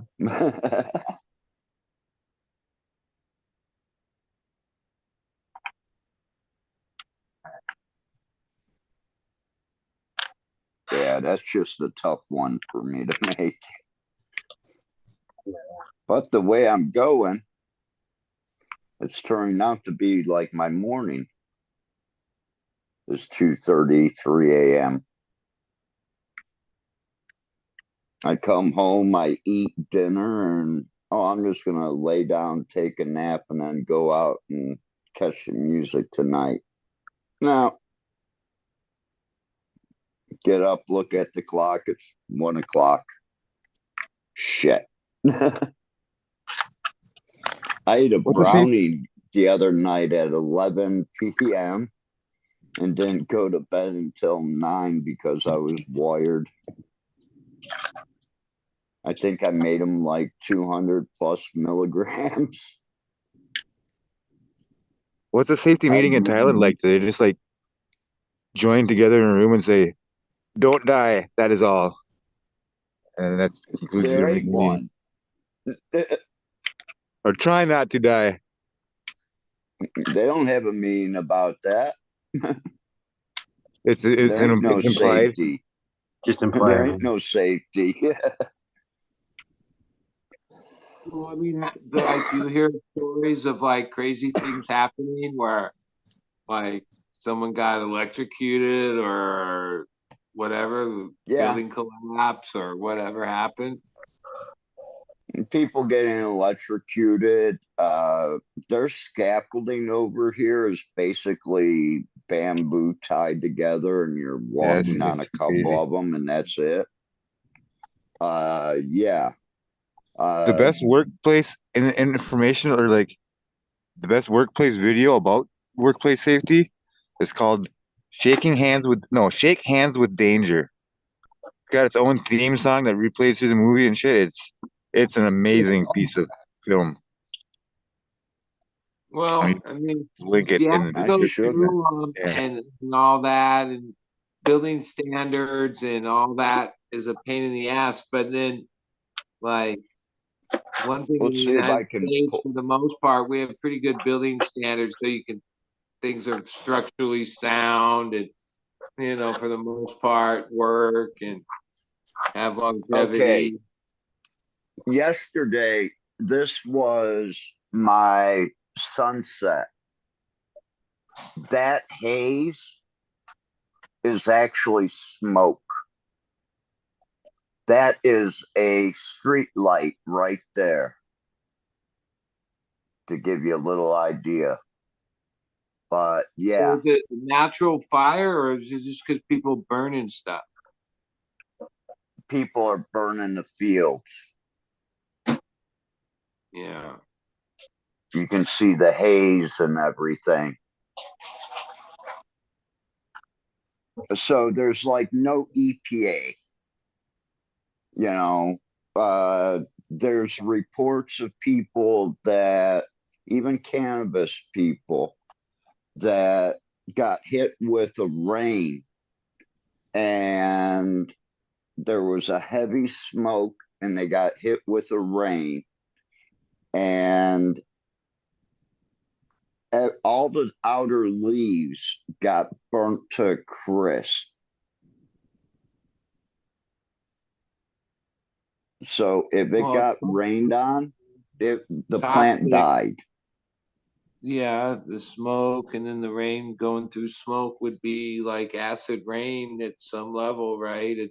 It had a reaction somehow and just killed basically almost every living plant, soft tissued plant like cannabis.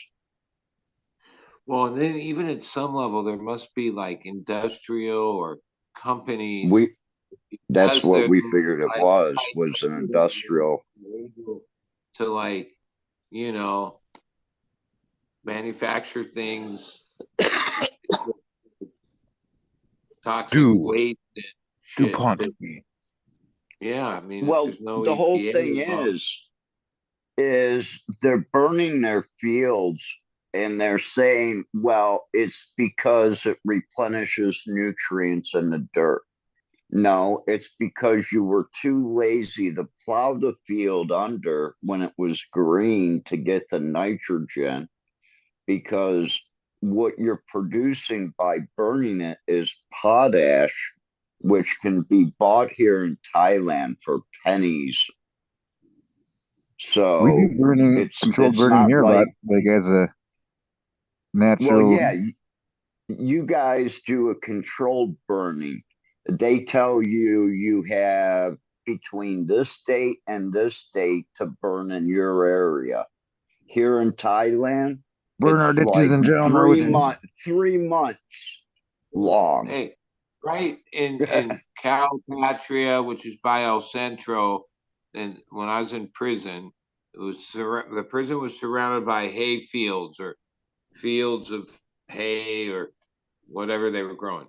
Every year for like a week or two, they after they harvested those fields, they burned them to like that was their way of whatever, I guess, and oh, the smoke and the billowing, uh, it would like smolder for like days and it would waft across the fucking thing Yeah. and nasty, but that They was did that right with there. your mom too.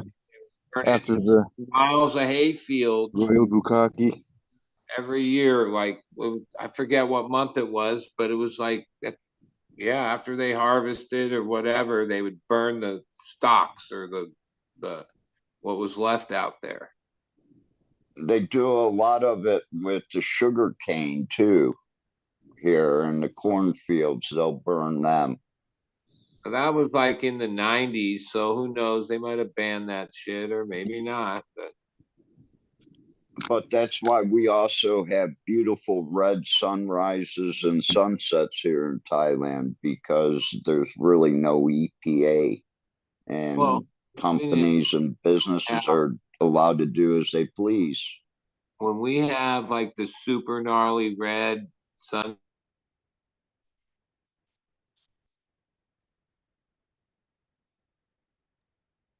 it's usually because smog levels were high.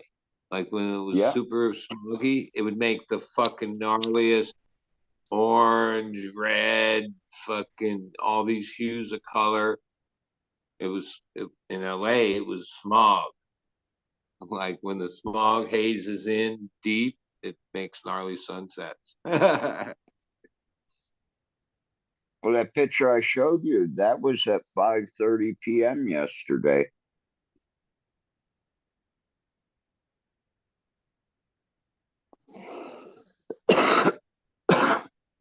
So yeah, it gets really bad up here for like 3 months out of the year. And that's like, wait, what fields do they have to burn? What are they trying to burn down? They burn rice fields, they burn sugarcane fields, corn fields. Also, they don't have to like plow it. Well, I mean, because wait, tractors at this level are the ones that are necessary that work are fucking a lot of money and a lot of fuel, and in some ways probably have their own footprint, obviously, exhaust and all that. But I think burning probably is even worse. Maybe I don't know.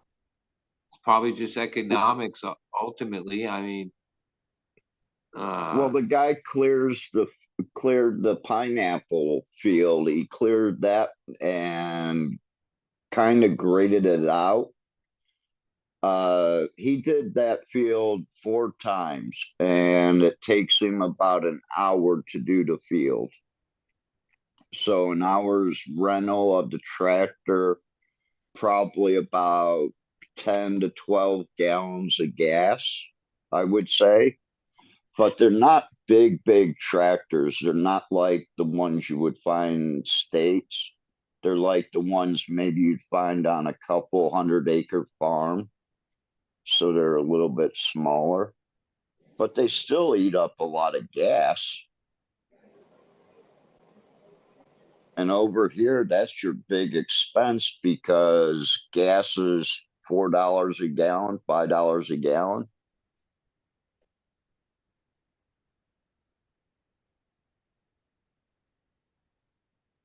well, most likely this is the way they've done it for millennia.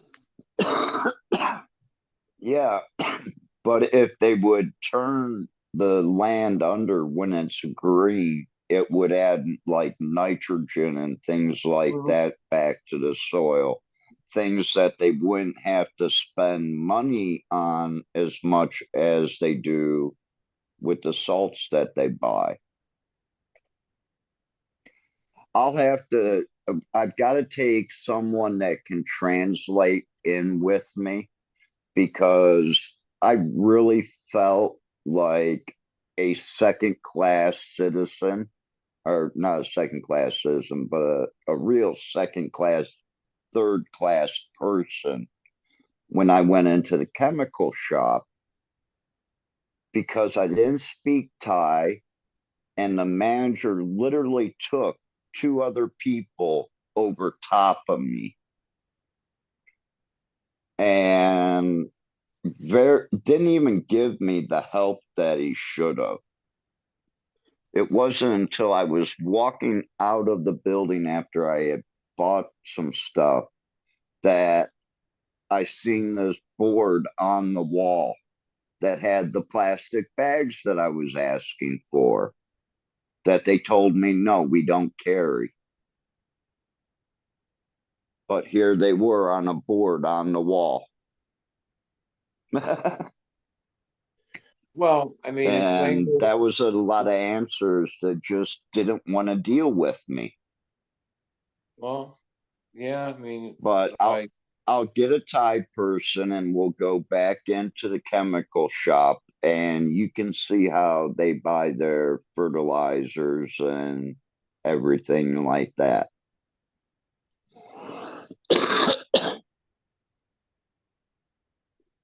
well, I mean, how There's much even a fertilizer farm does shop. rice?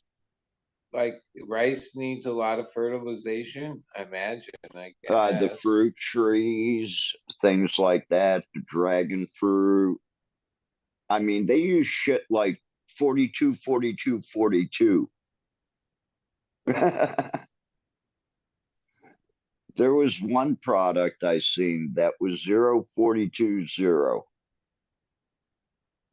Well, like most people with avocado grows, like annually throw out what's called the pellets of 20-20-20.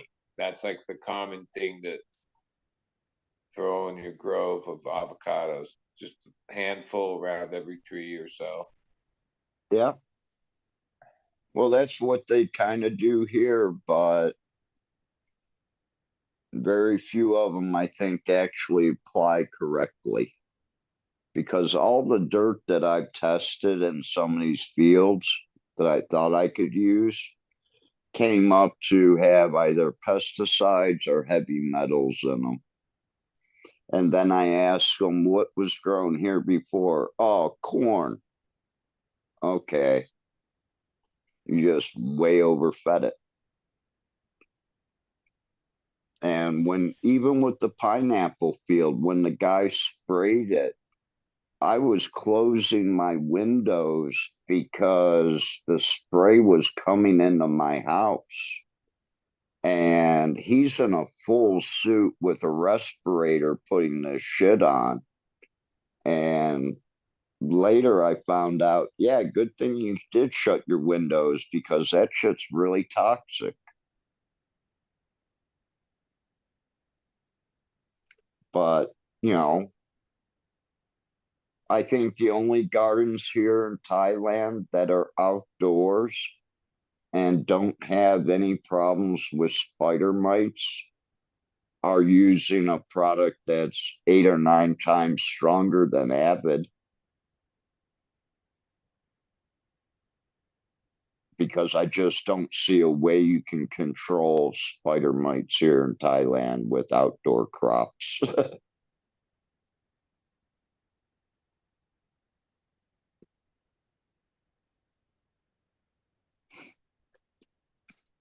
And vegetative, yeah, you can fight them, but once you go from veg to flowering, then you have to cut back on some of the products you use.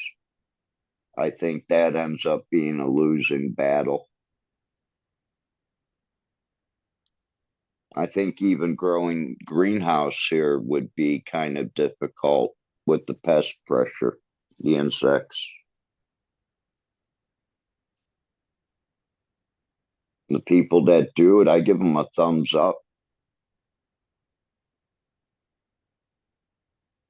I'm definitely an indoor person here. That way, if I get insects, it's my fault because I brought them in. Well, that much pressure, yeah, you would probably need to like be careful not to bring them in just because the outside environment which you function in is got so Covered in much them. pest pressure. I mean, yeah, there's a lot of places in the world that create a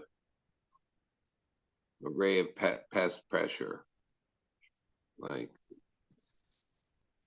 I know we have like the two spotted. There's only really a couple mites that attack cannabis, like the kind. Sounds like over there there's like A to Z of different mites. Well, there's 73 or 78 different spider mites over here. So even if you have, say, 3 in the United States that attack the cannabis plant, you probably have 6 or 7 here. Yeah, The that's ones a I whole see here are either red or they're brown. They're dark color. Well, the ones I had were exactly that. The most common one that attacked cannabis, the two-spotted one, two-spotted spider mite.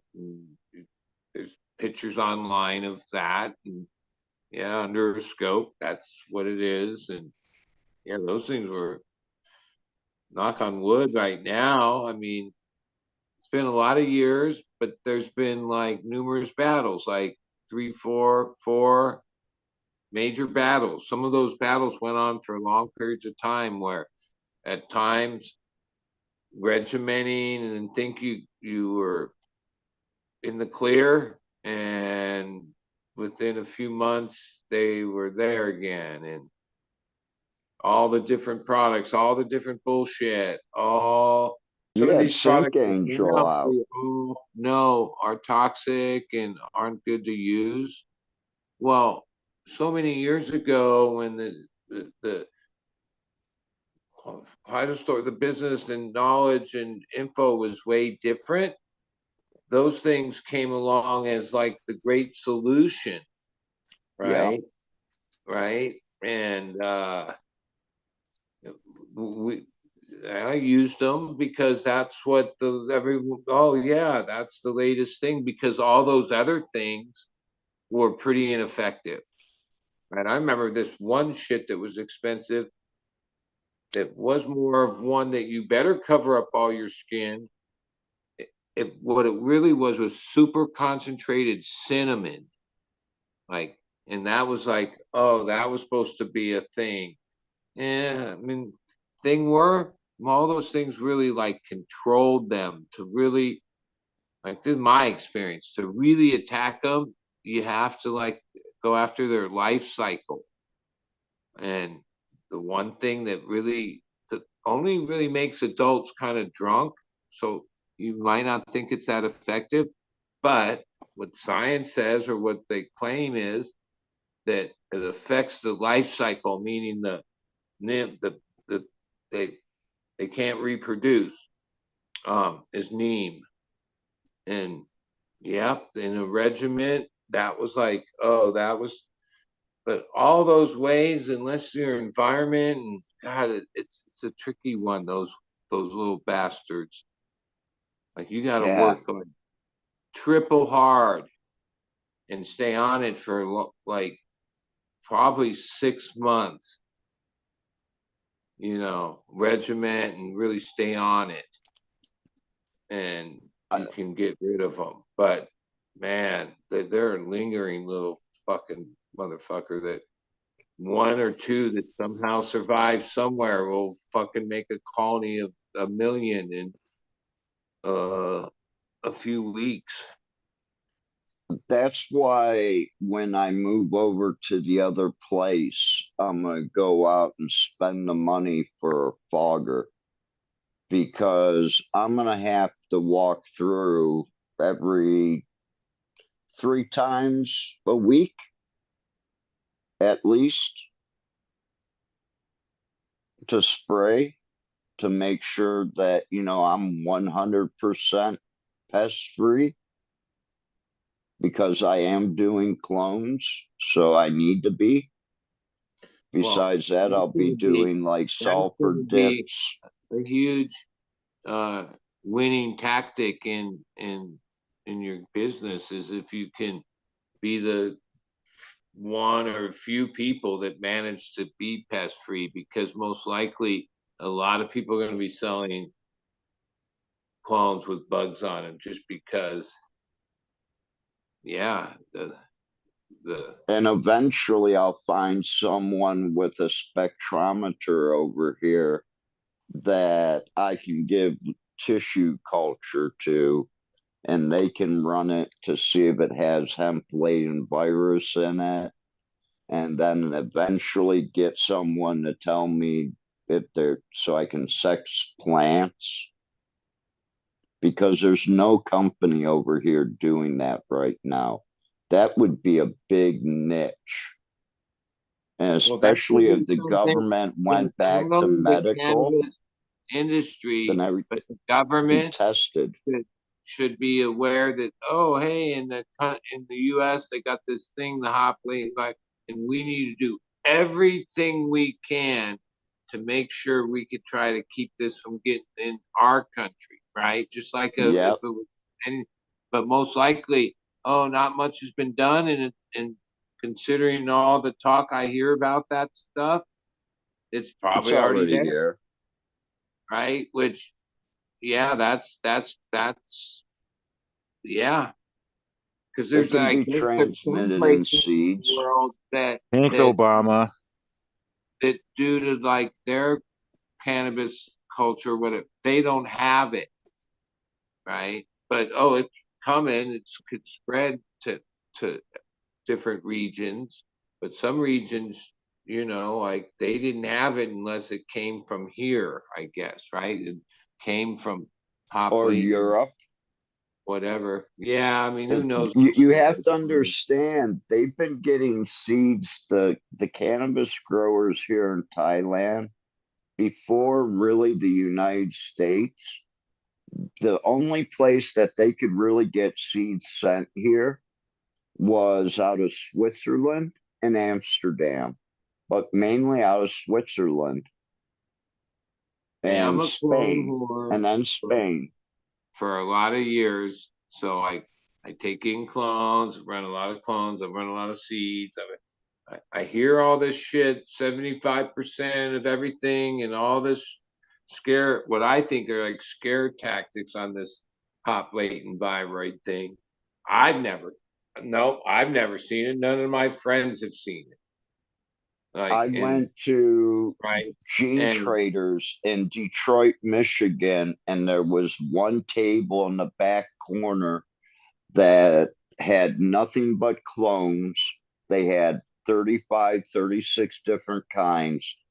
And I could see it in the clones in the leaf on at least 4 or 5 of their cuttings. yeah, well, And I went around and I was very outspoken about it too. And they didn't take them off the table, nothing. I mean, I guess if you had a library, whatever, and you had one thing had it, if you within time spread it amongst everything you have, if you were like mothering and cloning and all that shit. But like me personally, yeah, like I had never seen it. I've been growing a long time with a lot of different strains and cuts from various different people, and no different people. But I hear all this, like HLVP. Certain people say, so many of the seeds are infected, and this is infected, and all this whole nursery and everything they sold. I don't know. Like, I guess I'm just lucky in my little circle, but I've never seen it.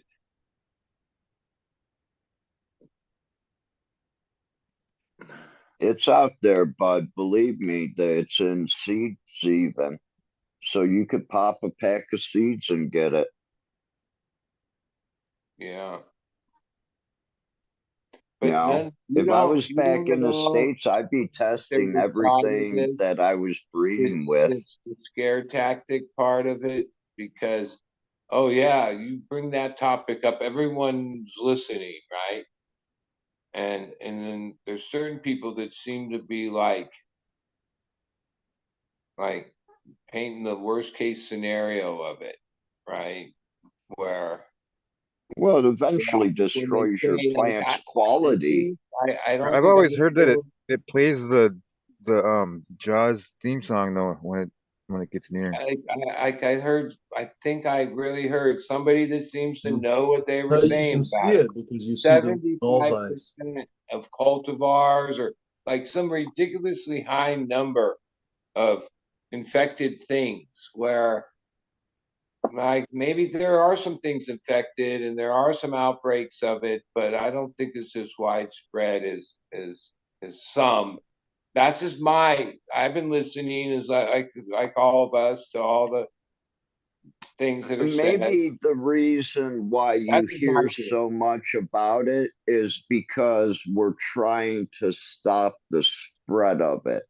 So we're trying to get ahead of it and make sure that people take certain precautions when they do take their clones and with doing stuff like that, where they don't spread it to others if they do have it Hey, you don't or worry, it's just happen to little old come me up herpes. across. Oh, you won't see me every day. There's one guy in this thing, and he was a hop. He was an academic guy involved with hops, and if I heard him right, like he was saying, yes, this is a thing in hops, but it's like they grow through it, meaning it isn't devastating to the Hops plant. like they live with it, like within the hops, right? Which I thought, oh well, because it's completely devastating, and somebody brought that up in the conversation, because how it reacts in cannabis is different, meaning it's catastrophic to the growth of the plant, but somehow in hops they somehow grow through it. Or I think he even said that they inoculate with something that keeps it at bay, or something like that, that they deal with it. I Without followed a hops, Dr. Seuss. it's been consumed like I'm sure they can do things with hops that you can't do with cannabis, mainly due that we smoke it or Yeah. eat it and stuff like that.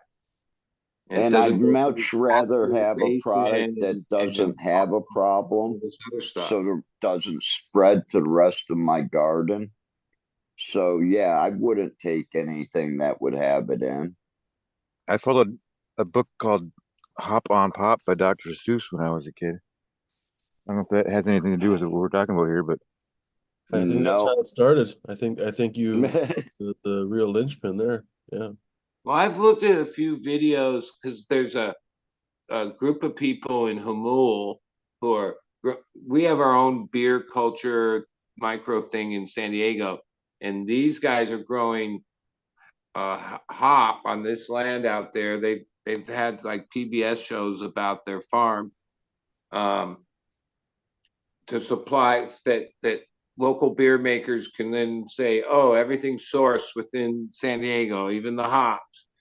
And they're pretty small scale, but they showed, like, it was interesting. I thought, wow, that would be pretty cool to do on your land. But like, they're like 12, 15 foot huge, long, like trellised up vines, basically, or with the hop flowers coming down. It's like they use this whole weird technique where they grow really tall and they stake them all up. But high wire. Yeah, like a it looks like drapery. like I figure if you could grow cannabis, you could grow hops. I mean, and yeah, most likely when you really get down to it, like how much do people pay?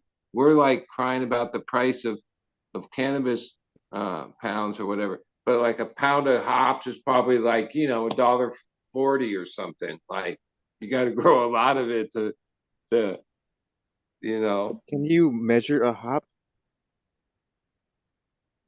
Yes, Well, because I a think there's hop is a different kinds, bud. even on this show, because our area isn't really the region has indigenous hop or that, so they were experimenting with different varieties of hops from different areas to see and even breed. They were talking about breeding to try to make a hops that was more suited for the area of San Diego. But yeah, they were small scale. They like were like 5-acre little spots. It was more like, to me it was more like a gimmick, but all right. No, I could see where hops could be really expensive. Some area, and I'm sure in our country, is where they grow a lot of hops. I don't know what state it is. Wisconsin. Wisconsin, all right. Yeah, it's a more colder weather. And I think there's other places in the world that grow some, like that's where even the better hops are, you know, sourced. When you're free falling, you're weightless. I don't know. You're I'm weightless. sure people, even Fumi knows a lot more about beer. I don't drink beer. Don't Second know half. much. So like the barbarian hops, or am I saying that shit wrong? I'm probably saying it No. bush and everything. I'm too high right now. I fell Probably. asleep 3 times standing here, so just to let you guys know. I've been falling asleep every time my head's been down. I've been passed out. I've been like, holy shit, let me get some water.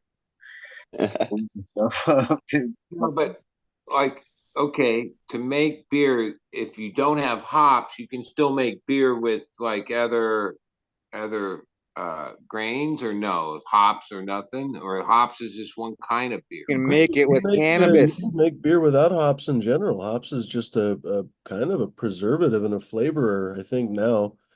Beer without hops, I think, just doesn't last as long, basically. You can make it with weed. I don't see, I'm Brew not a beer. My knowledge of beer, I hate to say it, is basically from drinking it more than anything else. So I don't know as much as some of the folks that have been on this show that brew beer. But from what I remember, beer used to not have hops. Because beer has come from many places that don't actually have hops. Beer came from Egypt. They don't have hops in Egypt. They only have But they do skips. have hops in Germany. And so once beer got to Germany, that's when they figured out, I guess. I think hops come from actually like Central Europe, basically. So that's Well, probably when they started back to hop in in the their day fucking when beer. the sailors only, like, just because water was whatever, they drank beer, right? They had to make beer. Then if hops was so important, then just like those same sailors used to have hemp seeds, because if they ever got stranded, they could fix a sail, grow hemp or whatever. They would have had hops, but they didn't need hops to make beer Well, back that's pretty then. much the same story. Like Wheat and barley. IPAs, India Pale Ales, basically they're super, super hoppy and therefore quite bitter. And many people don't like them. Some people exclusively like them because of that flavor and the fruitiness and everything else. But some people don't like the bitterness, basically.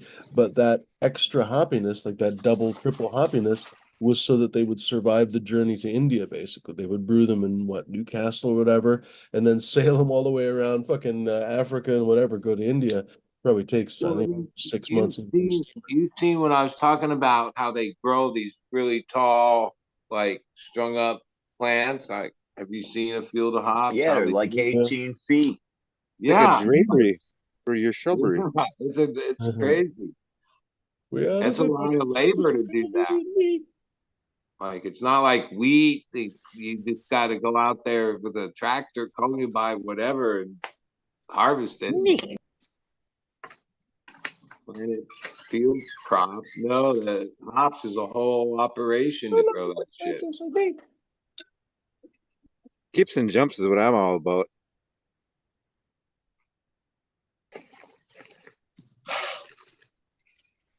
To the loo every day. Guess there's some benefits, health benefits of taking hops. I haven't read them, but there's a lot of. They just keep Well, popping this up. area in San Diego is called Julian. It's Julian, right? Not Hamul, Julian. It's really like known for its apples. It's like people go there they have orchards where you pay, you can pick yourself.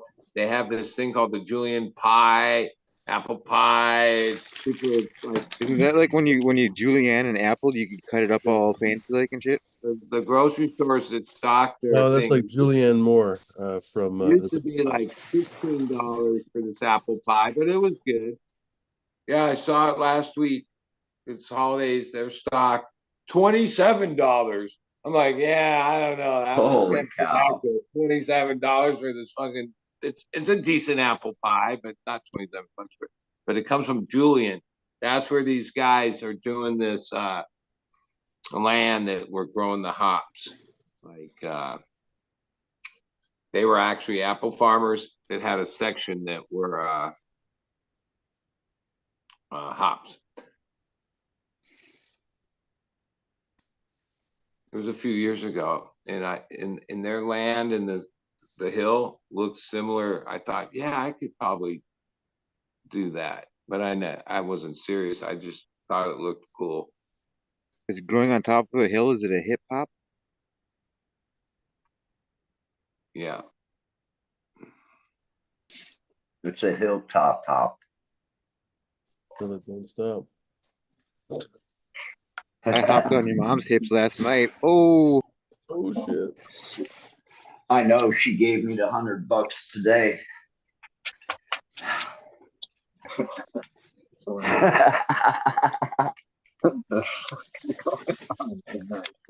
You're not supposed to handle your own money, guys. You know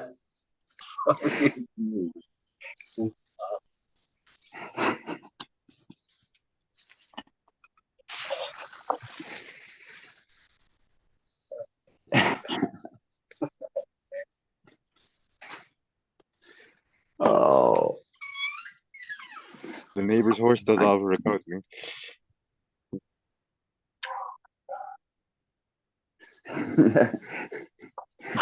Thanks for fucking a neighbor's horse then.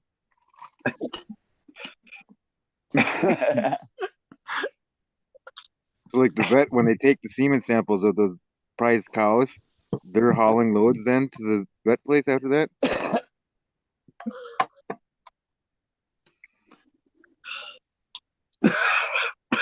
Like every hire like race car drivers for that.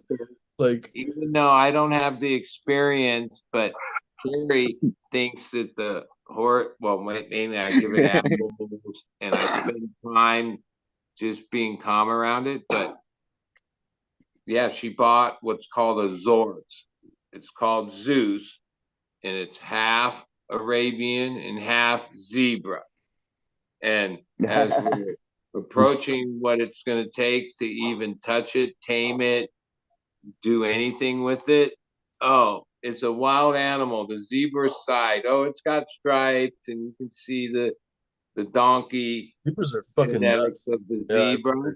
Yeah, but they it's are. a wild animal. It's not like the colt that's like 6 months old and you can already, touch handle and deal with. This thing's wild, and it's been there to kick the shit out of 3 people. weeks. I spend like an hour a day in its pen, just getting closer and closer. But I haven't gotten more than like 4 or 5 feet before it like turns around, is ready to. It's a good method to make the horses and stuff want your attention instead of you try to get it. Like you stand in its pen and look away and just kind of watch off into foreverness, Well, and it like will come up beside you. And how start I to know look we're at what you're making looking progress at is after a That while. fucker comes up and cuts you. That's how. when I'm taking other horses in from the pastures up to the stalls that are even next to his. Put on that arm glove and he looks corner, and he watches every move of what he sees happening. Like he's aware that like, that's what I mean. Like, hey, I didn't know anything about these type of animals, but in the last month of this experience, I realized, wow, they're a lot smarter than I thought. Like just from seeing them. Well, mainly the only time I ever had a horse ride was the kind that you like rent, like at Griffin Park, at Catalina Island.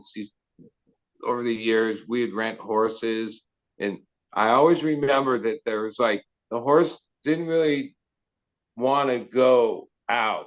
Like they would have this trail, but as soon as it was to turn around and you were going back, oh, that horse started fucking it because it was going back for the food, right? Like it knew the Of routine. course.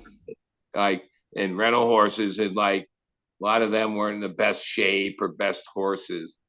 These are like fucking show horses and well taken care of, and like holy shit, they're smart as fuck. That's all I gotta tell you. I'm like surprised, like, and how affectionate. And They don't have pooper scoopers. They have glitter fucking appliers.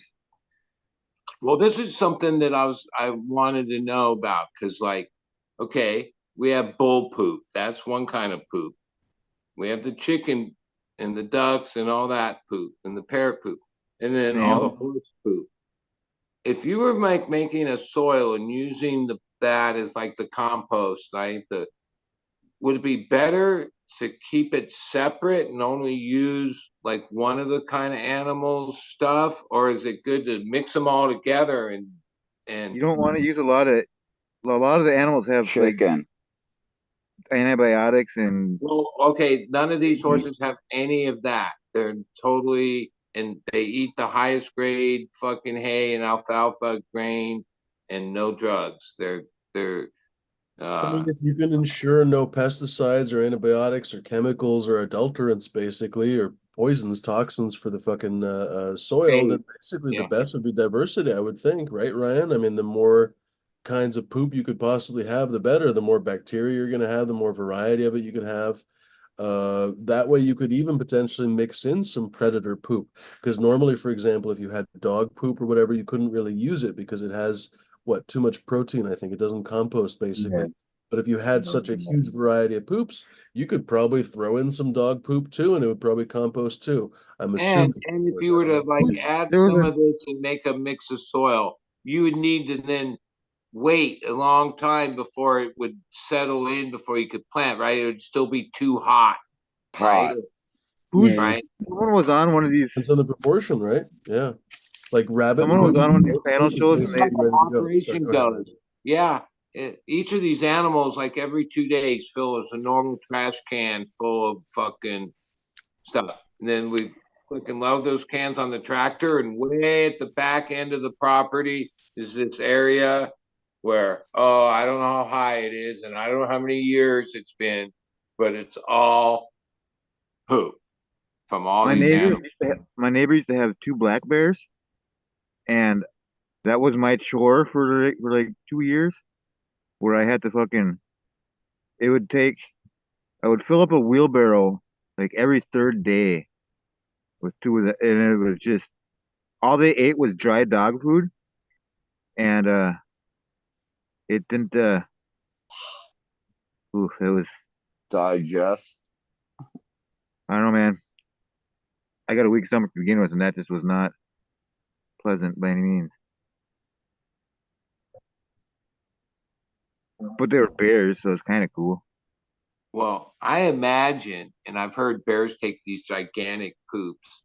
It was just 2 gay guys in the shed, really. A compost of like bear poop, especially one that ate all fucking season or some shit. That would have to be some really good poop in the soil.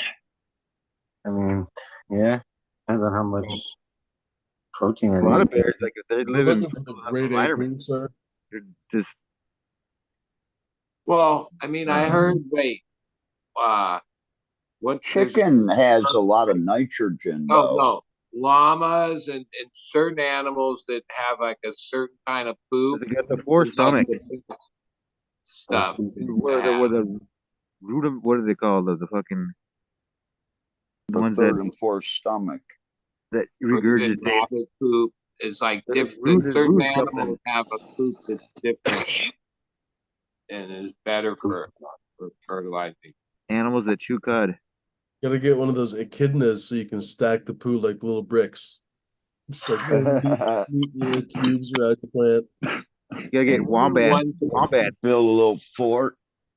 When wombat it comes fort to the nastiest fucking thing there is, there's like dozens of like different rare chickens, ducks, geese, peacocks, couple Now, how's different that? peacocks, all in these like 2 different pens. They're the nastiest motherfuckers. Those ducks, the ducks are the nastiest motherfuckers, dude. The shit they slop and they drink and the fuck, oh God, it's like they have fresh water, but Wicked no, good they humic want though this from the ducks. nasty ass fucking sludgy shit that they wallow in and drink. It's You like, want to add well, something to your pots and to your plants. Some of that duck shit is some of the best stuff. All the humic that they get, 'cause all day long, all they do is dig into that ground layer, getting minerals and dirt, eating it through their system. It comes out nasty and stinks, gross, but some really good stuff. yeah, bird shit. I'm kind of. The duck, yeah, because of the humic value in it, high humic value. I'm kind of partial to snail poop myself. Snail Slug poop. shit.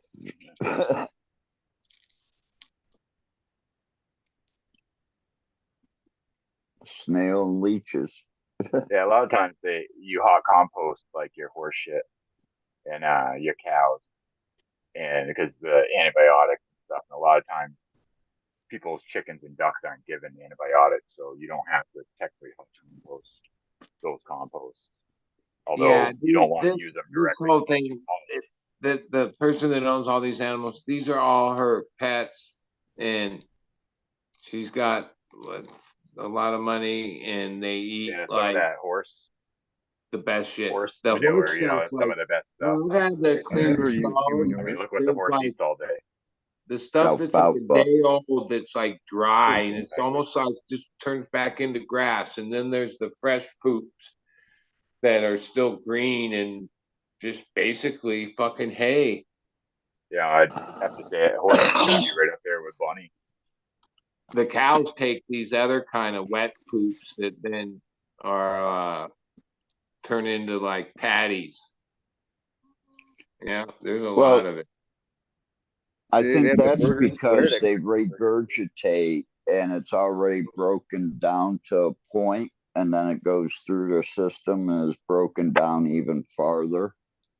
What's the So name it's for kind that? of like a liquid, I'm lazy to Google it. a cud. No, but there's like ruminoids or ruma. All the the stuff that's breaking it down. That type of animal with that type of system. I've heard that like the cows regurgitating to this. I've stood there and watched them after giving some hay. It doesn't.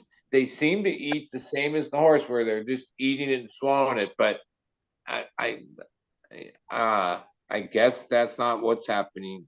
They do some regurge, re eat it or something. They have Ruminant. different stomachs, right? That like there's the first stomach and then there's the Yeah. main stomach. Yeah, well, I guess I was right. Ruminate With our was. burritos. it's like this weird experience, right?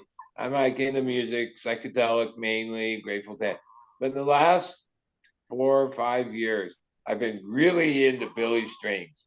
Just keep listening, watching every show, and his music's like, hillbilly, bluegrass. Like all of a sudden, my life takes this turn, and I'm like, yeah, officially, I'm like a fucking ranch hand. I like.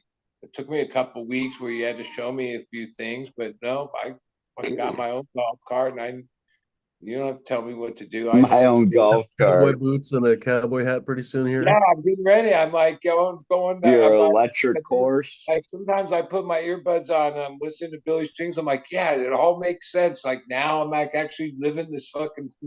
I'm like, yeah, like it's weird. It's weird And you how. start calling you texts.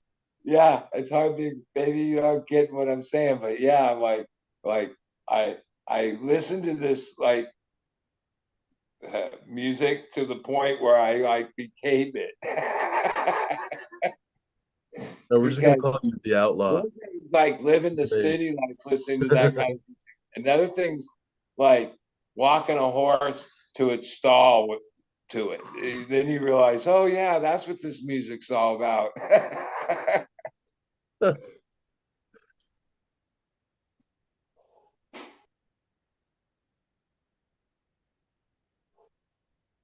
I have a 10-foot tapeworm named Billy. That lives with you or lives near you? Well, he's always with me. Sometimes he sneaks out in the middle of the night, but by the way, I'm going to interject here. Boys, do you want to keep going? It's 12:20 on the West Coast here. We are going to reconvene in about 12 hours. We're going to have high noon. If you'd rather continue talking, I'm probably going to close the camera. I'm super freaking tired. My eyes are closing. And then try to do a little bit of work and then maybe cut the show in a little bit. Or we could cut the show basically right now. What do you think? 3:18. I'm getting ready to put it up.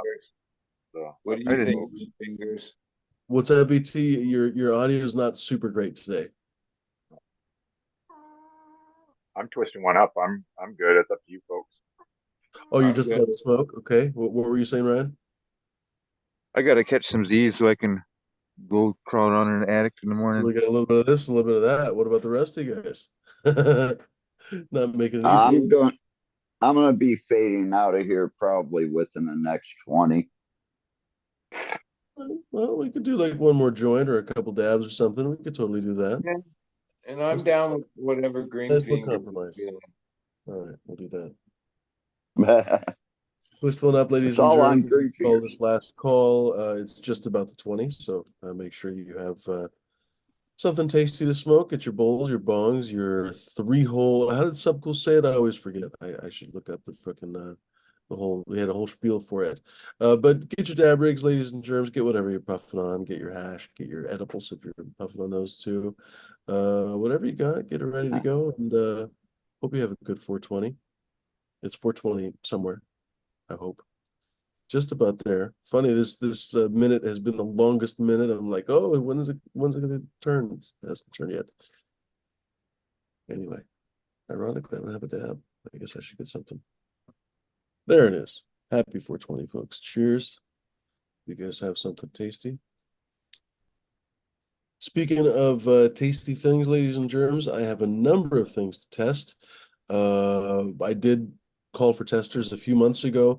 If you put yourself on the list there's a good chance I'm going to email you and ask you, honestly, if you're still interested, because it has been a few months, honestly. So it's, people's lives can change and stuff. But the easiest way, if you really just absolutely want to make sure that you get to be a tester, just email me. That'll make it super easy for me and super easy for you. Fumidor@chronictable.com. I have quite a few testers, actually. I've decided to release a couple things that were going to be sort of internal genetics because I just don't have time for them. Honestly, I have more stuff that I'm working on by the day, basically, at least knock on wood. So basically I'm releasing on top of the Runts of Eden F2, basically the Runts of Eden form cut cookies F2, essentially. And then of course there was the Runts of Eden, there was the Runts of Eden to the, oh God, I'm apparently too high right now. So the Super Boof doesn't make me feel as like, I don't know, it doesn't make me feel as lit as Pine Sol that I was smoking earlier today, but I obviously can't talk as clearly. Also, I'm tired though. But also I think Super Boof makes me more tired. Well, anyway, whatever the fuck I've said about the goddamn Runts of Eden crosses and stuff, you guys have heard me say that. On top of that, there's the Pacifica Days version 2.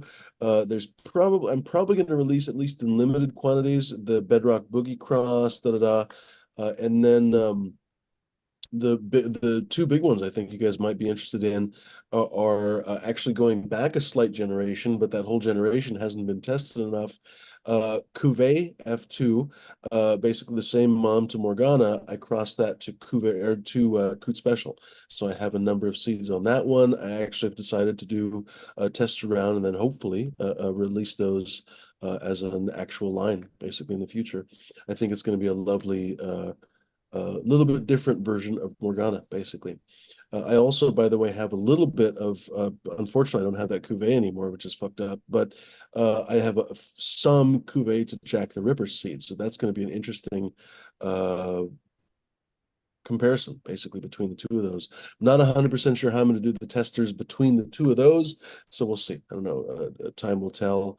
I'm just one guy. So basically, ladies and germs, hop on, sign up. If you are hopefully fairly experienced growers, at the moment, I can't really use super beginner growers, but by all means, let me know if you're watching the show and you're not a super experienced grower. Just it doesn't hurt to ask, honestly, because your story might be compelling enough that I'll say, shit, fuck it, let's go for it, because I think good testers are made, not born. So sometimes that involves taking a chance. But in the meantime, if you guys are experienced growers, if you guys have a few grows out and you are definitely going to pop the seeds, because I don't have any need for someone who's just going to basically bank these seeds.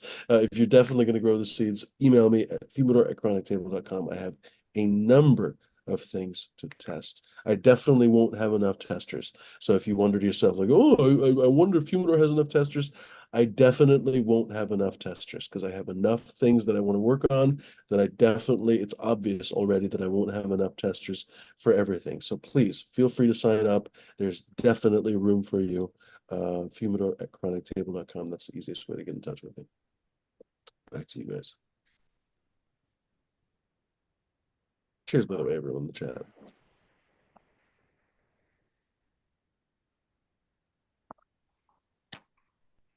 So what's everybody finishing their evening on? I'm about to finishing have the a dab second half. of triple chocolate chip. What about you? I'm finishing up the joint that I had rolled a little bit earlier. What variety? It was sour diesel and gasoline. I'm relighting a really nice heady bud of the Banana Daddy, hoping that like it'll get me stoned. The people that other people think it's great. I haven't. I only spoke what I think about it here because I don't want to like influence what other people think. But yeah, I didn't get that stone from it, like for few different times. But it's killer looking. Those cats are And- definitely plotting against you right now. and tasting. It's a conspiracy. The one on the left is the mastermind.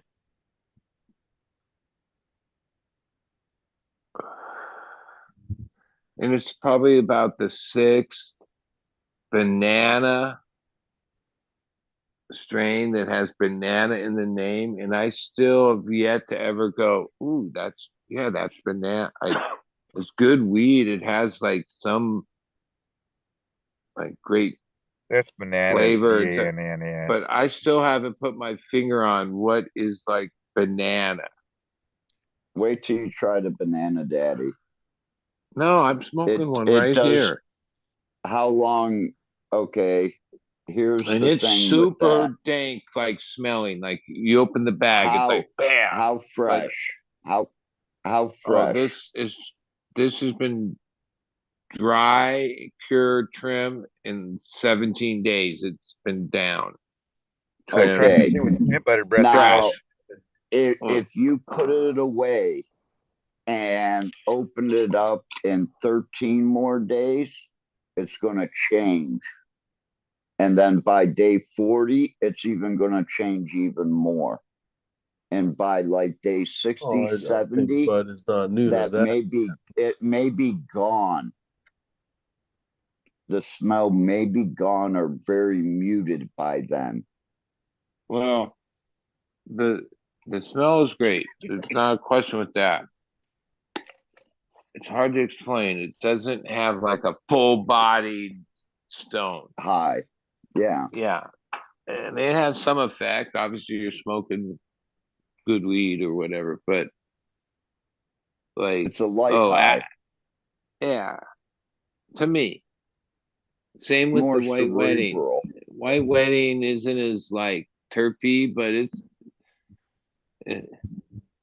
Just a hell of a reading plan. the word yawn can make you But I yawn. can see where like, oh, I don't make all the decisions. So, oh, we've like I got those clothes from my nephew, and then when we brought him over to the production spot, oh no, we fucking been pumping out because when you the number and yeah, it's beefy.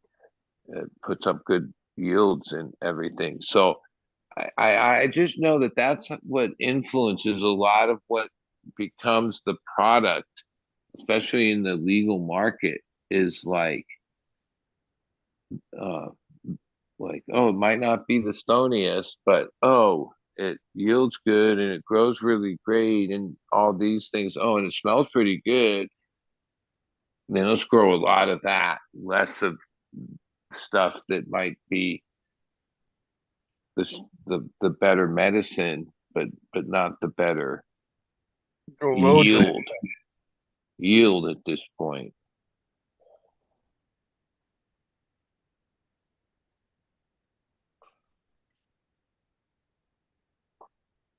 And yeah, it's hard not to like make those decisions. Like if something like yields whatever much more, the only people that don't have to make those decisions are like true home growers because they're not dictated They by don't any care. of those numbers. I still look for plants that put on weight, though. Well, yeah, I mean, there's always that desire, but like as the bigger the scale becomes, which in the last so many years we went from like 10 lights being big grow to like fucking 1,000 light or God, the 160 light rooms and massive scale. Yeah, well then the more you scale, the more these little factors really come into play because those same numbers scale up too, right? Yeah.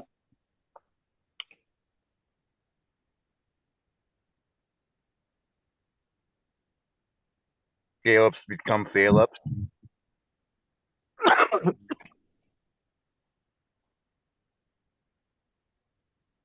And if you're like a breeder trying to create a strain that gets put into like, the large scale production with some breeders, that's the realm they're in. Yeah, your criteria of what you're trying to create changes, right? Is like influenced by what the people that run those places want, which they want stuff that like finishes quick and yields a lot. That's what they want. Oh, and is terpy and has like a certain bag appeal. Like I really think even at that highest level, the stone of the weed is the least important factor in their Same two factors they're looking for in bukkake actors too. yeah. Oddly enough.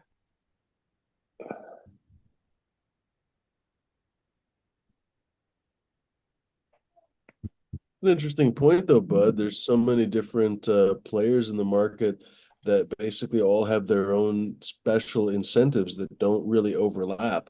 So for example, the producers, the legal producers, they want to have the highest amount of dank looking mass, basically, right? Like they don't give a fuck how it smells, tastes, or feels.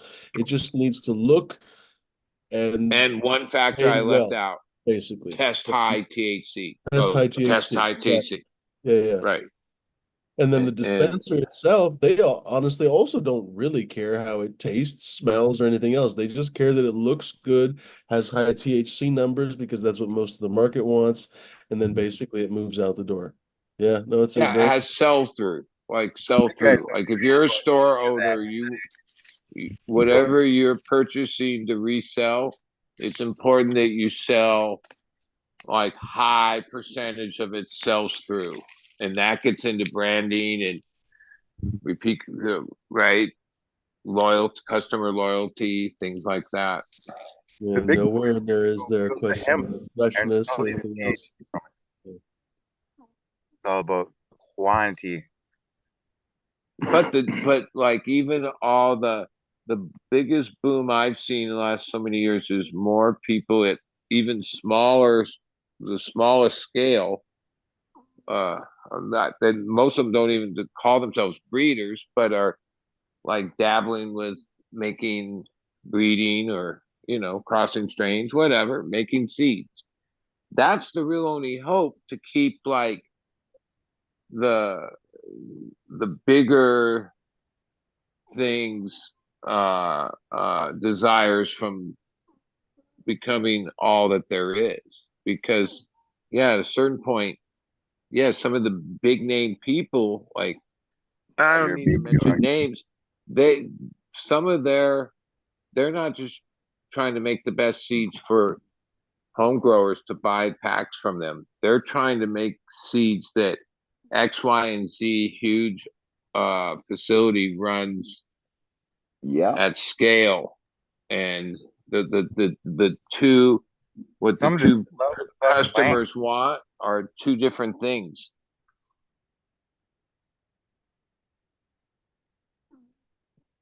And a lot of those strains, because they come with a PR campaign and hype, like get when a strain gets popular, it goes lightning fast, spread around, like whatever the late runs, whatever it's been. Like, oh, it might be popular right here, right this second, and before you know it, it's in the northeast, northwest, south, it's Colorado, local. It spreads so fast. Like whatever strain gets the hype from, like now the latest one, it's been around out here for a while, but I see more and more people, even J5 was talking about Super Boof, which even the name seemed like a pun, but all right, I guess it is a really fucking dank ass weed, the boof process of it. The person who made it didn't even name it that. The person who promoted it named it that, and then the person who made it was like, "Well, it's called Blockberry." Okay, Why'd but you name in it? the last, And then it came off popular, a whole different name. the last couple months, that's like a strain I can think of that's made some kind of hype thing, and it's already like, it's already everywhere now. Is everyone really have it? Because there's things where, especially like a place New York, they might be using the name before they ever actually have the weed. You know what I mean? Like that happens a lot too. And then people like, hey, I've been growing this legit cut apples, bananas, and it's good. Okay. There's a lot of people that have grown different, I assume different apples and bananas, right? And don't think it's that good, or like, no, it's a good ass weed. But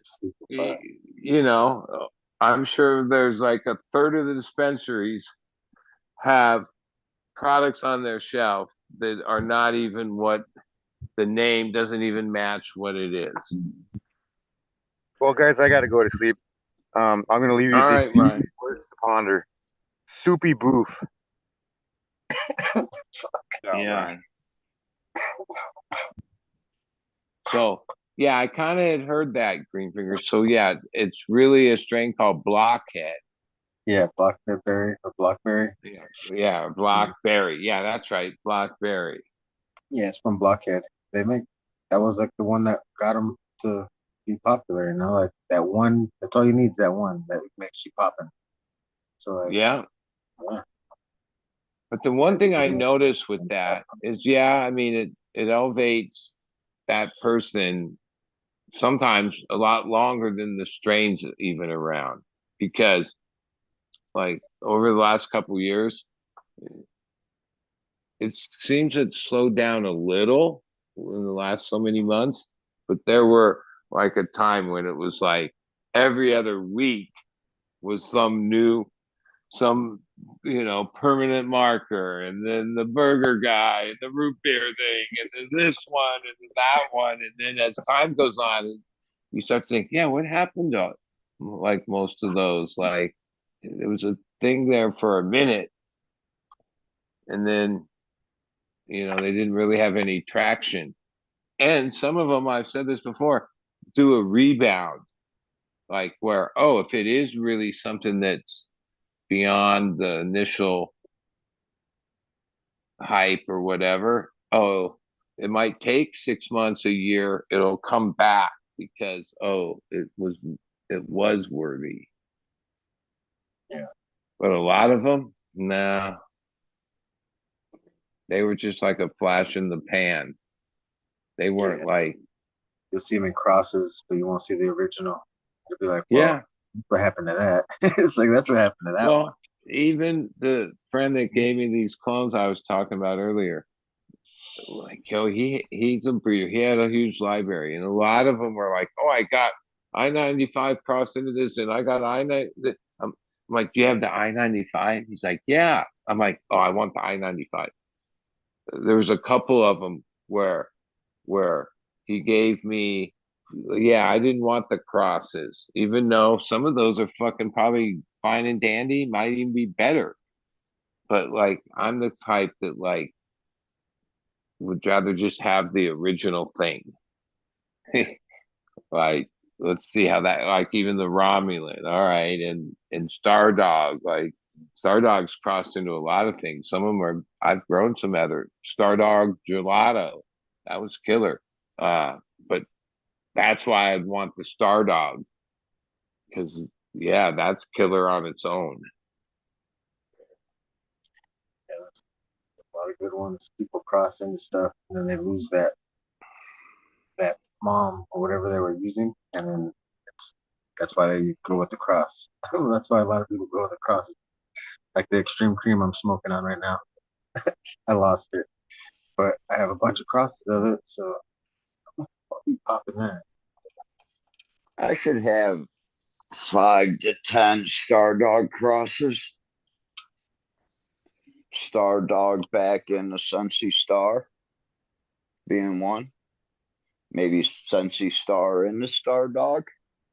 Could be 2. Well, I mean, I've heard breeder talk where like they've said, I think even Mean Gene was explaining that, like, okay, you might, let's say all you had was this cross, I-95 cross into Stardog, all right, but you really just wanted to bring back the I-95 through a series of breeding steps, back crossing, right? You could, and you hunting, meaning knowing what you were looking for and the offspring that you could eventually get to where you were back to just the I-95.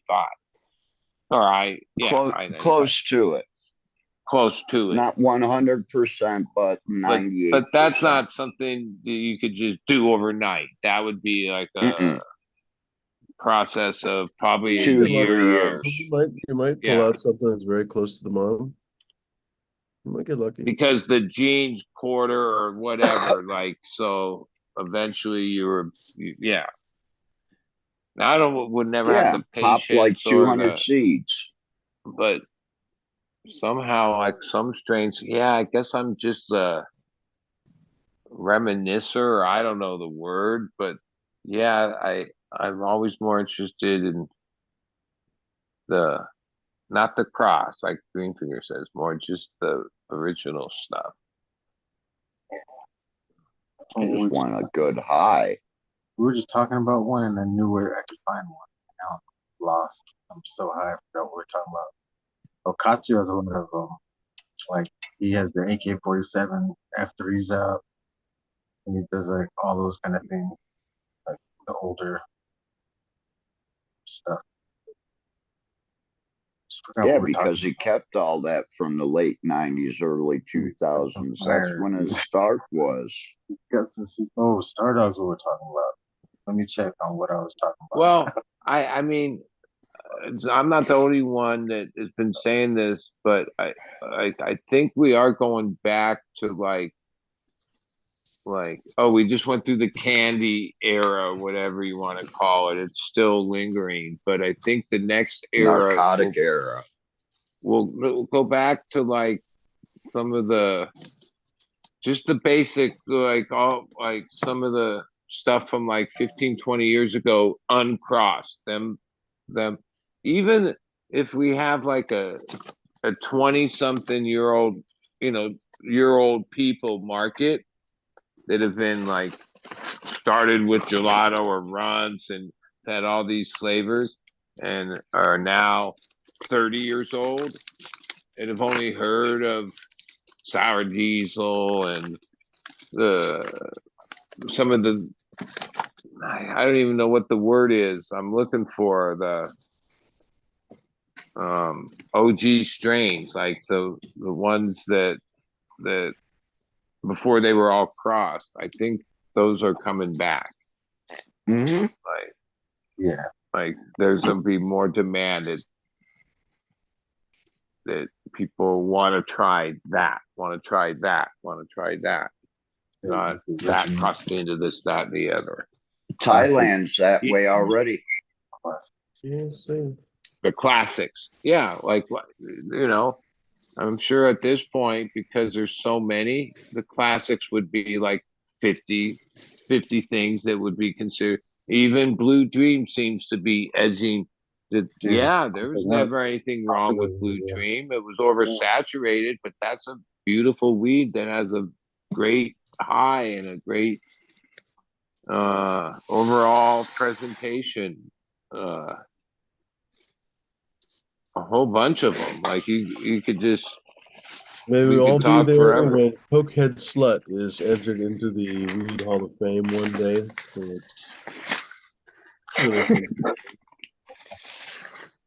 anyway, with that, ladies and germs, let's call it. I think let's reconvene in a little bit less than 12 hours for High-Noon Safety Meeting.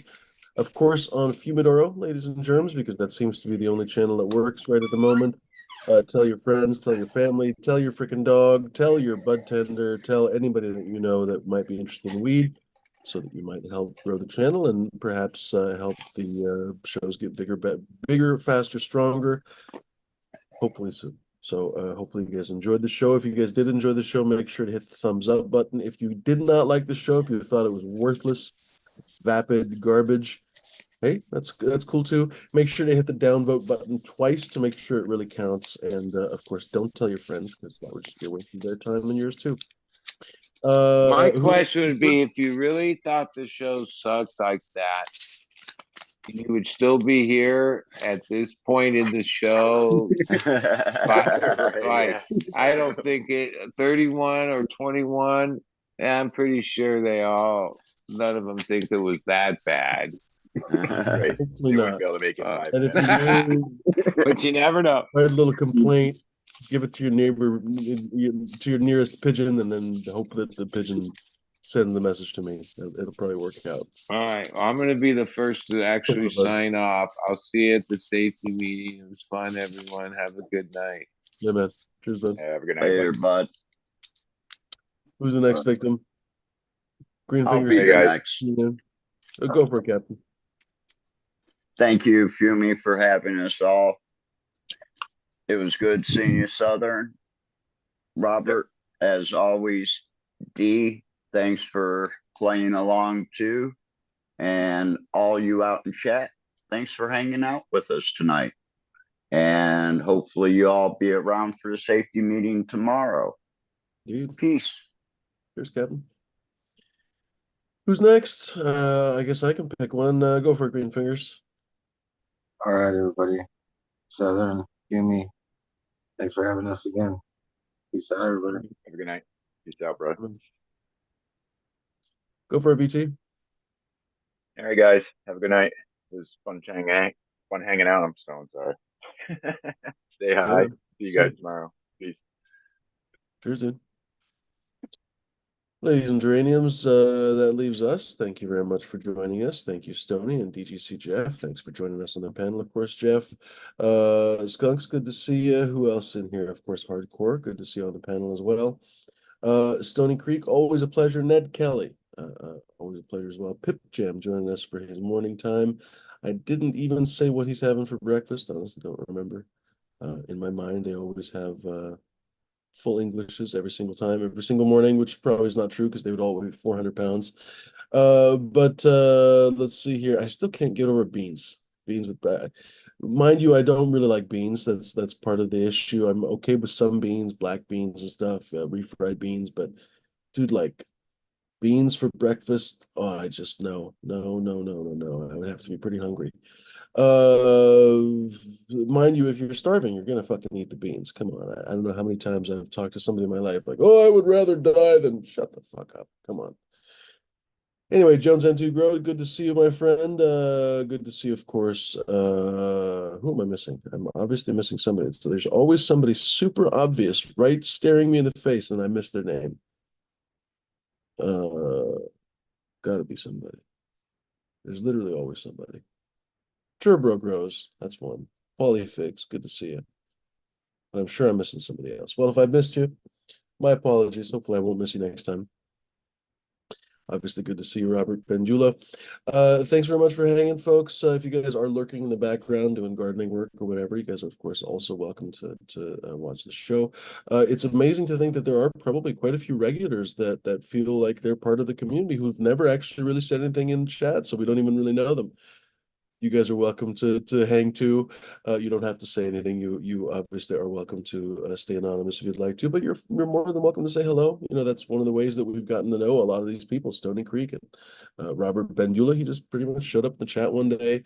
Green Fingers, a lot of these guys. I mean, I don't remember. Green Fingers might have been friends with Bud, but a lot of these guys basically just pretty much showed up in the chats and got to be friendly, you know, and eventually joined up on the panel and became regulars, and the rest is history. But in the meantime, you guys are more than welcome, of course, also to join us on the panel. That's why the link is there. You know, the link pin. Yes, it is. Which, speaking of which, I could end this poll, by the way, so that we are not left in suspense. But anyway, you guys are more than welcome to say hello and join us in the YouTube chat. Sometimes people don't know that there's a YouTube chat. There is a YouTube chat. If you've never opened your YouTube chat, you have to scroll a hilariously long time the first time. For some reason, YouTube does it that way even today. But once you do get to the very bottom of the page, finally there's like live YouTube chat or whatever the fucking link is called. You click that and then it defaults to always being open pretty much for the rest of your YouTube life, basically. It's kind of amusing. Anyway. Join us, and you could be friends with the likes of Pip Jam and J5 and Stony Creek and all the rest of them. The poll was, ladies and germs, favorite activity while puffing ganja. Not many of you, but a solid few of you prefer stargazing. 8% of you out of 45 votes, by the way. A solid 11% of you enjoy watching movies, whether that be, I don't know, Star Trek, Star Wars, whatever, any kind of star, anything, basically, you enjoy getting high, get that Chiba in your bloodstream. And I was trying to tell a whole story, but it didn't work out. I'm a little bit too tired. Anyway, zapping off into the sky. That's what I was trying to say. A full 31% of you like to hang out with your significant other and blaze it. Hey, that's understandable. And then, of course, listening to music, a solid, almost half of you, 48% of you like to get high and listen to Grateful Dead, Rolling Stones, you name it. Probably not, well, maybe Dolly Parton. Dolly Parton's pretty solid. I don't know why I was about to make fun of Dolly Parton. I like Dolly Parton. Jolene, many other songs. Great person. Do you guys know that she sends free books to like basically any kid whose parents request it? Like until I think they're 5 years old or something. Seriously, by the way, if you guys have kids that like basically less than 5, I guess I don't remember the name of the foundation, but you basically just write to Dolly Parton, give them your name, give them your kid's name, and she just sends you a bunch of free fucking books. Just literally just free. She pays for them. Amazing person. Amazing person. Some people have mega fucking yachts. Dolly Parton sends everybody free books. Ladies and germs. Once again, I keep forgetting to say I should probably put something. I don't know. Honestly, I should probably put something on these business cards, but whatever. or these, whatever you call this, background. Anyway, we'll figure it out. Looking for testers, ladies and germs. I have, it's obvious to me I will have more things to test than I will have testers, because you need a few testers per thing to test. So basically, I have more work than I have workers, basically. Is shaping up to be some kind of a communist manifesto. No, we're not going to seize the means of production, ladies and gentlemen. You don't have to worry about it. We don't have to worry about any revolutions of the bourgeoisie or any others. We're just going to do testing, ladies and germs, of not the nuclear variety, of the testing variety. Don't worry, this is not a communist show.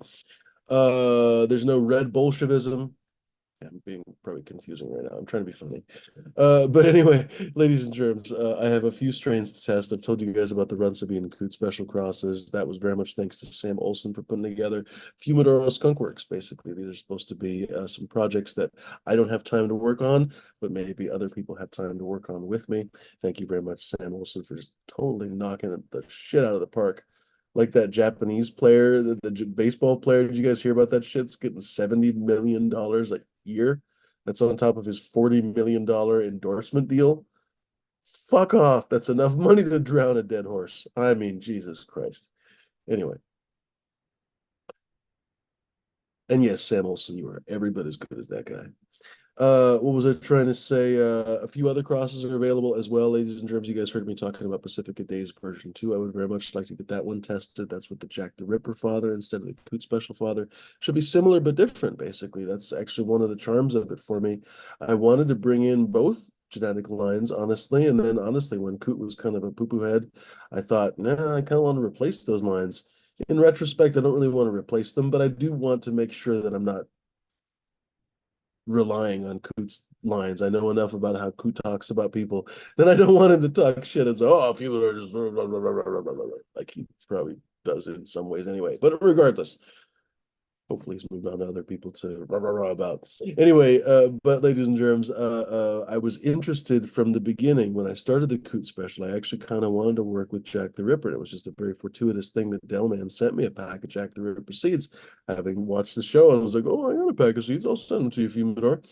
But basically, I wanted to bring in those two lemon lines from basically two different perspectives. The Jack the Ripper is a very Thai expressing plant. There's not a gigantic amount of Thai genetics in it, but those Thai genetics do seem to breed true. When you look at the leaves, and of course the high and the timing and everything else seems to be quite Thai. Well, I guess it's not timing because Thais are a little bit longer finishing, but still, the high anyway is quite Thai. The Coot special, of course, is half Thai, and of course, depending on the expression, I guess, depending on the seeds that you pulled out or the genetics that you happen to pull out, you'll get that Thai or that Kerala lineage. Similar but different, basically, is the point that I'm babbling in circles about. I realize now there are points in the show that I'm like, oh, Fumidor, cut the fucking shit and just move on. Jack the Ripper, Coot special, a couple different versions. I actually have cuvee to both versions. I have, I think, very few seeds of the cuvee to Jack the Ripper, unfortunately. That was bad timing. And then, of course, with the move, I actually ended up losing cuvee. That was kind of a fucked up thing. Stupid, but it happens. What can you do? But I do have quite a bit more seeds of the cuvee to Coot special. So I had been planning on using those for internal breeding projects, but there's just always more projects than there is time. So I realized, like, honestly, I could just release them, frankly. I also have, I think I forgot to mention this one, I also have forum cut cookies to Coot special. So basically one of the crosses that Sam Olson used to make those Runts of Eden Coot special crosses, or Runts of Eden forum cut cookies Coot special crosses. Oh, that's confusing as fucking mud, isn't that right now? So one cross was Runts of Eden to Coot special, cross to Runts of Eden to Coot special. It's basically Runts of Eden to Coot special F2. Second cross was Runts of Eden. No, I'm sorry. Second cross was Girl Scout cookies to Coot special, cross to Runts of Eden to Coot special. What do you call that one? I don't even fucking know. But it'll be interesting. That's what I'll tell you is what it is. Those are the two crosses that we got from Sam Olson. Complicated as fucking ball sacks when you are isn't that kind of a funny image? Like a ball sack is wrinkly and stuff. So it is actually complicated. Fumidor's not lying. Like when you think about it, like if you were to try to map that, like with a satellite, map a ball sack. Now everyone is visualizing ball sacks. That amuses me. That amuses me now that everyone that was watching the show right now is visualizing. Could be small ones, large ones. Could be sport ball sacks. We don't really know. We don't know. Some people don't have dirty minds. Ladies and germs, thank you very much for watching the show. I was gonna joke more about the show, but if you want to just pull the plug already, pull the plug. Looking for testers, email me, my friends, at fumidor@chronic.table.com. That's probably the punchline that you've been waiting for some time now, or hopefully you have, because of course you hopefully would like to be a tester. I've said before that I don't really want beginner testers. Is that true now? I don't know. Couldn't hurt, honestly. Just email me, DM me on Discord, email me. Couldn't hurt to ask, honestly. Perhaps I have something that I would like to have tested. And there's always something that, I don't know, if you'd like to start out being a tester. Doesn't hurt to ask. So anyway, ladies and germs, thanks very much for hanging. I will be here in a few hours for High Noon Safety Meeting, literally on this same channel, because unfortunately, somebody keeps reporting the big channel, so it's basically on lockdown for the foreseeable future, probably. Can't figure out what to do with it, honestly, because I don't want to have it deleted permanently. So yeah, that's honestly messed up, the things that people do on these YouTube shows. And yeah, it does bother me that a lot of the other two YouTube shows get to proceed as normal, and my channel just continually gets locked down. But I pissed off somebody. I don't know what. I don't know how, or otherwise. It seems very cowardly, honestly, to just kind of snipe me from the shadows. But whew, a lot of snipers in the world. So whatever. It is what it is. Anyway, ladies and germs, thanks very much for hanging. Thank you, Atomic Spoon. Good to see you, of course. That's one person that I missed. Good to see you, Legend. Good to see anyone else who I've missed. Is there anyone else that I missed? Probably somebody. Polly Figs, baby Polly Figs. Good to see you. And be kind, be decent, be gentle. Ladies and germs, don't be fucking prick sticks or lunatics. Until we meet again, thanks for hanging. That's it. I'll leave you there. Adios, folks.